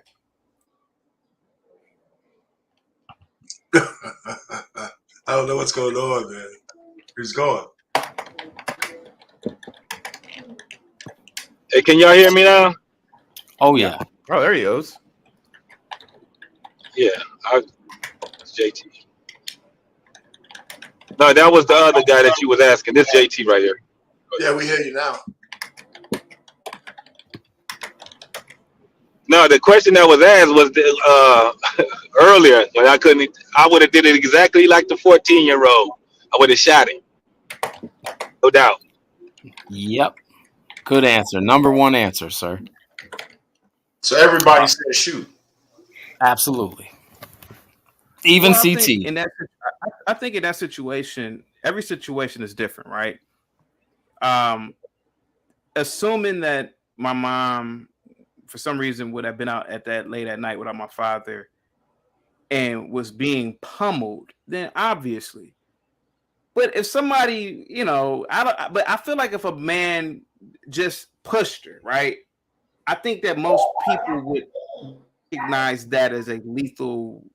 I don't think somebody would say, okay, I don't think that push would warrant me to shoot this guy, right? You know, if he just pushed her. But if he ragdolled her, then it's like, okay, wait a minute. Now this, you know, it's a 120-pound female. She can't defend herself, and she's getting ragdolled. He can break her damn neck. He could kill her, really. Then yeah, but I guess it depends on the situation. I think that kid, he was probably really lucky because he acted in accordance to the threat level, if that makes any sense, in my opinion, right? So yeah, so if the guy would have like slapped his mom and said, "I told you now," bow, and then backed away, and if he would have shot him, then yes, that would be murder, in my opinion. What would he have said to her after he slapped her? He would have been like, "Boom! I told you, quit messing with me." So I think that if the boy would have shot him, then it's like, okay, you kind of committed murder now, or at least manslaughter, because the threat was gone. He had slapped her, and then he backed away. I think she's more like 175 though, KI, not 120. Whoa, I'm talking about with my mom. My mom was always small growing up. So, yeah, my mom was like 120, 130. So what I'm saying is that what would you guys have done? Like, let's say if the threat was different. If Enter the Dragon, no disrespect to anybody, but in this scenario, you're 13, 14 years old, just like this boy, and instead of the guy punching her, he slaps your mom and backs up. What would you do? Would you have shot him? I don't think I would have shot him, but I definitely would have tried to break that up, right? Physically. Mm-hmm. I would have gotten between him and her and said, "Mom, let's go. We're gone. We out. We'll let the cops deal with him. We'll let somebody else deal with him." Okay. His ghetto point of view. Now you're 14, just like that kid, and some man was arguing with her, like that guy was, and he slaps your mom, bow, and then he just backs away. Would you have shot him? I don't know. That's a difficult one. I've been in a lot of crazy situations, not with my moms, but like I have a lot of older sisters and we grew up in the hood. And like I used to regularly get put into the fights for my older sisters' egos because, you know, I was the big, tall 12, 13-year-old. And, you know, they were all older than me and they would, you know, they wanted to date the dope boys and all the silly kids on the streets. And, you know, when they get their hearts broken because, you know, dope boys like to have 4 and 5 girlfriends, they want their brothers now to get beat up trying to fight the big drug dealers on the corner. So, you know, I think that sometimes our sisters put men into crash dummy situations over their egos. So I don't know. I don't know what I would have did in that situation because I was very much a mama's boy at that age. I was very much into my sisters was always right, no matter what they were out there in the streets doing. I was out there getting myself pummeled up. It sounds like you would have. It sounds like you would have bought the man lunch after he beat your mom. Respectfully. It just sounds like you're simping a little bit. Nah, my sisters and my mom dealt with dudes with money, so I would have never had to do that. But anyway, all I'm saying is I was a mama's boy. I was that kid that had to fight for big dudes all the time for my mom, and well, not my mom's really, but my sisters mostly. Yeah, that doesn't feel good really being put in that scenario, because as you get older, you're like, damn, like they really used me as a crash test dummy for the sake of their egos. They're not with any of those guys. Those guys weren't their husbands. Those guys weren't anything to them, and that didn't matter. They put me in danger over and over again for the sake of whatever good time they were having at the moment. So I kind of feel for this young man, and I feel like that's not really being considered. Everybody's just like, yeah, he should have just did this to take care of her. Okay, DMT. If the man would have just slapped the boy's mom, or if that would have been you in this situation, just a slap, would it have warranted the man to be shot? Like, that's why I asked earlier. I first asked, do I have a gun on me? Because knowing myself, because I like his ghetto point of view said, I was that guy for my mom and a lot of my female cousins. They know I like to fight. They call me. They'll even threaten the person. I'm gonna call Denzel. He gonna come get you. So in that situation, we would have been scrapping. Like, even though I'm 14, we would have been scrapping. Even at 14, I think I was I hadn't hit my growth spurt yet, but I was like 5'9", 5'10", close to 200 pounds. So I would have been able to hold my own. I fought my 6'4", 240 brother when I was 16, and I wasn't that much bigger then. So I don't mind fighting. So I would have definitely been fighting. Whether I got beat up or not, I'm not going. He never even would have got the slap off. Let me be real. It would have never even got that far. I wouldn't even let my mother go into the restaurant by herself. Because I ain't gonna lie, I was the simp, mama's boy, protect mom at all costs. That was me. Like, I'm not going. You're not gonna touch my mom. You're gonna have hell to pay. I'm gonna try to kill you. So yeah, that's how it would have went down. Okay. What's up, unapologetic manhood? What say you about this topic, sir? To make it going on, fellas, to make it clear, I wouldn't have made sure went to no damn hood. 15 years old. I knew who I'm 43 years old, I'm born in Newark, New Jersey. I understand everything, what's going on. And at 14, I would have said, Mom, no, we're not going here. Facts. Mom, we ain't going here today. Real talk. Sean Turner with the $7 super chat says, no way I would have killed a man at 14, as I'm sure the kid has been or seen fist fights and has been in a few and known they turn out fine. TKJ with the $5 super chat says, CT, I think she needs some cooking lessons.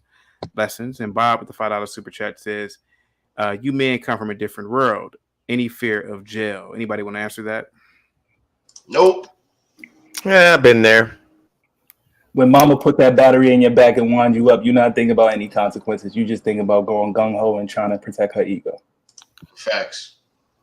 Wait. I'm going to disagree there, because I don't think it was about ego with them 3 haymakers that he delivered. It was about her life. He can use one good hit and take her out. I'd like to answer the question. I think with the pistol in your hand and the way he actually looked like a real killer, if you ask me. If you watch the video, if you see him creep up into the doorway and he had it tucked, he didn't just walk up. So he didn't walk up, like a real killer. He's like a killer in training. He had it tucked in the hoodie pocket. And my answer would have been, I would have pistol whipped him over and over. That would have been my answer. He struggled to get it out. I watched the video. It's not like he pulled it out. He had to kind of mess with the thing to get it out. Enter the Dragon, don't we see so many videos of these young kids when they trying to get their guns out and they all struggling to get it out their pants and stuff? That's not really them means it's their first time. Yeah, they tussling with it in their tight jeans. But don't you? If he was trying to pull it out real quick, I mean, and let's just say the first time, this isn't his first time. Don't you think he would have been more efficient with pulling it out? I don't know. Maybe not, man. That's why I said he got friends that's from the trenches. He got friends that did that before. So yeah, what you're not doing is giving this young boy any credit for not coming in there blasting from the beginning. The guy was arguing with his mother. He had the gun at one point. He didn't just take it out and shoot it. Until this guy started swinging. And he, like he said, I think it's important that he only shot the guy one time. Well, our police officers unloaded clipping people when they start shooting. This guy shot him one time to get him off his mother. He gave him a chance to leave. And if it wasn't for his mother telling him to go finish him off, he would have let the guy go. Now, we could debate whether his mother should have said that, and I'm giving her grace because this guy just pummeled the hell out of her. She probably understands the street enough to say, if we let him go, he's coming back. You know? And she says, hey, man, go finish him off. So I think that's the scenario. And, you know, and I didn't think this way yesterday, but the more I think about it, I think that she wasn't in her right mind for a little second, and her son was. Because if he would have let her get the gun, she might have put a cap in that girl for what she was saying at the time. You know, so I think the son is the only real innocent person in all of this. He's the hero. You know, so another thing, I don't think he's going to have that much trauma either. I just don't. Even military men say they have trauma over murder. Yeah, he had trauma. When he get older, he's trauma. When he's out of her vicinity, okay. He might think about it. He might think about it. No, yeah, but man, no, it's more than think about it. It's more than think about it. He has to live with this till the day he dies. Like what he did, right? Now one day he may not lose sleep over it because his mother is here and the abuser is not. But like it's not like he's gonna sleep soundly being like, yeah, I did the right thing. That's not how a 14-year-old He's a hero. I never killed anybody, but I never deleted anybody. But let me put it to you this way. We send millions of soldiers to fight in wars and delete people they have no beef with. None. They have issues. They come back with a lot of issues. Some have trauma. Some come back with, but not everybody. And the one thing you don't do out of courtesy is ask these guys that question when they come back. So I think he's going to get counseling. I think his mother probably has enough discernment to put him into some kind of counseling. Right. And she does. Yeah, I do. I think she does. I think the lawyers. If she'd had discernment, if she'd had good discernment, I don't think she would ask him to bring the gun. I don't think she would have been in that restaurant. Period. She probably has a gun with her all the time. But no, what I'm saying though is what I'm saying, Arpain, listen, because if she'd had discernment, she wouldn't have asked her son to bring the gun into the restaurant. She would have got the gun. Well, she would have went to the car and left if she had good discernment. Because men who have good discernment, men, that's debatable. She was gonna leave without the food she paid for. So you think it's more logical that if a dude's threatening to hit you, that you think it's more logical to sit there and argue with him than get in the car and leave? You think that's more logical? Well, no. Hold on. Now, listen. We first of all, I don't think until at the end we didn't get the whole clip. I don't know what happened. All I'm saying is I'm not so sure that she really picked up on how much of danger she was in. Okay, but okay. So if the dude is threatening to hit you, because let's put me in that situation. If a dude is threatening to hit me, I'm leaving. Well, John, it sounds like you're a coward, though, sir. That's what it sounds like to me. It sounds like you would have let your wife or possibly your kid get shot to death by this man. No, what I mean, you don't just turn around and leave, sir. What I am is without the food, the change. What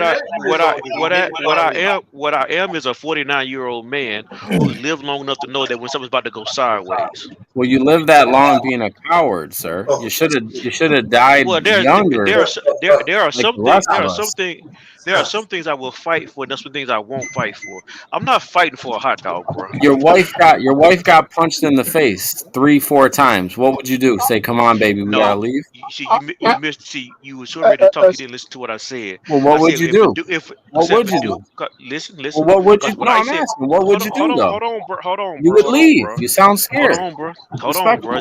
I don't play these games. Now let me say what I sound like a woman just talking to you. I said what I said from the jump. John the Baptist. Let me say something real quick, okay? What I said was from the jump is this. When I walk into the store, Go ahead. Get him, McKenna. Get him. Get A the coward. sissy out No, of here. you guys are going to be surprised. You guys are going to be surprised. A coward is somebody that puts his family at risk. That's a coward. Thank you. Facts. No, I'm talking about. I'm not talking against John the Baptist. You got to be careful. A coward is somebody that puts his family at risk. No, John the Baptist. No, I will tell you why. John the Baptist is right. If your wife is there and she's facing danger, and your family is still facing danger, the first thing you're going to do as a man is to get your family out of danger first, and then you can come back and settle score. Because that danger might eat you and your family. That's being a coward. You see what I'm saying? A coward is somebody that puts his family and himself at risk. That's Sir, a coward. Ikene, please, let me, please. This is not Africa, sir. The place I that don't they give a were damn if it's Africa or Hang not. on, sir. No, Your I hear family you. is your legacy. Sir, I respect your opinion, but this is not Africa, sir. This place they were in was Chicago. It was in one of the most dangerous neighborhoods in Chicago. You don't say, excuse me, please, don't yell at my wife. That's not happening, sir. You can't just say, come on, let's go, baby. Let's get out of here, sweetheart. If I walk into if I'm in a restaurant and He's going to beat you up, Akane. Hold on. First Go of all, ahead, if I'm in a John. restaurant and a dude start yelling, well, first of all, my family's like, we leaving the restaurant as soon as you start yelling. Would you even go in there and get the food, John? Would you even have gone in there and got the food? The food is irrelevant at that point. Would you have gone in and got the food? Why would I go get the food? It's irrelevant. John the Baptist, if you So think we're applying to this, guys right? are really, you guys should be ashamed Let of me yourself. say something. I am ashamed of myself for putting You should be ashamed of yourself. What I got to do? This is what I got to say. You're a coward for putting your wife and your children at risk. Because guess what is going to happen? Let me tell you something you don't know. Let me tell you something because you've never faced danger. Let me tell you never faced danger before. I have faced danger. Let me talk, bro. Okay, and you ran from it, sir. You ran like a coward. I will run because my father, elder brother, my father, elder brother was killed in this manner. My brother. You see what I'm saying? My you don't understand the way that America works. I don't give a damn. This happened in Africa. It can happen anywhere. Sir? Are you in America now? I am in America and in Dallas because what I got to tell you is this, right?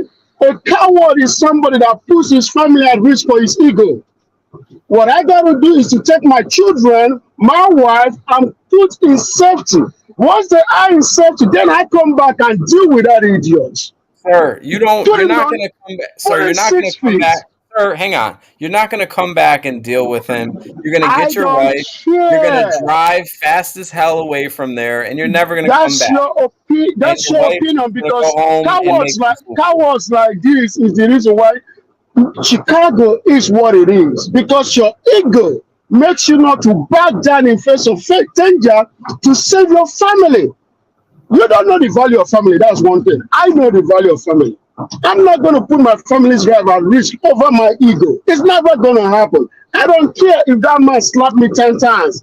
I got to take my children and my wife and put in safety. Then I come back. Then we go to hell. Sir, whatever tribe you're from in Africa should be I don't ashamed give a damn about any tribe I come because people like you are the reason why this country is fucked up. The way you think is the reason why this country is fucked up. Sir, you can't swear. You can't swear, sir. Let me tell you this. The people like you are the reason why Chicago is what it is. And guess what? I would rather. I would rather right now. Don't take him serious. He's just I'm not trolling, sir. I'm appalled by both your behavior. It's not about him trolling. So my John the Baptist. It's about the people listening to him. Some people will do exactly what he's saying. At this point, I can't even hear you. You know what I'm saying? As a husband, sir, you're scared to be alive. As a husband and as a father. As a coward, go ahead. Well, we can name call on internet. Well, you are, sir. That's just what it is. Okay, then. The coward said we can't curse, but the coward is being a coward. Hold on, Ikene. I could be a coward. Call me a coward. It's cool. No, I'm cool he's with a that. coward. He's a No, coward. no, no, no, You're no. a Hold on. coward. You're a For the sake of coward, the conversation, Ikene. for the sake You punk. for the sake of avoiding the conversation, let him call me a coward. Let me continue on what I'm saying, because I know exactly what I am. So now the That point I'm sounds like making a is this. coward. That sounds. Don't Correct. tell me to let you. You're just letting me call you a coward. Stick up for yourself, you punk. I'm a punk. Thank you. I'll take the punk too. Thank you. I'll take all that. Okay, Damn. so now we'll move on. So now the point is, as a man, I walk into a restaurant. This conversation is happening. I'm removing my family from the You're situation. removing your dress. Go ahead, sir. Keep going. Yeah, I'm removing myself and my dress from the situation, putting myself and my dress and my family inside the car, and we're going down the highway. Because in the end, no one loses a life. I can get a hot dog from somewhere else. God damn. And you say hot dog. You're embarrassing yourself up here, sir. Yes, I don't mind embarrassing myself. Thank you. You're Trigger so Mike. right. I said Trigger Mike. John the Baptist. The common denominator is that you get to live for a long time. People like him die in their 20s. I die as a hero, sir. You die as a coward. Do you know what happened? I die Because as a man. You die as do you an remember? African lioness. Terry Owens, right? Terry You're like a Owens. cheetah. You're not even a lion. You're like a This little is what cheetah. Terry Owens did. He said that one day he was somewhere in Los Angeles. What are you And this talking man, about? this man insulted his wife. You know what he did? He lifted this guy and flipped him on the ground because he was so pissed off. He lifted this guy and flipped him on the ground. His wife held him up and dragged him out of that. Mr. And S, put a after shirt that, his on, wife, man. Put a shirt on. I'll put you up, Mr. S. I mean, what are you doing, man? Put a shirt on. and after that, you know what his wife told him? His wife told him that this is going to be the last time you're going to do stuff like this. I don't care. We walk away. Yeah, go walk away then, punk. The wife said he doesn't care what the man said to him. He said to Terry Owens, "We're gonna walk away because guess what happened? It doesn't want it." That's a woman that has sense. Listen, your wife wants a real man. Because And you know what a man, prays for a Terry real man Owens, every night. that guy's wife did, Terry's wife did. He'd rather have his husband leave and have a prosperous family than to die young and she's a widow with kids fighting on how to feed them. Because at the end of the At least day, she's not with a coward they lose. anymore. Good. So She Johnny should be a widow. Baptist, you are a man. Good. Let her be a widow instead of being with a You coward. wasting your breath. You wasting your breath. You're Let wasting him your call you breath. everything Let he want me. to call you. Cause this is just YouTube. We ain't gonna go Hey, no further. John the Baptist, Maria, Ikene, you two cowards can be together forever. That one thing you gotta understand, right? People like him are the reason why this country is messed up. People like that. What type of Just people environment like do you got going on over here, CT? We got John the Baptist, this is what I got to tell people on this space and on chat room. When you deal with somebody that doesn't have anything to lose, they put their family and themselves at risk because they have nothing to lose. When you have something to lose, you walk away. That's the bottom line. Look at you, just Somebody walking like away me, from everything. I have a lot to lose when I put myself in that. I'm not going to be a coward for this is what you're making. Somebody that don't have nothing. You don't have any investment in this life. You don't have any. You don't have family. You don't have nothing. And then you go out there to fight and you die. Nobody cares about you.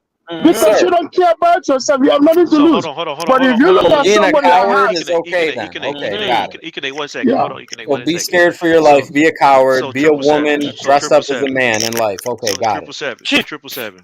Big Chief. We are punks. We are cowards. Can we move Yep. on now? Respectfully. Thank you. Let's just move on. Akane, if that's the type of men they're making in Africa, just go back home.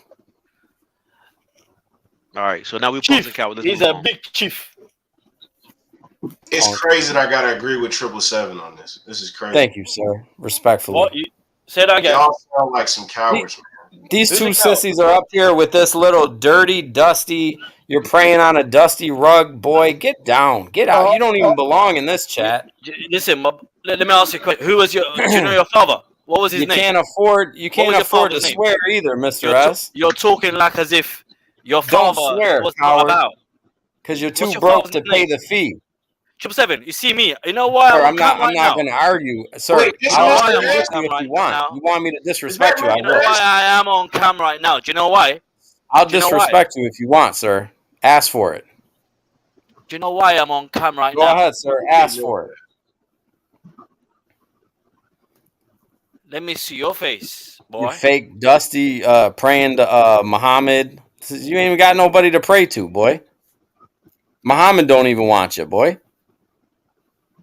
Your Let me mama see don't your want face. you. CT, you done Let me got see your Mr. S face. on camera. This is a historic day. Mr.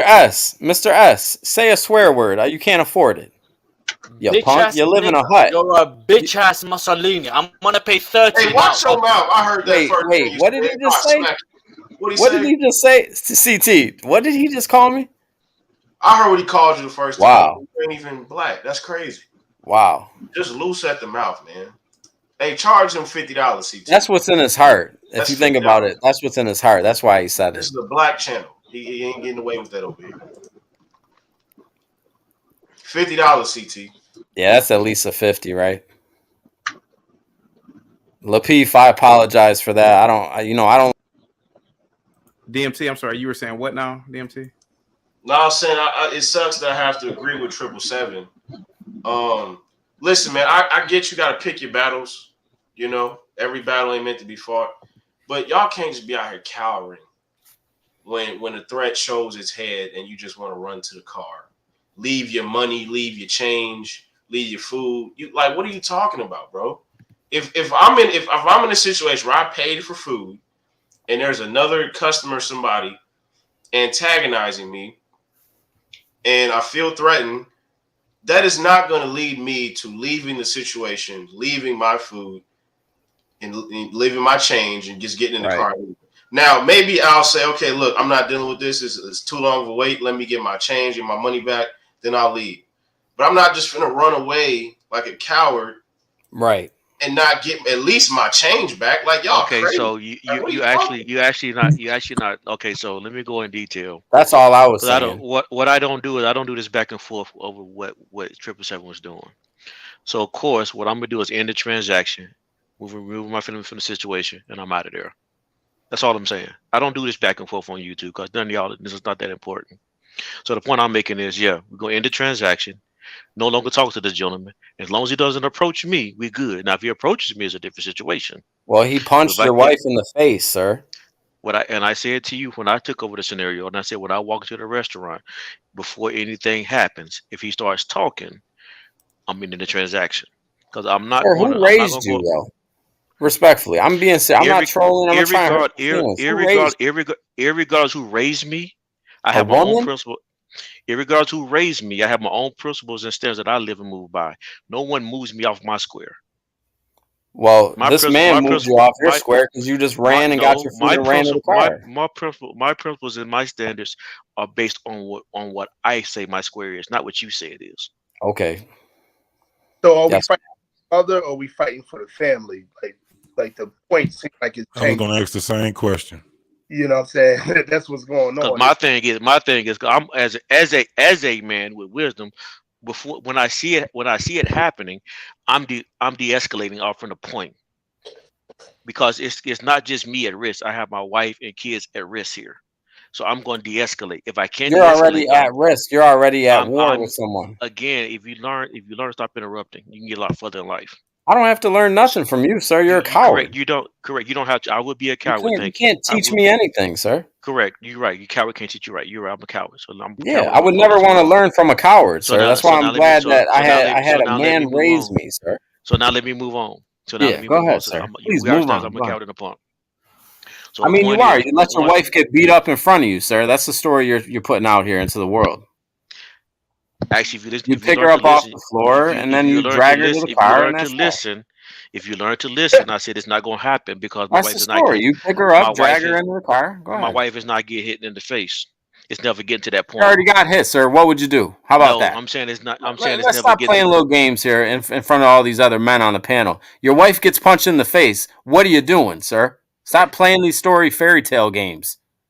Bruh, What I would don't you know what do? you think. I don't know what you're What trying would to you accomplish do? here. Your wife got I punched. don't know What what would you're you trying to do? accomplish What here, would but you do? you're not finna accomplish. You're not finna accomplish anything on this What conversation. would you do?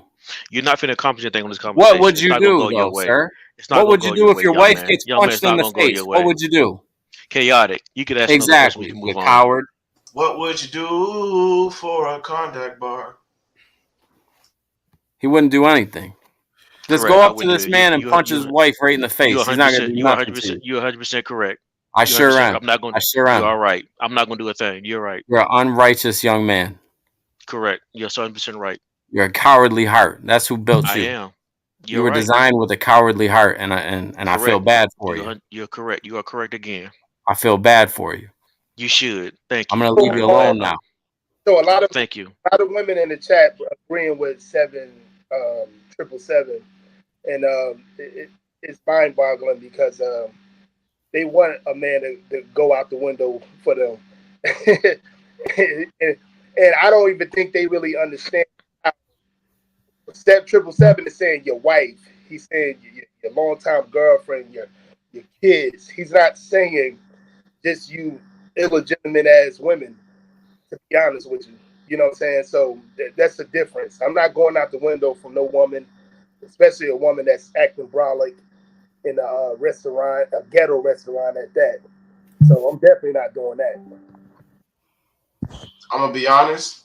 This is why a lot of y'all women do not trust y'all. This is why they go for the street cats, because they know when it go down, y'all gonna cower out and run. How you know I ain't no street cat? I ain't talking about you specifically. I'm talking about in general. No, respectfully. No, if the shoe fit, wear it. That's what I'm saying. Because I'm seeing these people in the chat saying this is a problem. So look, are we... it may be a problem. I was raised to be. Look, I may have been raised like a simp son husband to my mother. My mom don't like weak men. She raised me to defend and stand ground at all costs, no matter the threat. She actually used to send my older cousins when I was like 8 or 9 years old to come jump me to see what I would do. That was her idea of toughening me up when my dad wasn't around. So she used to send my cousins to come beat me up. And I'm looking up. I'm like, why? What is going on? Why ain't she helping me? And my mom just looking at it like, fight back. I'm like, you did this to me? So, yeah, I get it. But listen, you got to be able to stand your ground in some situation. De-escalation. So the funny part about this conversation, the funny part about this conversation is, I have 28 years of protecting a wife and kids. Never back down from a situation. So what I'm not gonna do is, what we're not gonna do is sit here and talk about something to pretend when I actually done 28 years of it. I doubt it. I don't. Brother. Respect. No, I'm just saying to the enjoyment of the conversation. In 28 years, I've actually done what people are talking about. Yeah, okay. Shannon said my mom failed me. I don't have to prove anybody. I don't have to prove anything to anybody on a panel. I have a wife that I've been married to for 28 years. I have a son that's 26 and a daughter that's 21 that I raised and protected in many different situations. So first of all, I'm not going to talk about something that most guys only imagine talking about. I've actually lived through it. Did you cry with your sons when they got beat up? And again, this is what I'm trying to say. You don't know what I've done in 28 years. Well, from the way you just told that story, I could imagine you didn't do much. I don't care what you didn't think do at much. this point. Right. A man dies as a man. You only talking about what you think is going to happen. You're not talking about experience. I'm just saying. I asked you a simple question. What would you do if a man smacked your wife? No, I just gave you 28 years. You couldn't even answer it. What experience did you have? How about this? I got some experience for you. If I'm in the restaurant and your wife cuts me off, and I say, I guess I can't swear on here, and I call her, hey, I say, hey, get out of my way. You know what I mean? You cut me off. What would you do? What have you done? I'm asking you a question. Matter of fact, how about this? If I slap your wife in the face, what would you do, punk? What would you do? What would you do, punk? I just slapped your wife in the face. What would you do? No, matter of fact, I would look at you and slap you too, because I would have to de-escalate your threat. But the thing is, you did smack my wife in the face, sir. I'm not going to argue with you. And I can promise you, you're scared of a story that I'm telling, sir. Go ahead. And I can promise you, in 28 years, she's never been scared of a face. story I'm telling you, sir. And I can promise you, listen to the words I'm telling you. You don't go out to these restaurants. You know what? Let me tell you something. You don't go out to these restaurants because you're scared let me tell you something. You don't go out to these restaurants because you're scared somebody will threaten you. You're scared You are to be so right. threatened. You're right. You're not You're even right. You're you're not correct. even scared. You're not even scared for their threat. You're scared to be threatened, which is even worse. You're a coward. You're so correct. I am a Yeah. coward. We've already Now go established. We've already cry. established that. We've already established this. Go I'm a listen to some coward. I'm a slow punk. jazz and shut up now. Correct. I listen to slow jazz and all that. I'm a coward. I'm a Right. punk, and I listen Now to slow go jazz. sit down somewhere, sir. I'm sitting down right now. What you gonna do? I'm Good. sitting down. Go I'm not gonna do anything, sir, because you're a Okay, trans. so let's move on. I'm a trans. I'm a Yeah. punk. I'm a You got coward. Let's trans move on. energy, sir. You probably accept, if one of your boys turn sweet, you probably accept it and give him a hug. Let me You know what you punk. do. I've told you what I've done. Let me know what you You do. punk.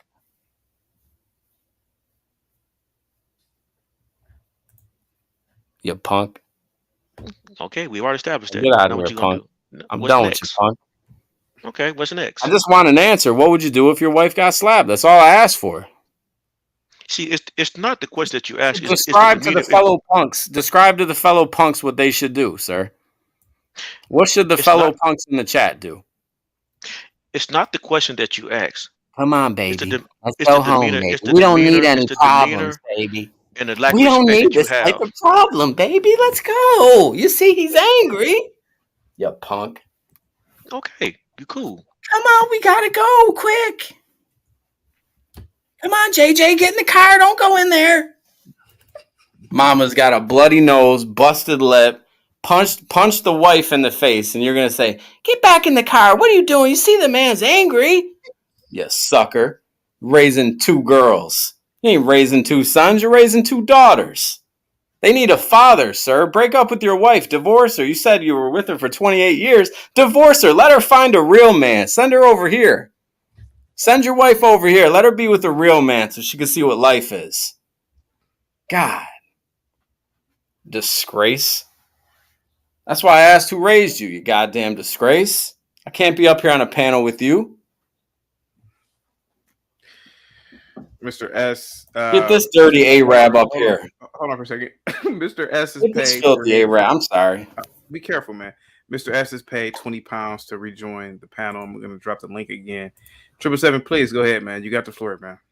All I'm saying is this and when this dirty, nasty, scummy, just be careful. When this dirty, scummy Muslim, respect to all the Muslims, I'm sorry. When this dirty Arab from overseas come up here, I got something for him too. But listen, John the Baptist, at the end of the day, I respect you. I respect you as a person. All I'm saying is you're a coward. You can take it how you want it. That's all I'm saying. I respect you as a person. I'm glad you're a father. I'm sure the kids are great. Wife's happy. You're just a coward of a man. Punk. You good to express your opinion how you want to express it. You stay as long as you're in the city union. I think you feel safe doing that. I'm safe anywhere I'm at, sir. I'm safe anywhere I'm at. Anywhere I go, I feel like I'm safe. You know why? Because I die as a man wherever I'm at. If something happens, it just happens. I'm not going to live my life scared like you. I don't know what to say to you, bro. Yeah, if somebody's, you know what? If somebody slapped your wife, I'll stick up for your wife, sir. How about that? You know why? Because I'm a man, you punk. I'd have to stick up for your wife, you punk, and I would probably get killed. You know why? Because you're a punk that doesn't protect women, you punk. Sissy. Go argue with somebody else about something else. I'm done with you, you little punk. I respect your restraint, John. I really do. Okay, hold on for a second. I hope I learned everything. Hold on for a second, DMT. Give me a second. Let me drop off John the Baptist too. All right, Mr. S, go ahead, sir. Now get up here, you dusty Arab. I'm about to take you to class. Say something, you dummy. Say something, dummy. Say some goofy stuff with me, goofy. Come on, goofy, talk. Do you have a home address? You got that Taliban Wi-Fi. We can't hear you, sir. You pay the Taliban 399 euros every week. We can't hear you. Show your face. Punk, blow yourself up. Show your face. Blow yourself up, you sucker. Show your face. Punk, you ain't no Saudi royal, you punk. You ain't got no money for no oil. Let me tell you something. Let me You tell ain't you got something. nothing. You got Can you oily hear me? skin. You ain't got no oil, no TT, let oil me chat to money. you quickly. Can you mute him for 1 second? Talk to I'll him, pay sure, another yeah. 20 to mute him. Yeah, Mute yeah. him Pay for a 1 20 second. to the Lapeef Network to mute me. Mute this guy for 1 second. CT, I want to test my audio. Go ahead, CT, sir. how we doing? Are we good with audio, yeah? Yeah, you good. Go ahead, sir. You Yeah, good. fantastic. 777. Good. Am I back Show your now or face. what? You're Am I a back? man He that didn't has the pay to minerals mute me. talk, yeah? He did pay. Show He your did pay face. to mute. Don't unmute. Show your 777. Let him face. finish. Why don't Go you ahead, show Mr. your Go ahead. face? You've been talking on CT's channel. You're talking on the Super Bowl of black media channels, Lapeef The Network Super over here. Balls of black media channels. Shut your mouth. Sir, the I'm Super talking. Balls. Nah, Shut you know your what? I ain't muting with you, CT, punk. mute this guy. I paid. CT, I paid to talk. Has he He paid to did talk? pay to talk, 777. Let him talk, 777. He paid to Has talk. Go he ahead. paid to talk? Go ahead, Mr. S. You got the floor. He didn't pay to talk. Go ahead. CT, I'm asking you a question from a man to a man. Has Go he ahead. paid to talk? No, he hasn't. All right, get this bitch boy to pay now. He can't. That's another 10. He just swore, CT. He already paid 777. Stop, 777. Let him talk. Go ahead, See, Mr. the S. You thing got the is, floor. we think ahead, us men, and the majority of the black men, like the African chief that you was dissing before. 777, just show your face or give me your address. I don't have time to play with you anymore. I already made my inquiries about American targets. Believe me, tomorrow is Eid and I'm not lying. $16,000, that's all I need. Just give me your address or show your face. Number one. Number two, CT, do you know Cal from the Divided Kingdom? Here's what happened. In the beginning, me and him, we had our arguments and I threatened him with court action. Well, here's the deal. He saved me £11,000 of court fees and barrister fees because we spoke as a man to a man. Now, on the 9th of September, I have two £8,000 tickets to what Chelsea play against Bayern Munich legends. And I've invited him. Now, it's an 8-seater box. 8-seater box. £8,000, 8-seater box. I've got me, Cal, and I'm trying to get Hafez. I tell you why. Because when I'm in the wrong,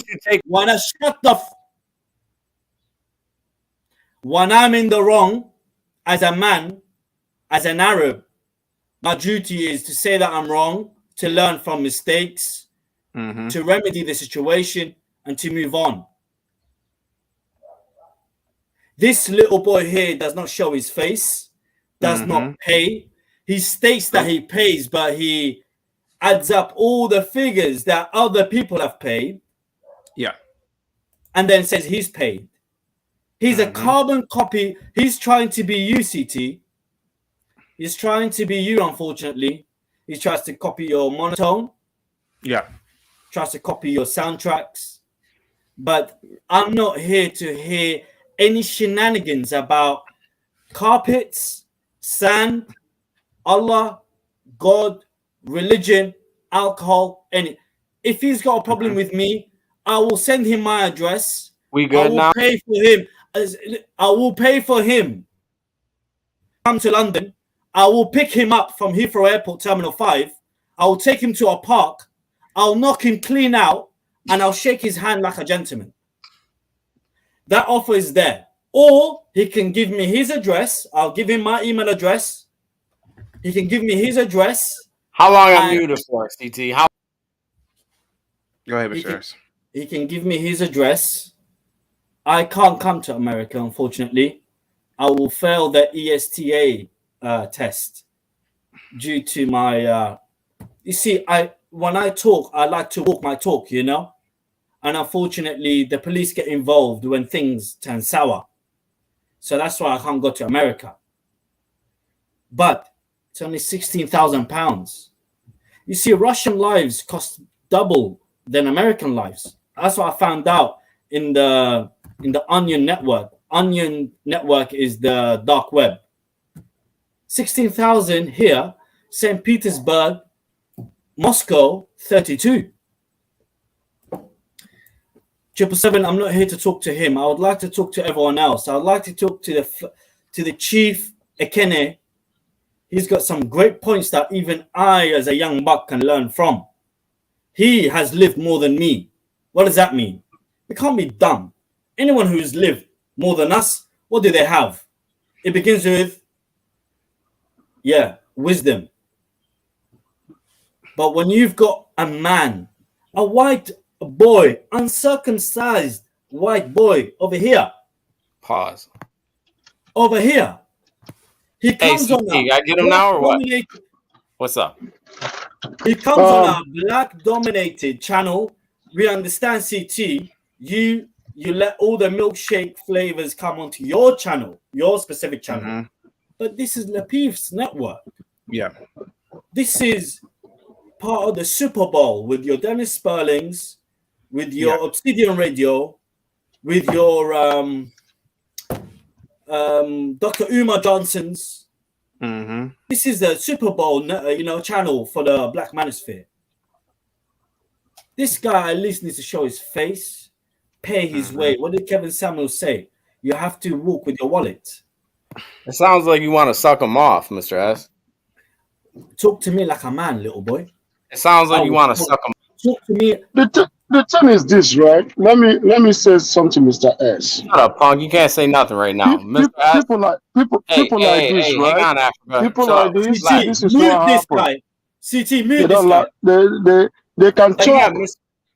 They can I'm talk telling you to mute. and talk however they want to talk, but this is what it is. I have seen a lot in this life. When a man like him slaps another man's wife, and that man has something to lose, do you know what the man does? The man walks away, takes his family away, and then he will not live to see tomorrow. You know what happens to him? He won't have fingers to slap somebody else tomorrow. He will be damaged and damaged completely. You got to be careful who you talk to online because you don't know who we are. You can say whatever you want to say online, that's fine. But try it in person, you will not have a mouth. You see your mouth? You Sir, will open the are you next time talking to to talk. me, though? Who are you? I'm I don't talking know to who you, Ignite, 777. please let me get him. Please let me get him. You see what I'm saying? Triple You seven, where can you say from? whatever you want to say, but guess what? You don't know who we are. Ignite. I got you. The luck Yeah, that you Ashley, have go right ahead. now is that we can't see your face. Oh, okay. That's the We ain't gotta thing. see if I Because Ignite. if we see your face, you might not be able to talk to me like this next time. You won't have the mouth. That mouth Sir, will be you're a sewed punk, off. so I'll talk to you however I want. Now go ahead, Okay, Ashton. show your face. Go ahead, Triple seven, Ashton. where you from? Where you from? Buffalo, New York, sir. Show your Buffalo, New face. York. Because Yeah. New York is easy for me. So you ain't from the Bronx or like Jersey? Nah. Show your Why face. do you? Let me guess. You got people in Jersey. I got people in Jersey. What are you gonna do?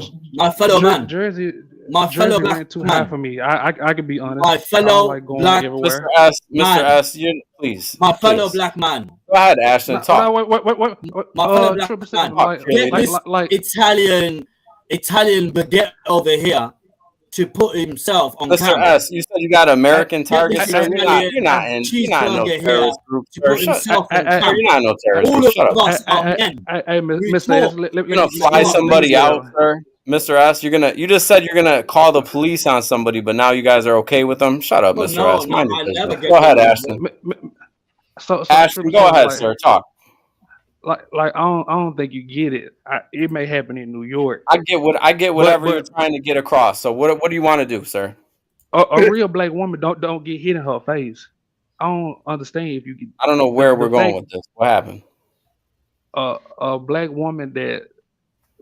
Do you not see all these men on this panel trying to tell you that they will bow down and get called a sissy and a punk just to get their family out? Like it ain't about their ego. Sir, where are you from, Ashton? I'm from Memphis. Memphis. Are you in Memphis now? Do it matter? I mean, why'd you just ask where I was from, sir? I mean, I told you where I was from. Did I not? And Memphis? Now, what's that have to do with New Jersey, though? I mean, what are you talking about, sir? like you real deal don't get that black men will get their family out and bow down no matter what it takes. Show your face. So are you another coward, Ashton? No, I ain't a coward. I'll cam up in a minute. The issue on the panel with me against whoever, I'm not against anybody, but John the Baptist and Akene, John the Baptist and Akene sound like they're just weak. Mr. Ashton, please, you're not a terrorist. You're not a terrorist. On the Lapeef Network today. I get where you're coming from, but Mr. Show your face. Mr. Let me say it again. Let me say it again. Hold on, Ignate. I get where you're coming from. Me and 777 chilling right now. No, Austin, let me say.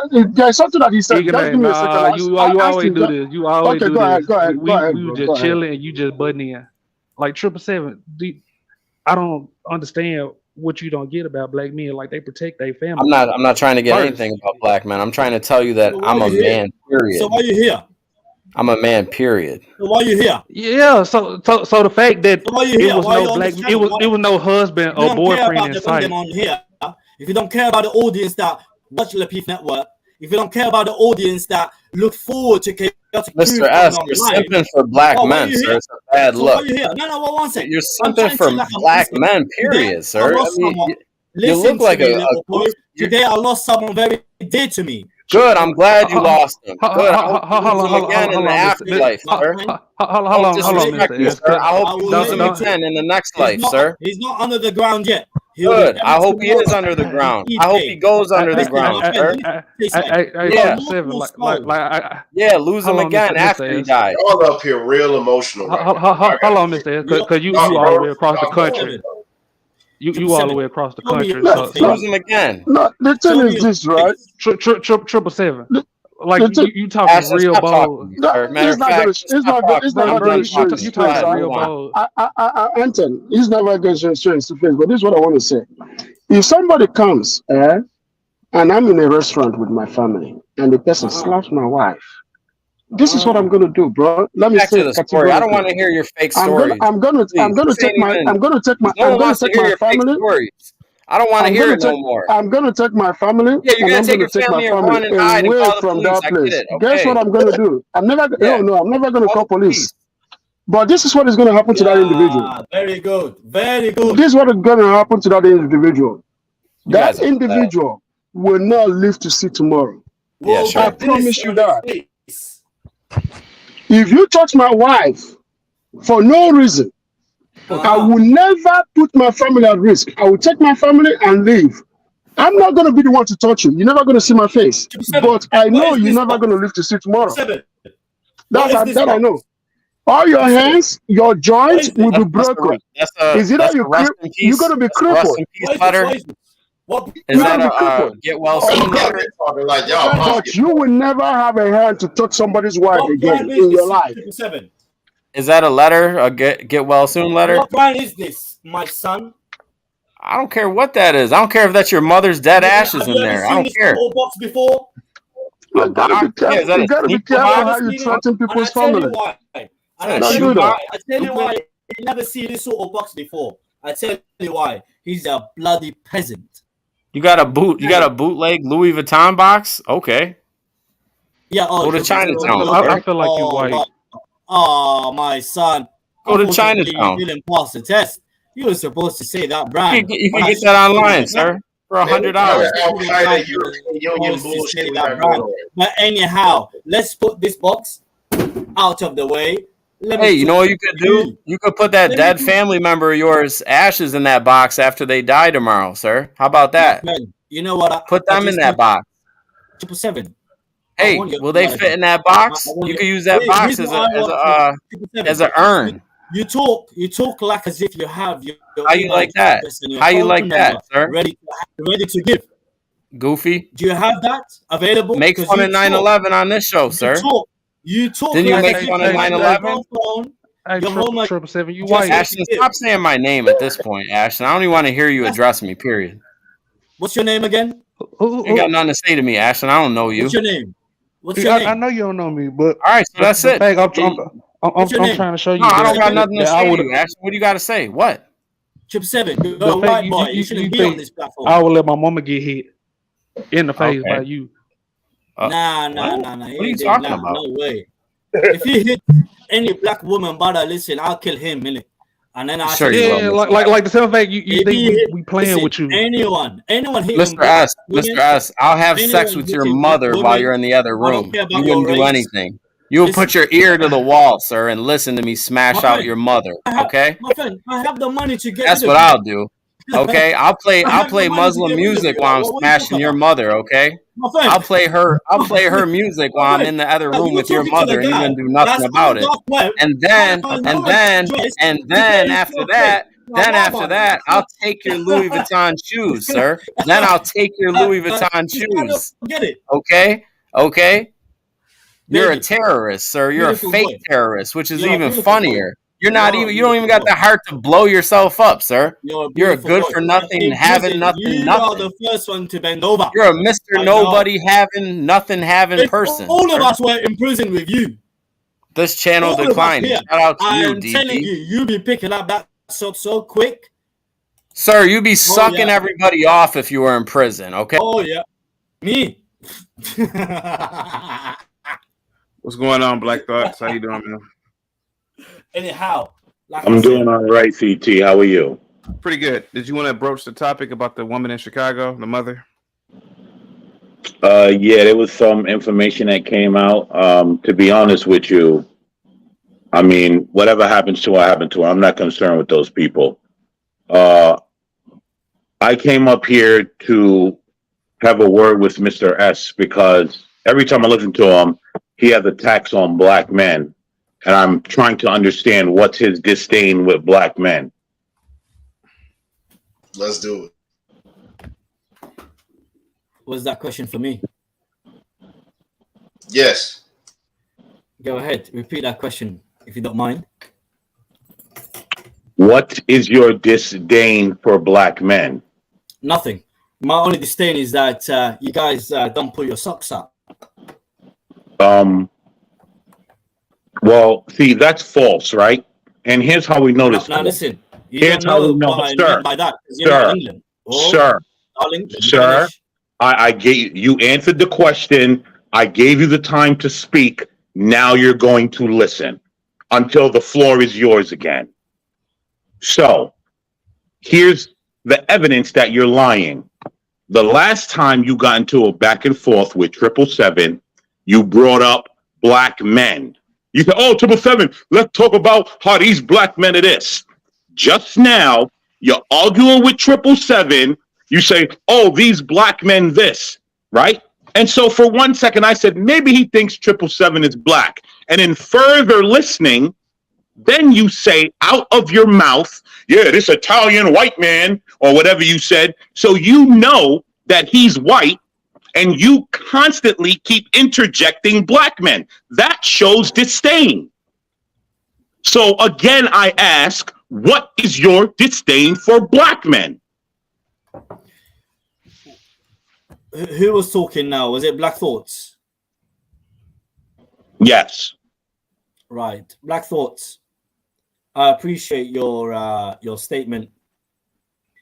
I hope you understand that firstly, we are brothers in arms, as in men. Secondly, if you're black, white, Asian, any creed, any race, as a man, you're my fellow man. My fellow man, arm in arm. The problem I have with African Americans is that they are not comfortable being uncomfortable, which is the essence of being a man. You see, I say the harsh truths, which were black men do not scold their women. They do not tell their women how they need to live or how they need to structure their lives. Black men do not understand that women are, in essence, adult children, if you have to be very frank. I told you he'd be sucking someone off. Hey, 777, stop. I'm not Hey, saying they are 777, stop. Hey, children. I'm dude, just saying listen, that 777, stop, man. it's what I'm trying to say is that adult children in the sense that you are the anchor for them and to them. Black men in America, I'm talking about, not in Africa, not in Saudi Arabia. 30% of Saudi Arabia's population, they are black, former enslaved people, just like in America. They have more citizenship rights than a Yemeni or any other Arab outside of Saudi Arabia. But going back to the point of the disdain that I sense within me about the black African, the African Americans in America, is because you guys are not comfortable being uncomfortable. You guys are not learning. You were never taught, but you're not learning the essence of masculinity. You're not going through the harsh fire, the harsh pit of flames to come out like a diamond, diamond. This is my disdain. Now, when I say this Somebody is what you gotta do, I will about to let the plane tires kiss the tarmac now. Okay, please. And please, I need you guys to let me rebut this. I'm coming in right after you, Black Dogs. I was about to finish. I was about to finish, but you're older than me. Go ahead, land the plane. Go ahead, land the plane. I'll respect you. If you want to say something, say it. Mr. Penn, let's hear him talk. Just said land the plane. Now, listen, and I understand your reasoning, how you think, oh, this Arab guy doesn't live in America, he's not black, he's not ADOS or FBA or whatever you guys call him. His ancestors were never enslaved in America. I get that. I understand where you're coming from. Believe me.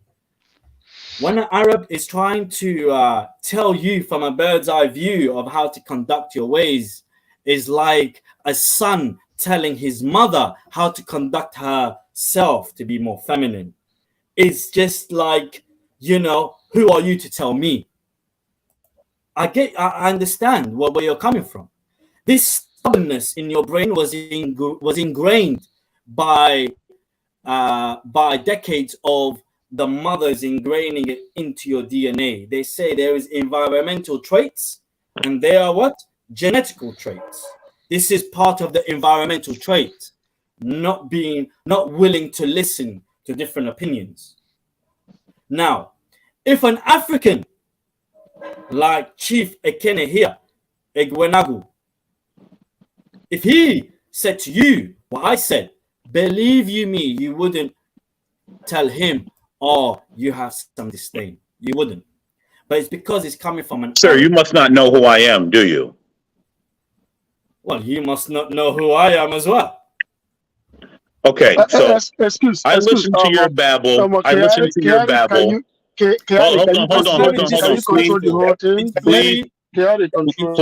Please let me speak to him.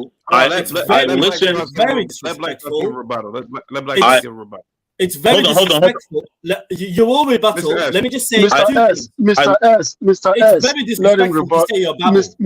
This is a feminine trait. Mr. S, if you lose your composure, lose your composure, we can't understand you. Let the black man, let black speak. You can't trigger me with all that feminine stuff. Do you know why? Do you know why, sir? Tell me. Because no, don't get off camera. Bring it back. Bring it back. We are listening to you. Because, sir, that's why. Here's the thing, right? Look, I'm listening. I am listening. Now, he claims. Now, I respect you. I respect your opinion. Go ahead. Now, he speaks in totalities as if he knows of all black men, right? And he's got the game, and he knows who I am, and he knows the way I run my household and the way I live my life, right? But all this guy is doing is babbling. Now, I'm happy he has shown his disdain for black men because I know who he is. And that is what I want. I want you to show your true self so I know how to handle you. That's what I want. Your theory on black men, sir, is incorrect. That's number one. As a totality, there are some black men that move this way and that way, and they're feminine, and they're this and they're that. That part I don't disagree with. There are some black men that way. But you speaking in totality shows how ignorant you are. Because if I sat up here and said all Arabs are terrorists, you would not agree with that. That's number one. Because that would show, hold on, let me finish. I let you ramble on. Yeah, let that him would finish. show Yes, that yes, would Lord. show how ignorant I am to come up here and say all Arabs are terrorists. Right? Two, you think like all of you foreigners, you all think that you can come and preach something to the black American male, and you're saying something high from the heavens that no American male has heard. You're not saying anything. A majority of the American males in America are not what the few you see on TV. So you can have your sentiment, but be careful with the totalities. I understand that the internet makes everybody a tough guy. I get it.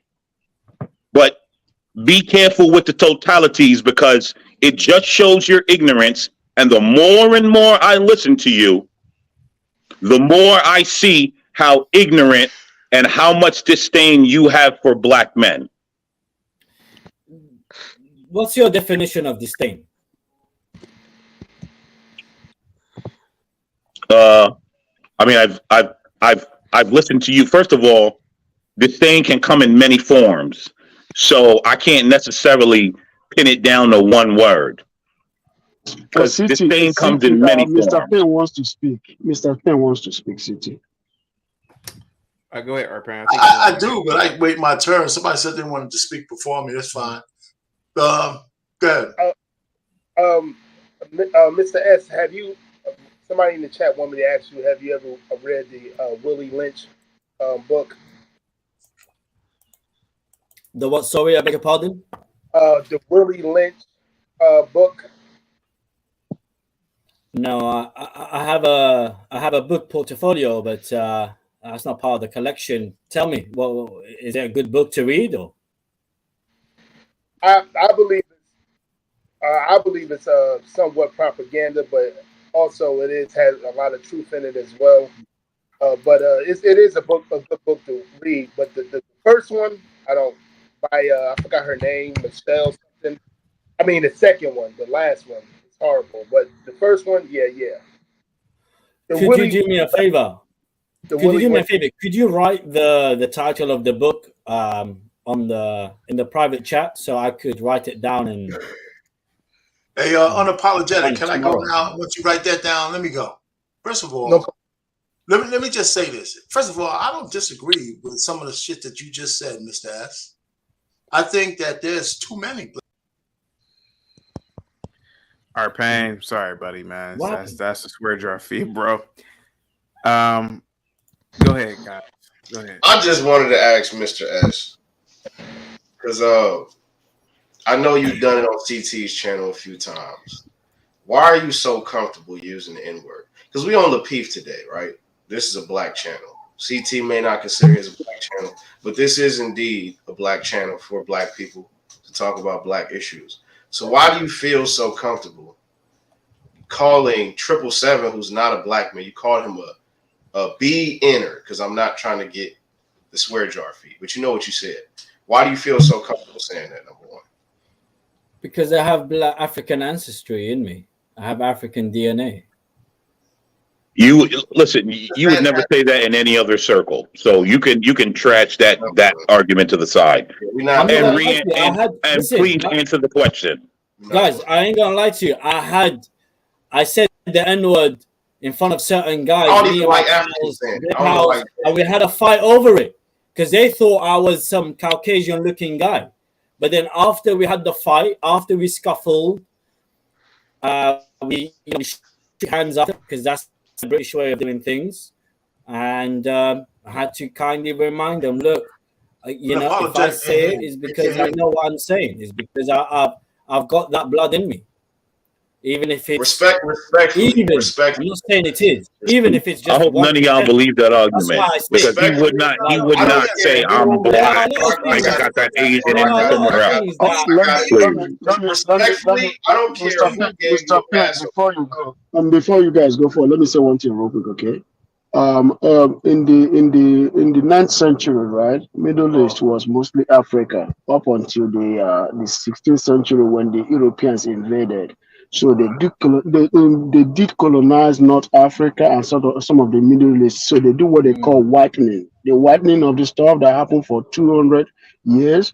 So the Europeans, especially all the whole of Northern Africa from Morocco, Algeria, all the way to Egypt, that's why the French and the Moroccans and the Algerians have a common blood today because of the whitening that happened. So he's correct. And can I just land what I was saying? Because there was some right stuff and some wrong stuff, because you're trying to look at Black Americans in a vacuum, right? And you kind of touched on the fact that we had some decades of being raised by single mothers. And that guy who was in that cafeteria beating the hell out of a woman is indicative of an over-emotional Black man. But we're people of the West. We're not Eastern. Black male. Well, let me just finish what I'm saying. We're people of the West. And so we kind of behave like people from the West, even though we're Black. And but the real thing is that every other Black person in the whole world should praise the day that we are Black in America, because the world, Black people everywhere would have it much worse off if we weren't here. I can guarantee you that. And you can start from the tip of South Africa. It was Black Americans who spearheaded the end of apartheid. My man would have died in jail if it wasn't for us. You know, so stop it. You know, I mean, the Cubans went to Angola. Guess how many Black people were in his army, right? So let's just stop this whole thing. Now, we have faults, right? But part of the faults might be that our culture is trash because it's been broken, and it's rap music, decadence, and all that kind of stuff, and we need to fix that. So we have shit to fix, just like the Arabs have something to fix. So yeah, and it's also. Can I ask? Is it possible? Let me say something. Let me say something. Let me say something real quick. Let me say something about what Mr. Payne was saying. Okay, African Americans. No. We can't. You got to turn off your camera. Yeah. The thing is this, right, Mr. Payne. I will say something about Mr. Payne's side. And also, I'm going to touch on where Kiadik and I had our beef last week a little bit. Mr. Payne said something right. African Americans have always been the bedrock, the joy of the African continent throughout the 20th century. Growing up in the 20th century, let's say 20th century, right? Every African looked forward to African Americans in culture, in TV. Until some of us came here, things changed because of what we saw that we didn't know on television. But African Americans were instrumental in a lot of liberation that happened in Africa today. When Kiadik and I had issue about Nigerian stuff and Nigerian this, Nigerian that, based on what Mr. S is saying, we don't accept criticism. He criticized Africa. I was pissed. Some of the things that he said was highly exaggerated, but guess what? There were a lot of atoms of truth on what he was saying. You see what I mean? There were a lot of atoms of truth. So we have to accept criticism as men, because you cannot fix your house. You cannot fix yourself if you get criticized and you fight back. But sometimes it's okay to fight back, but subconsciously you know what is the truth. Go home and reassess yourself. Reassess and do good. But you guys are all speaking facts. Over exaggerating? Yes, in some cases. But you guys are all telling the truth. Here's the thing.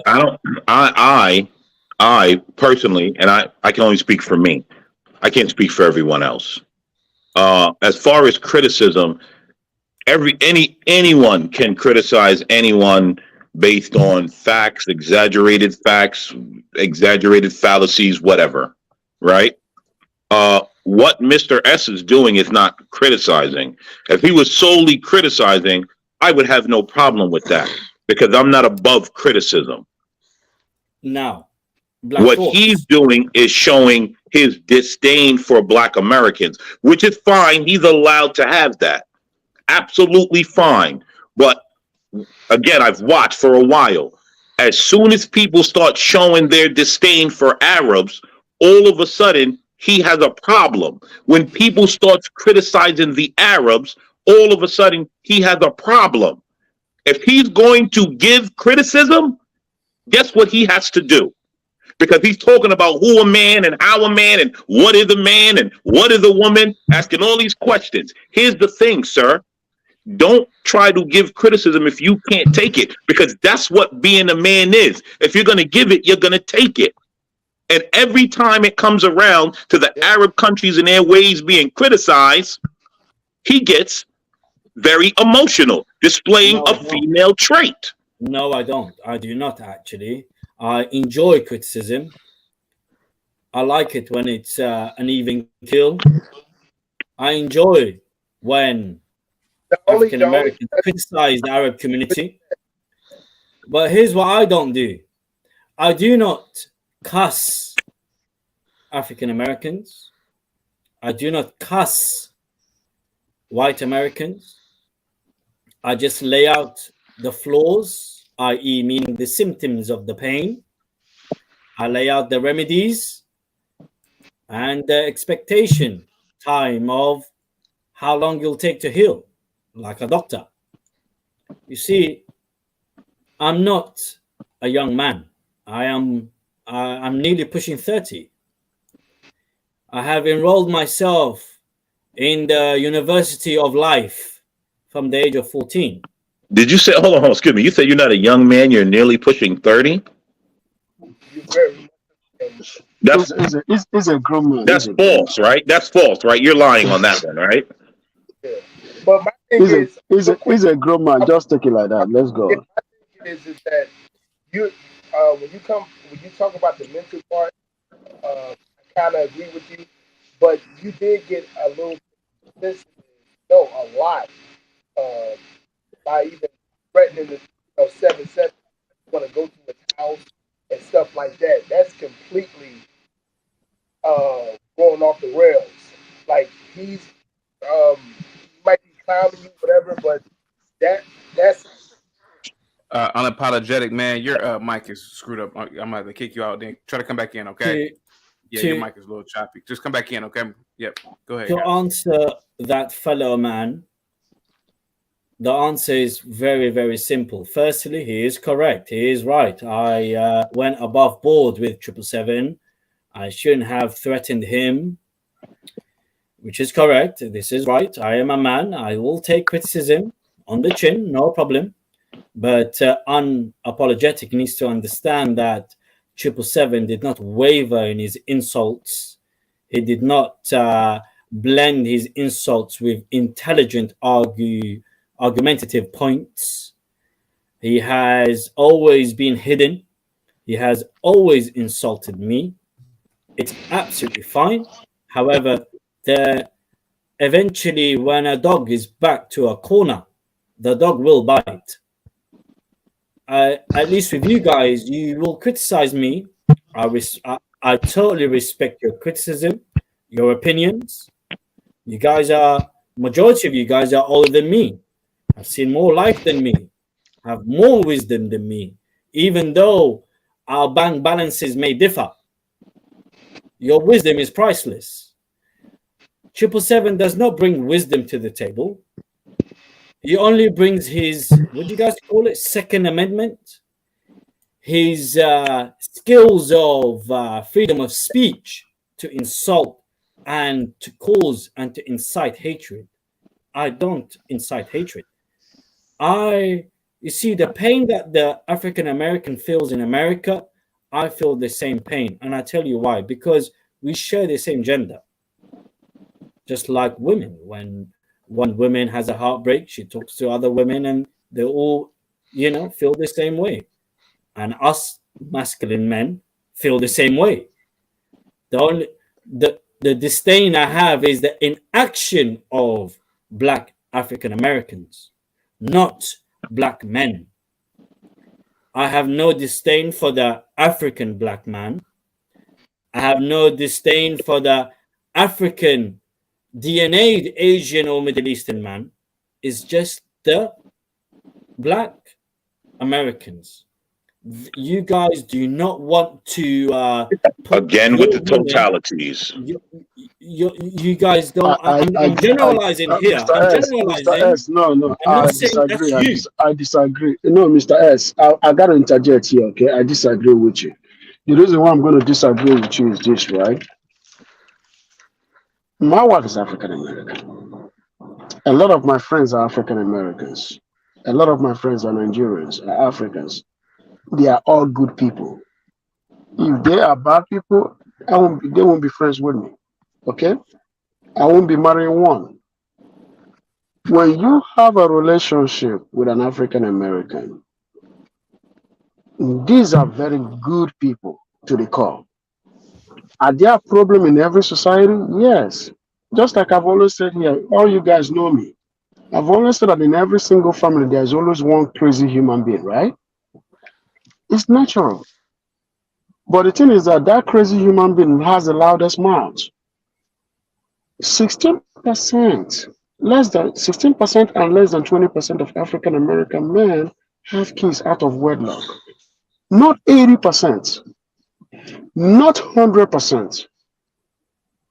You see what I'm saying? So when you generalize based on higher percentage. You don't use that low percentage to generalize the whole percentage.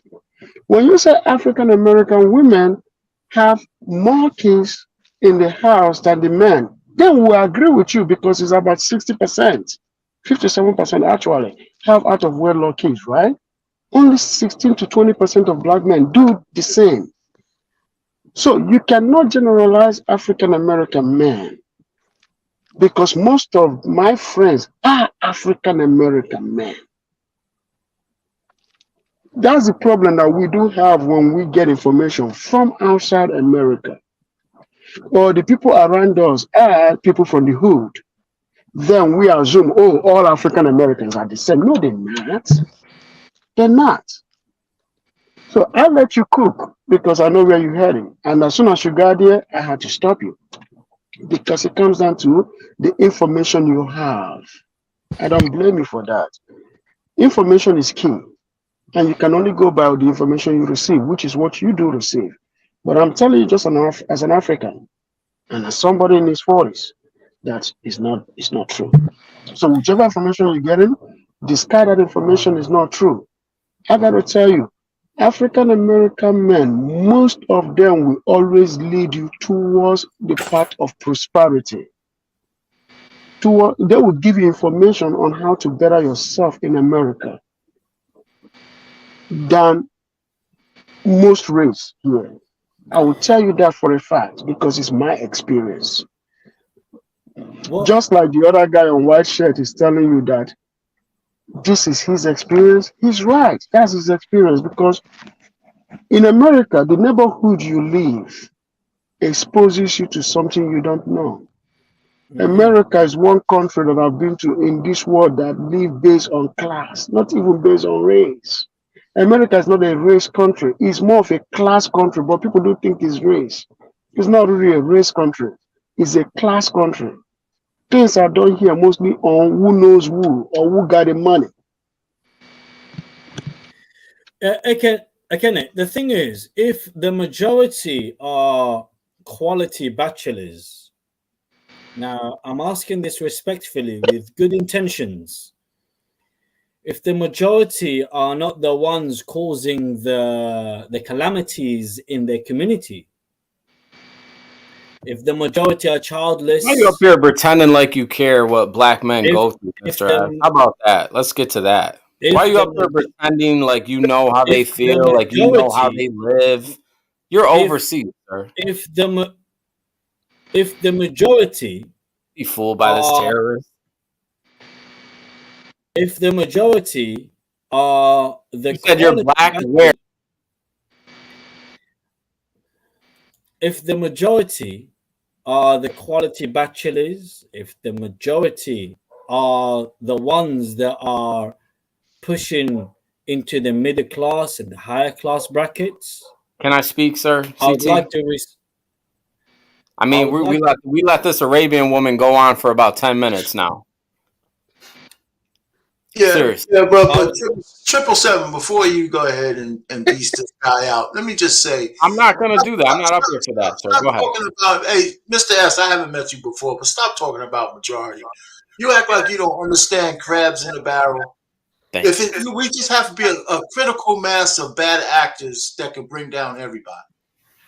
The question if not for real, but by perception. Like, for example, I know a lot of policemen, right? And it depends on where they work. You know, they have so many people who look like me in the back of the car. They get psychosis. Like almost everybody looks like that kind of person. It's not the majority. So it doesn't excuse the fact that they can't discern the difference. So you're talking as an outsider saying the majority says, once you use the word majority, you're wrong. Because the majority of black people don't do right. They don't do bad. They don't do bad. And that's I agree with you, Mr. I Payne. agree with you. I believe totally you. agree with I love you. The majority do not do bad. That's very correct. You are right.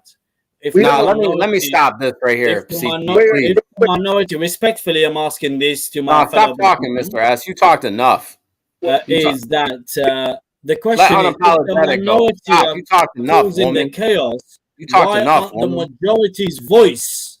You know why the problem. Aren't the good majority's voice heard? He acts like a dyke. Like dykes don't ever Why shut are up we- too. The same way he's acting. You act like a dyke, sir. Mr. I S. don't want Mr. to. S. These men don't respect you. This is Let me not- tell you Mr. something, Mr. S. S, that you need to Mr. hear. S. These Mr. men S. don't respect you. This is As much this meat is as what you have in your mouth on this panel, nobody respects you, why the Mr. S.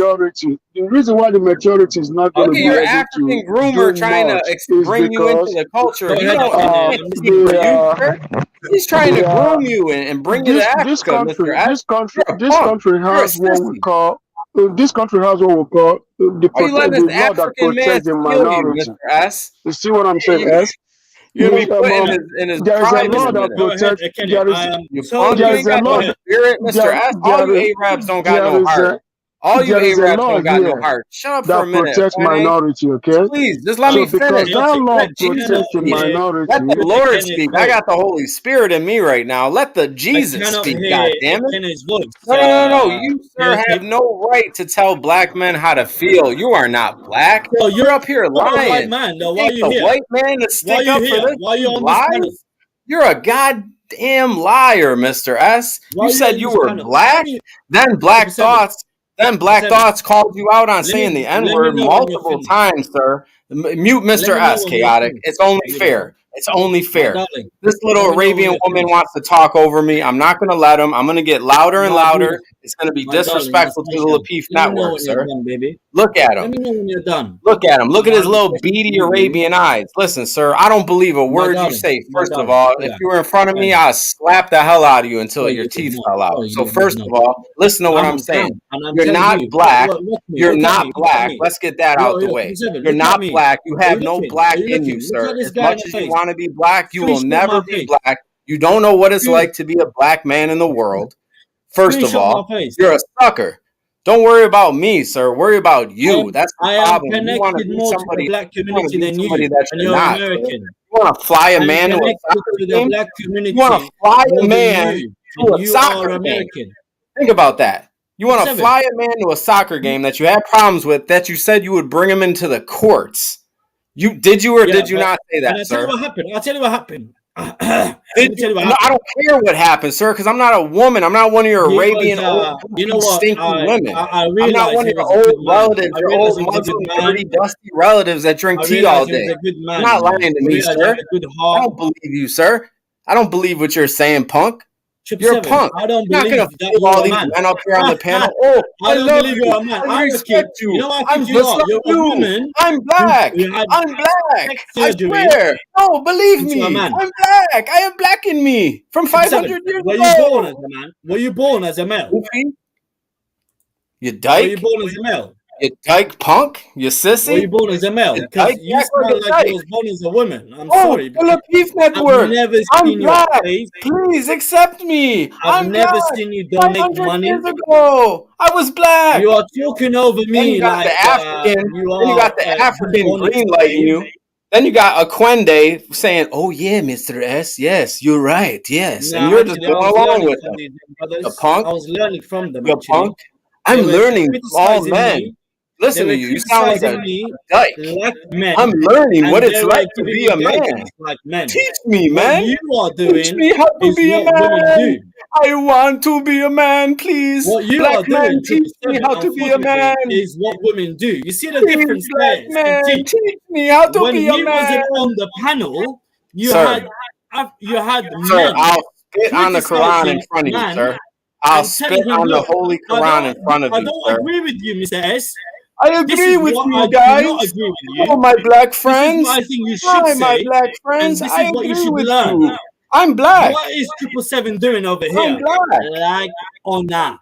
I have black in my blood. I promise. I swear. Accept me. I'm Aladdin.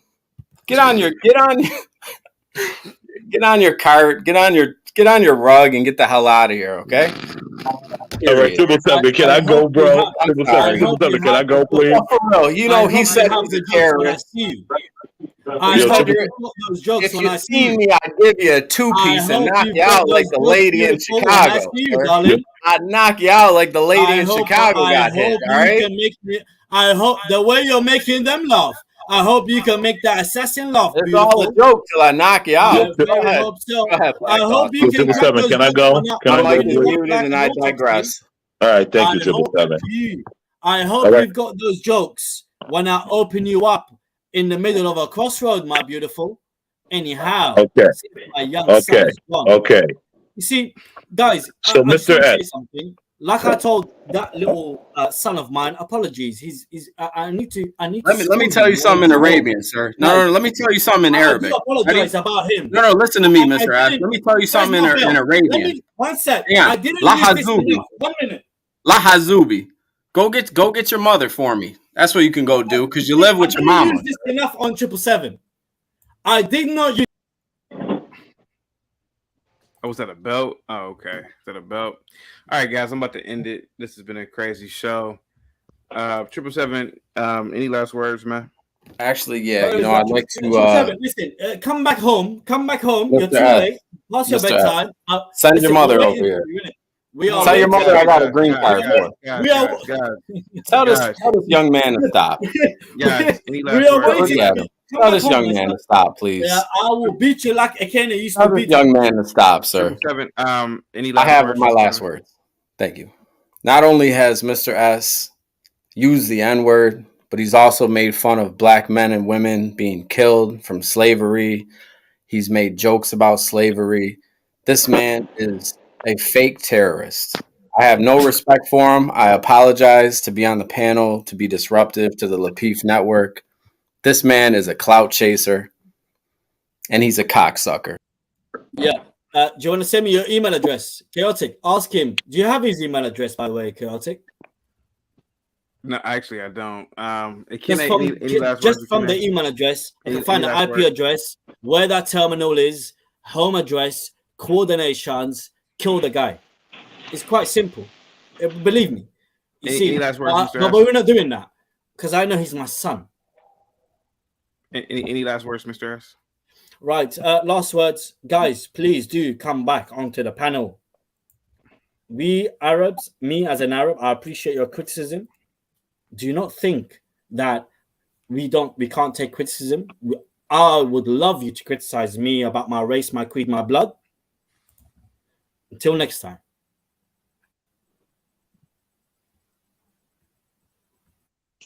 Thank you so much, Mr. X, man. Any last words, JT? I don't know if he's there. Any last words, Ashton? R-Pain, you be talking all that same black women malarkey and 777 coming here disrespect all the black men. I'm not claiming the women. Boy, you was in Trigger Mike show talking about, oh, if that was my wife, I would have shot him too. Like, That's bro, right. you sitting up here saying we're all the fathers, they all pookies. Like John the Baptist sitting up here telling you he would have he'll get called whatever to get his family out. I sat there and said I de-escalate the situation. But yesterday you talking about it's no real black men. No, I didn't Boy, say that. I said I would have yes, you shot the did. guy. I said I would have shot him. Yeah, just like I said again today. I don't think she deserved to get her butt whipped like that. I don't know how. I don't know where everybody's coming from. I got in an argument yesterday because everybody was telling me that they wouldn't have shot him. I would have shot the dude the first time. The second two, I didn't agree with. But the first time, you would have got one. If he was hitting my mother, you would have got one. That's all. But I mean, go ahead. I mean, Austin, you know, me and you go back and forth, but I think you got me wrong on this. Yeah, we go back and forth. It ain't no real pressure, but yesterday you was on there. Black men don't protect black women, and you sat here and saw John the Baptist get called a coward, a sissy by a white man. You know we would have jumped on him. What was I supposed to do about that? He's a grown man. He can handle himself. I just kept my mouth shut. That's what I'm saying. Kept your mouth shut. Yeah, what should I do? I should have came in and jumped in for him. But John, first of all, John wouldn't have appreciated that if I did that anyway. That's a fact. John the Baptist would not appreciate that. No, you cutting off everybody yesterday on Trigger Mike show. Oh, saying yeah, black men don't protect black women. I didn't. Yes, you did. Yes, you did. Okay, go ahead. But anyway, man, listen. I mean, sometimes we hear what we want to say. I was unequivocally on the side of the 14-year-old boy blasting this guy after the dude was wailing on his mother. That was my biggest argument. And I got loud because everybody told me I was wrong. I couldn't see each one of us have mothers. You seeing a guy wailing on your mother and you have a gun, you're going to use it. I mean, I don't see how anybody say they ain't going to do that, you know? So that's where my big argument was. But, you know, we can go back and forth. Mr. Penn, if your mother was a troublemaker, would you go bail out in every single fight that she gets involved? No, see, you keep adding stuff. We're talking about at the moment I'm seeing her getting pummeled. I would think my mother wouldn't be in that position in the first place, but we're talking about the instance that I'm looking at. We're talking about a woman that is a troublemaker that has history of trouble, that even wants her son to eliminate an eyewitness. That wasn't the question on the floor. I could agree with you if she's a troublemaker, but that's not part of it. The whole thing was, the question was, would you have shot the guy if you seen your mother getting pummeled? And my answer is yes. All the rest of it is extra. But, you know, my mother wouldn't be out there. First of all, my father wouldn't let my mother be in a restaurant with rats. Exactly, Payne. Exactly. That right there. Exactly. But that's not the question on the floor, though. That wasn't the question on the floor. We got to. Okay. Repeat what you just said, Payne, because you like to talk in circles like the Nava from the Pearly Show. You be wrong and acting like you don't hear the answer, but you said. Yes, I would. I mean, my wife, I don't let her go to the store at night. Not if I'm not with her. So that's not. But that's not the circumstance. You know, that is not the. And by the way, you guys should check out this woman. She's not one of these Pookeishas, man, that everybody kept calling her. I think that's a misnomer. I mean, I saw her press conference. And I mean, you know, press conference. I did see her today. I saw her press conference. She didn't strike me as a person who's just trifling. And she doesn't strike me as a trifling woman. What a trifling woman look like, R-Pain? Come on. Hey, man, you know what a trifling woman looks like. No, because y'all label and put names on people and just think they're supposed to look a certain way. Mr. Penn, you know that. But when they get on the suit, she put on a suit because she's having a conference where she's going to have to redeem her image, so she has to dress for the moment. You see what happened, right? I hear you, Ekene, but what I'm trying to say is, when you have a real ratchet woman, she could put on a princess outfit the ratchet's gonna come out when she starts talking. You know, so that's what I mean. I'm not talking about how she looks. I'm talking about the essence of the person. You can tell people in different. Okay. That doesn't mean I dislike them. No, I mean, see, yeah, but our pay. This is what you do. You do anecdotal. You say if it's your mama, you would do whatever it takes. And I'm telling, they asked you all day yesterday, have you ever killed somebody before? And you said nah. No. You out there in New York saying that the gangs gave you a pass. They gave me a pass. One, they gave me a pass because they gave, and I don't ask, let me tell you, and I'm happy as hell because of it. Because a lot of those guys I grew up with, but they went to public school. I went to Catholic school, but I knew the guys. We were from the block. We went to Kips Bay Boys Club. We played basketball together. Some people put the colors on for the gangs. I never did. Some people used to write graffitis on the wall. I just never did. You know, that shit just wasn't me. You know? So I got a pass. And sometimes I wish I was a little bit more hood, but I'm not. I know you do. Yeah, I just said it. Yeah, but I'm not.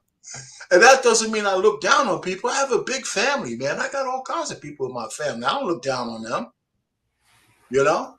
So some people went this way, some people went that way. My cousin got in a lot of trouble. He passed away. He filled up a church. The church was standing room only for him. He did time, he did this, he did that. He was a good guy, and the church was standing room only. Standing room only, with people who just have nothing but good stuff to say about it. So, you know, I don't pass judgment that way, you know. All right, RP, I'm gonna let you have it. Thank you, brother. Thank you. We'll see you on next on Trigger Bike Show tomorrow if he has one. Good, I'm done. I'm landed there.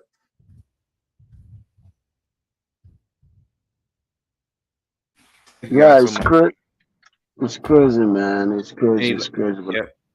Well, guys, thank you so much for coming through. Ken, any last words? I gotta get the hell up out of here, man. Yeah. What I gotta say is this, right? Just to add to what Mr. Payne was saying.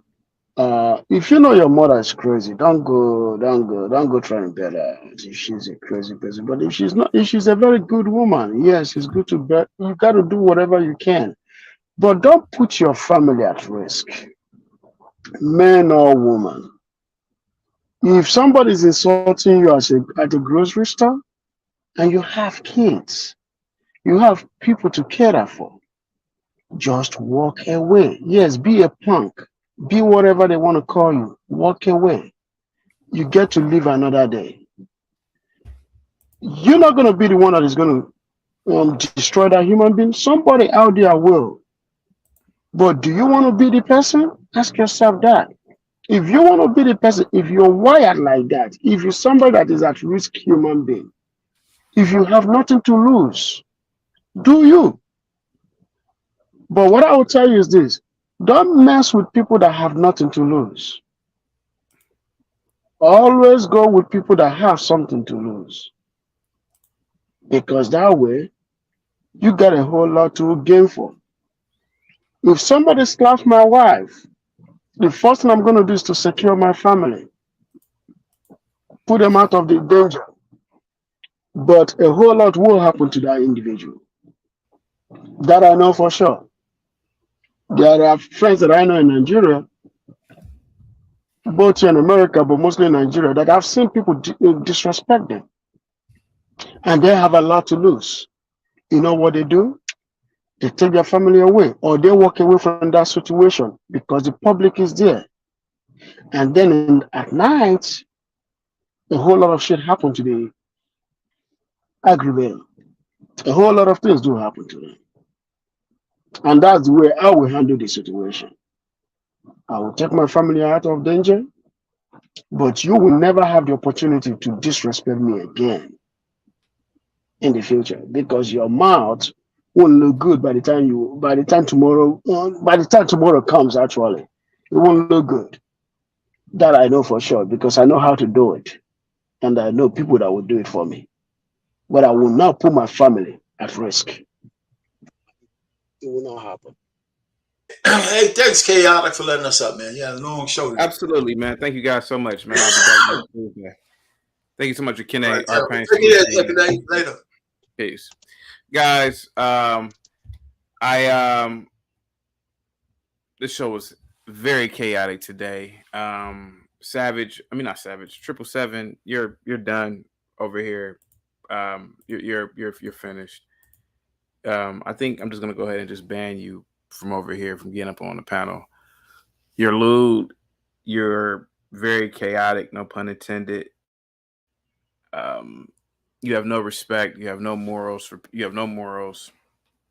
So you're pretty much done over here. Also, there were people in the chat that were asking me about my pronouns, she, her. You know, I identify as a blonde white woman with blonde hair, blue eyes, and I'm lesbian. That's my pronouns. Let me see. Mr. S says, I hope Lapeef is paying CT above the minimum wage. Oh, man, it was a good show for today, man.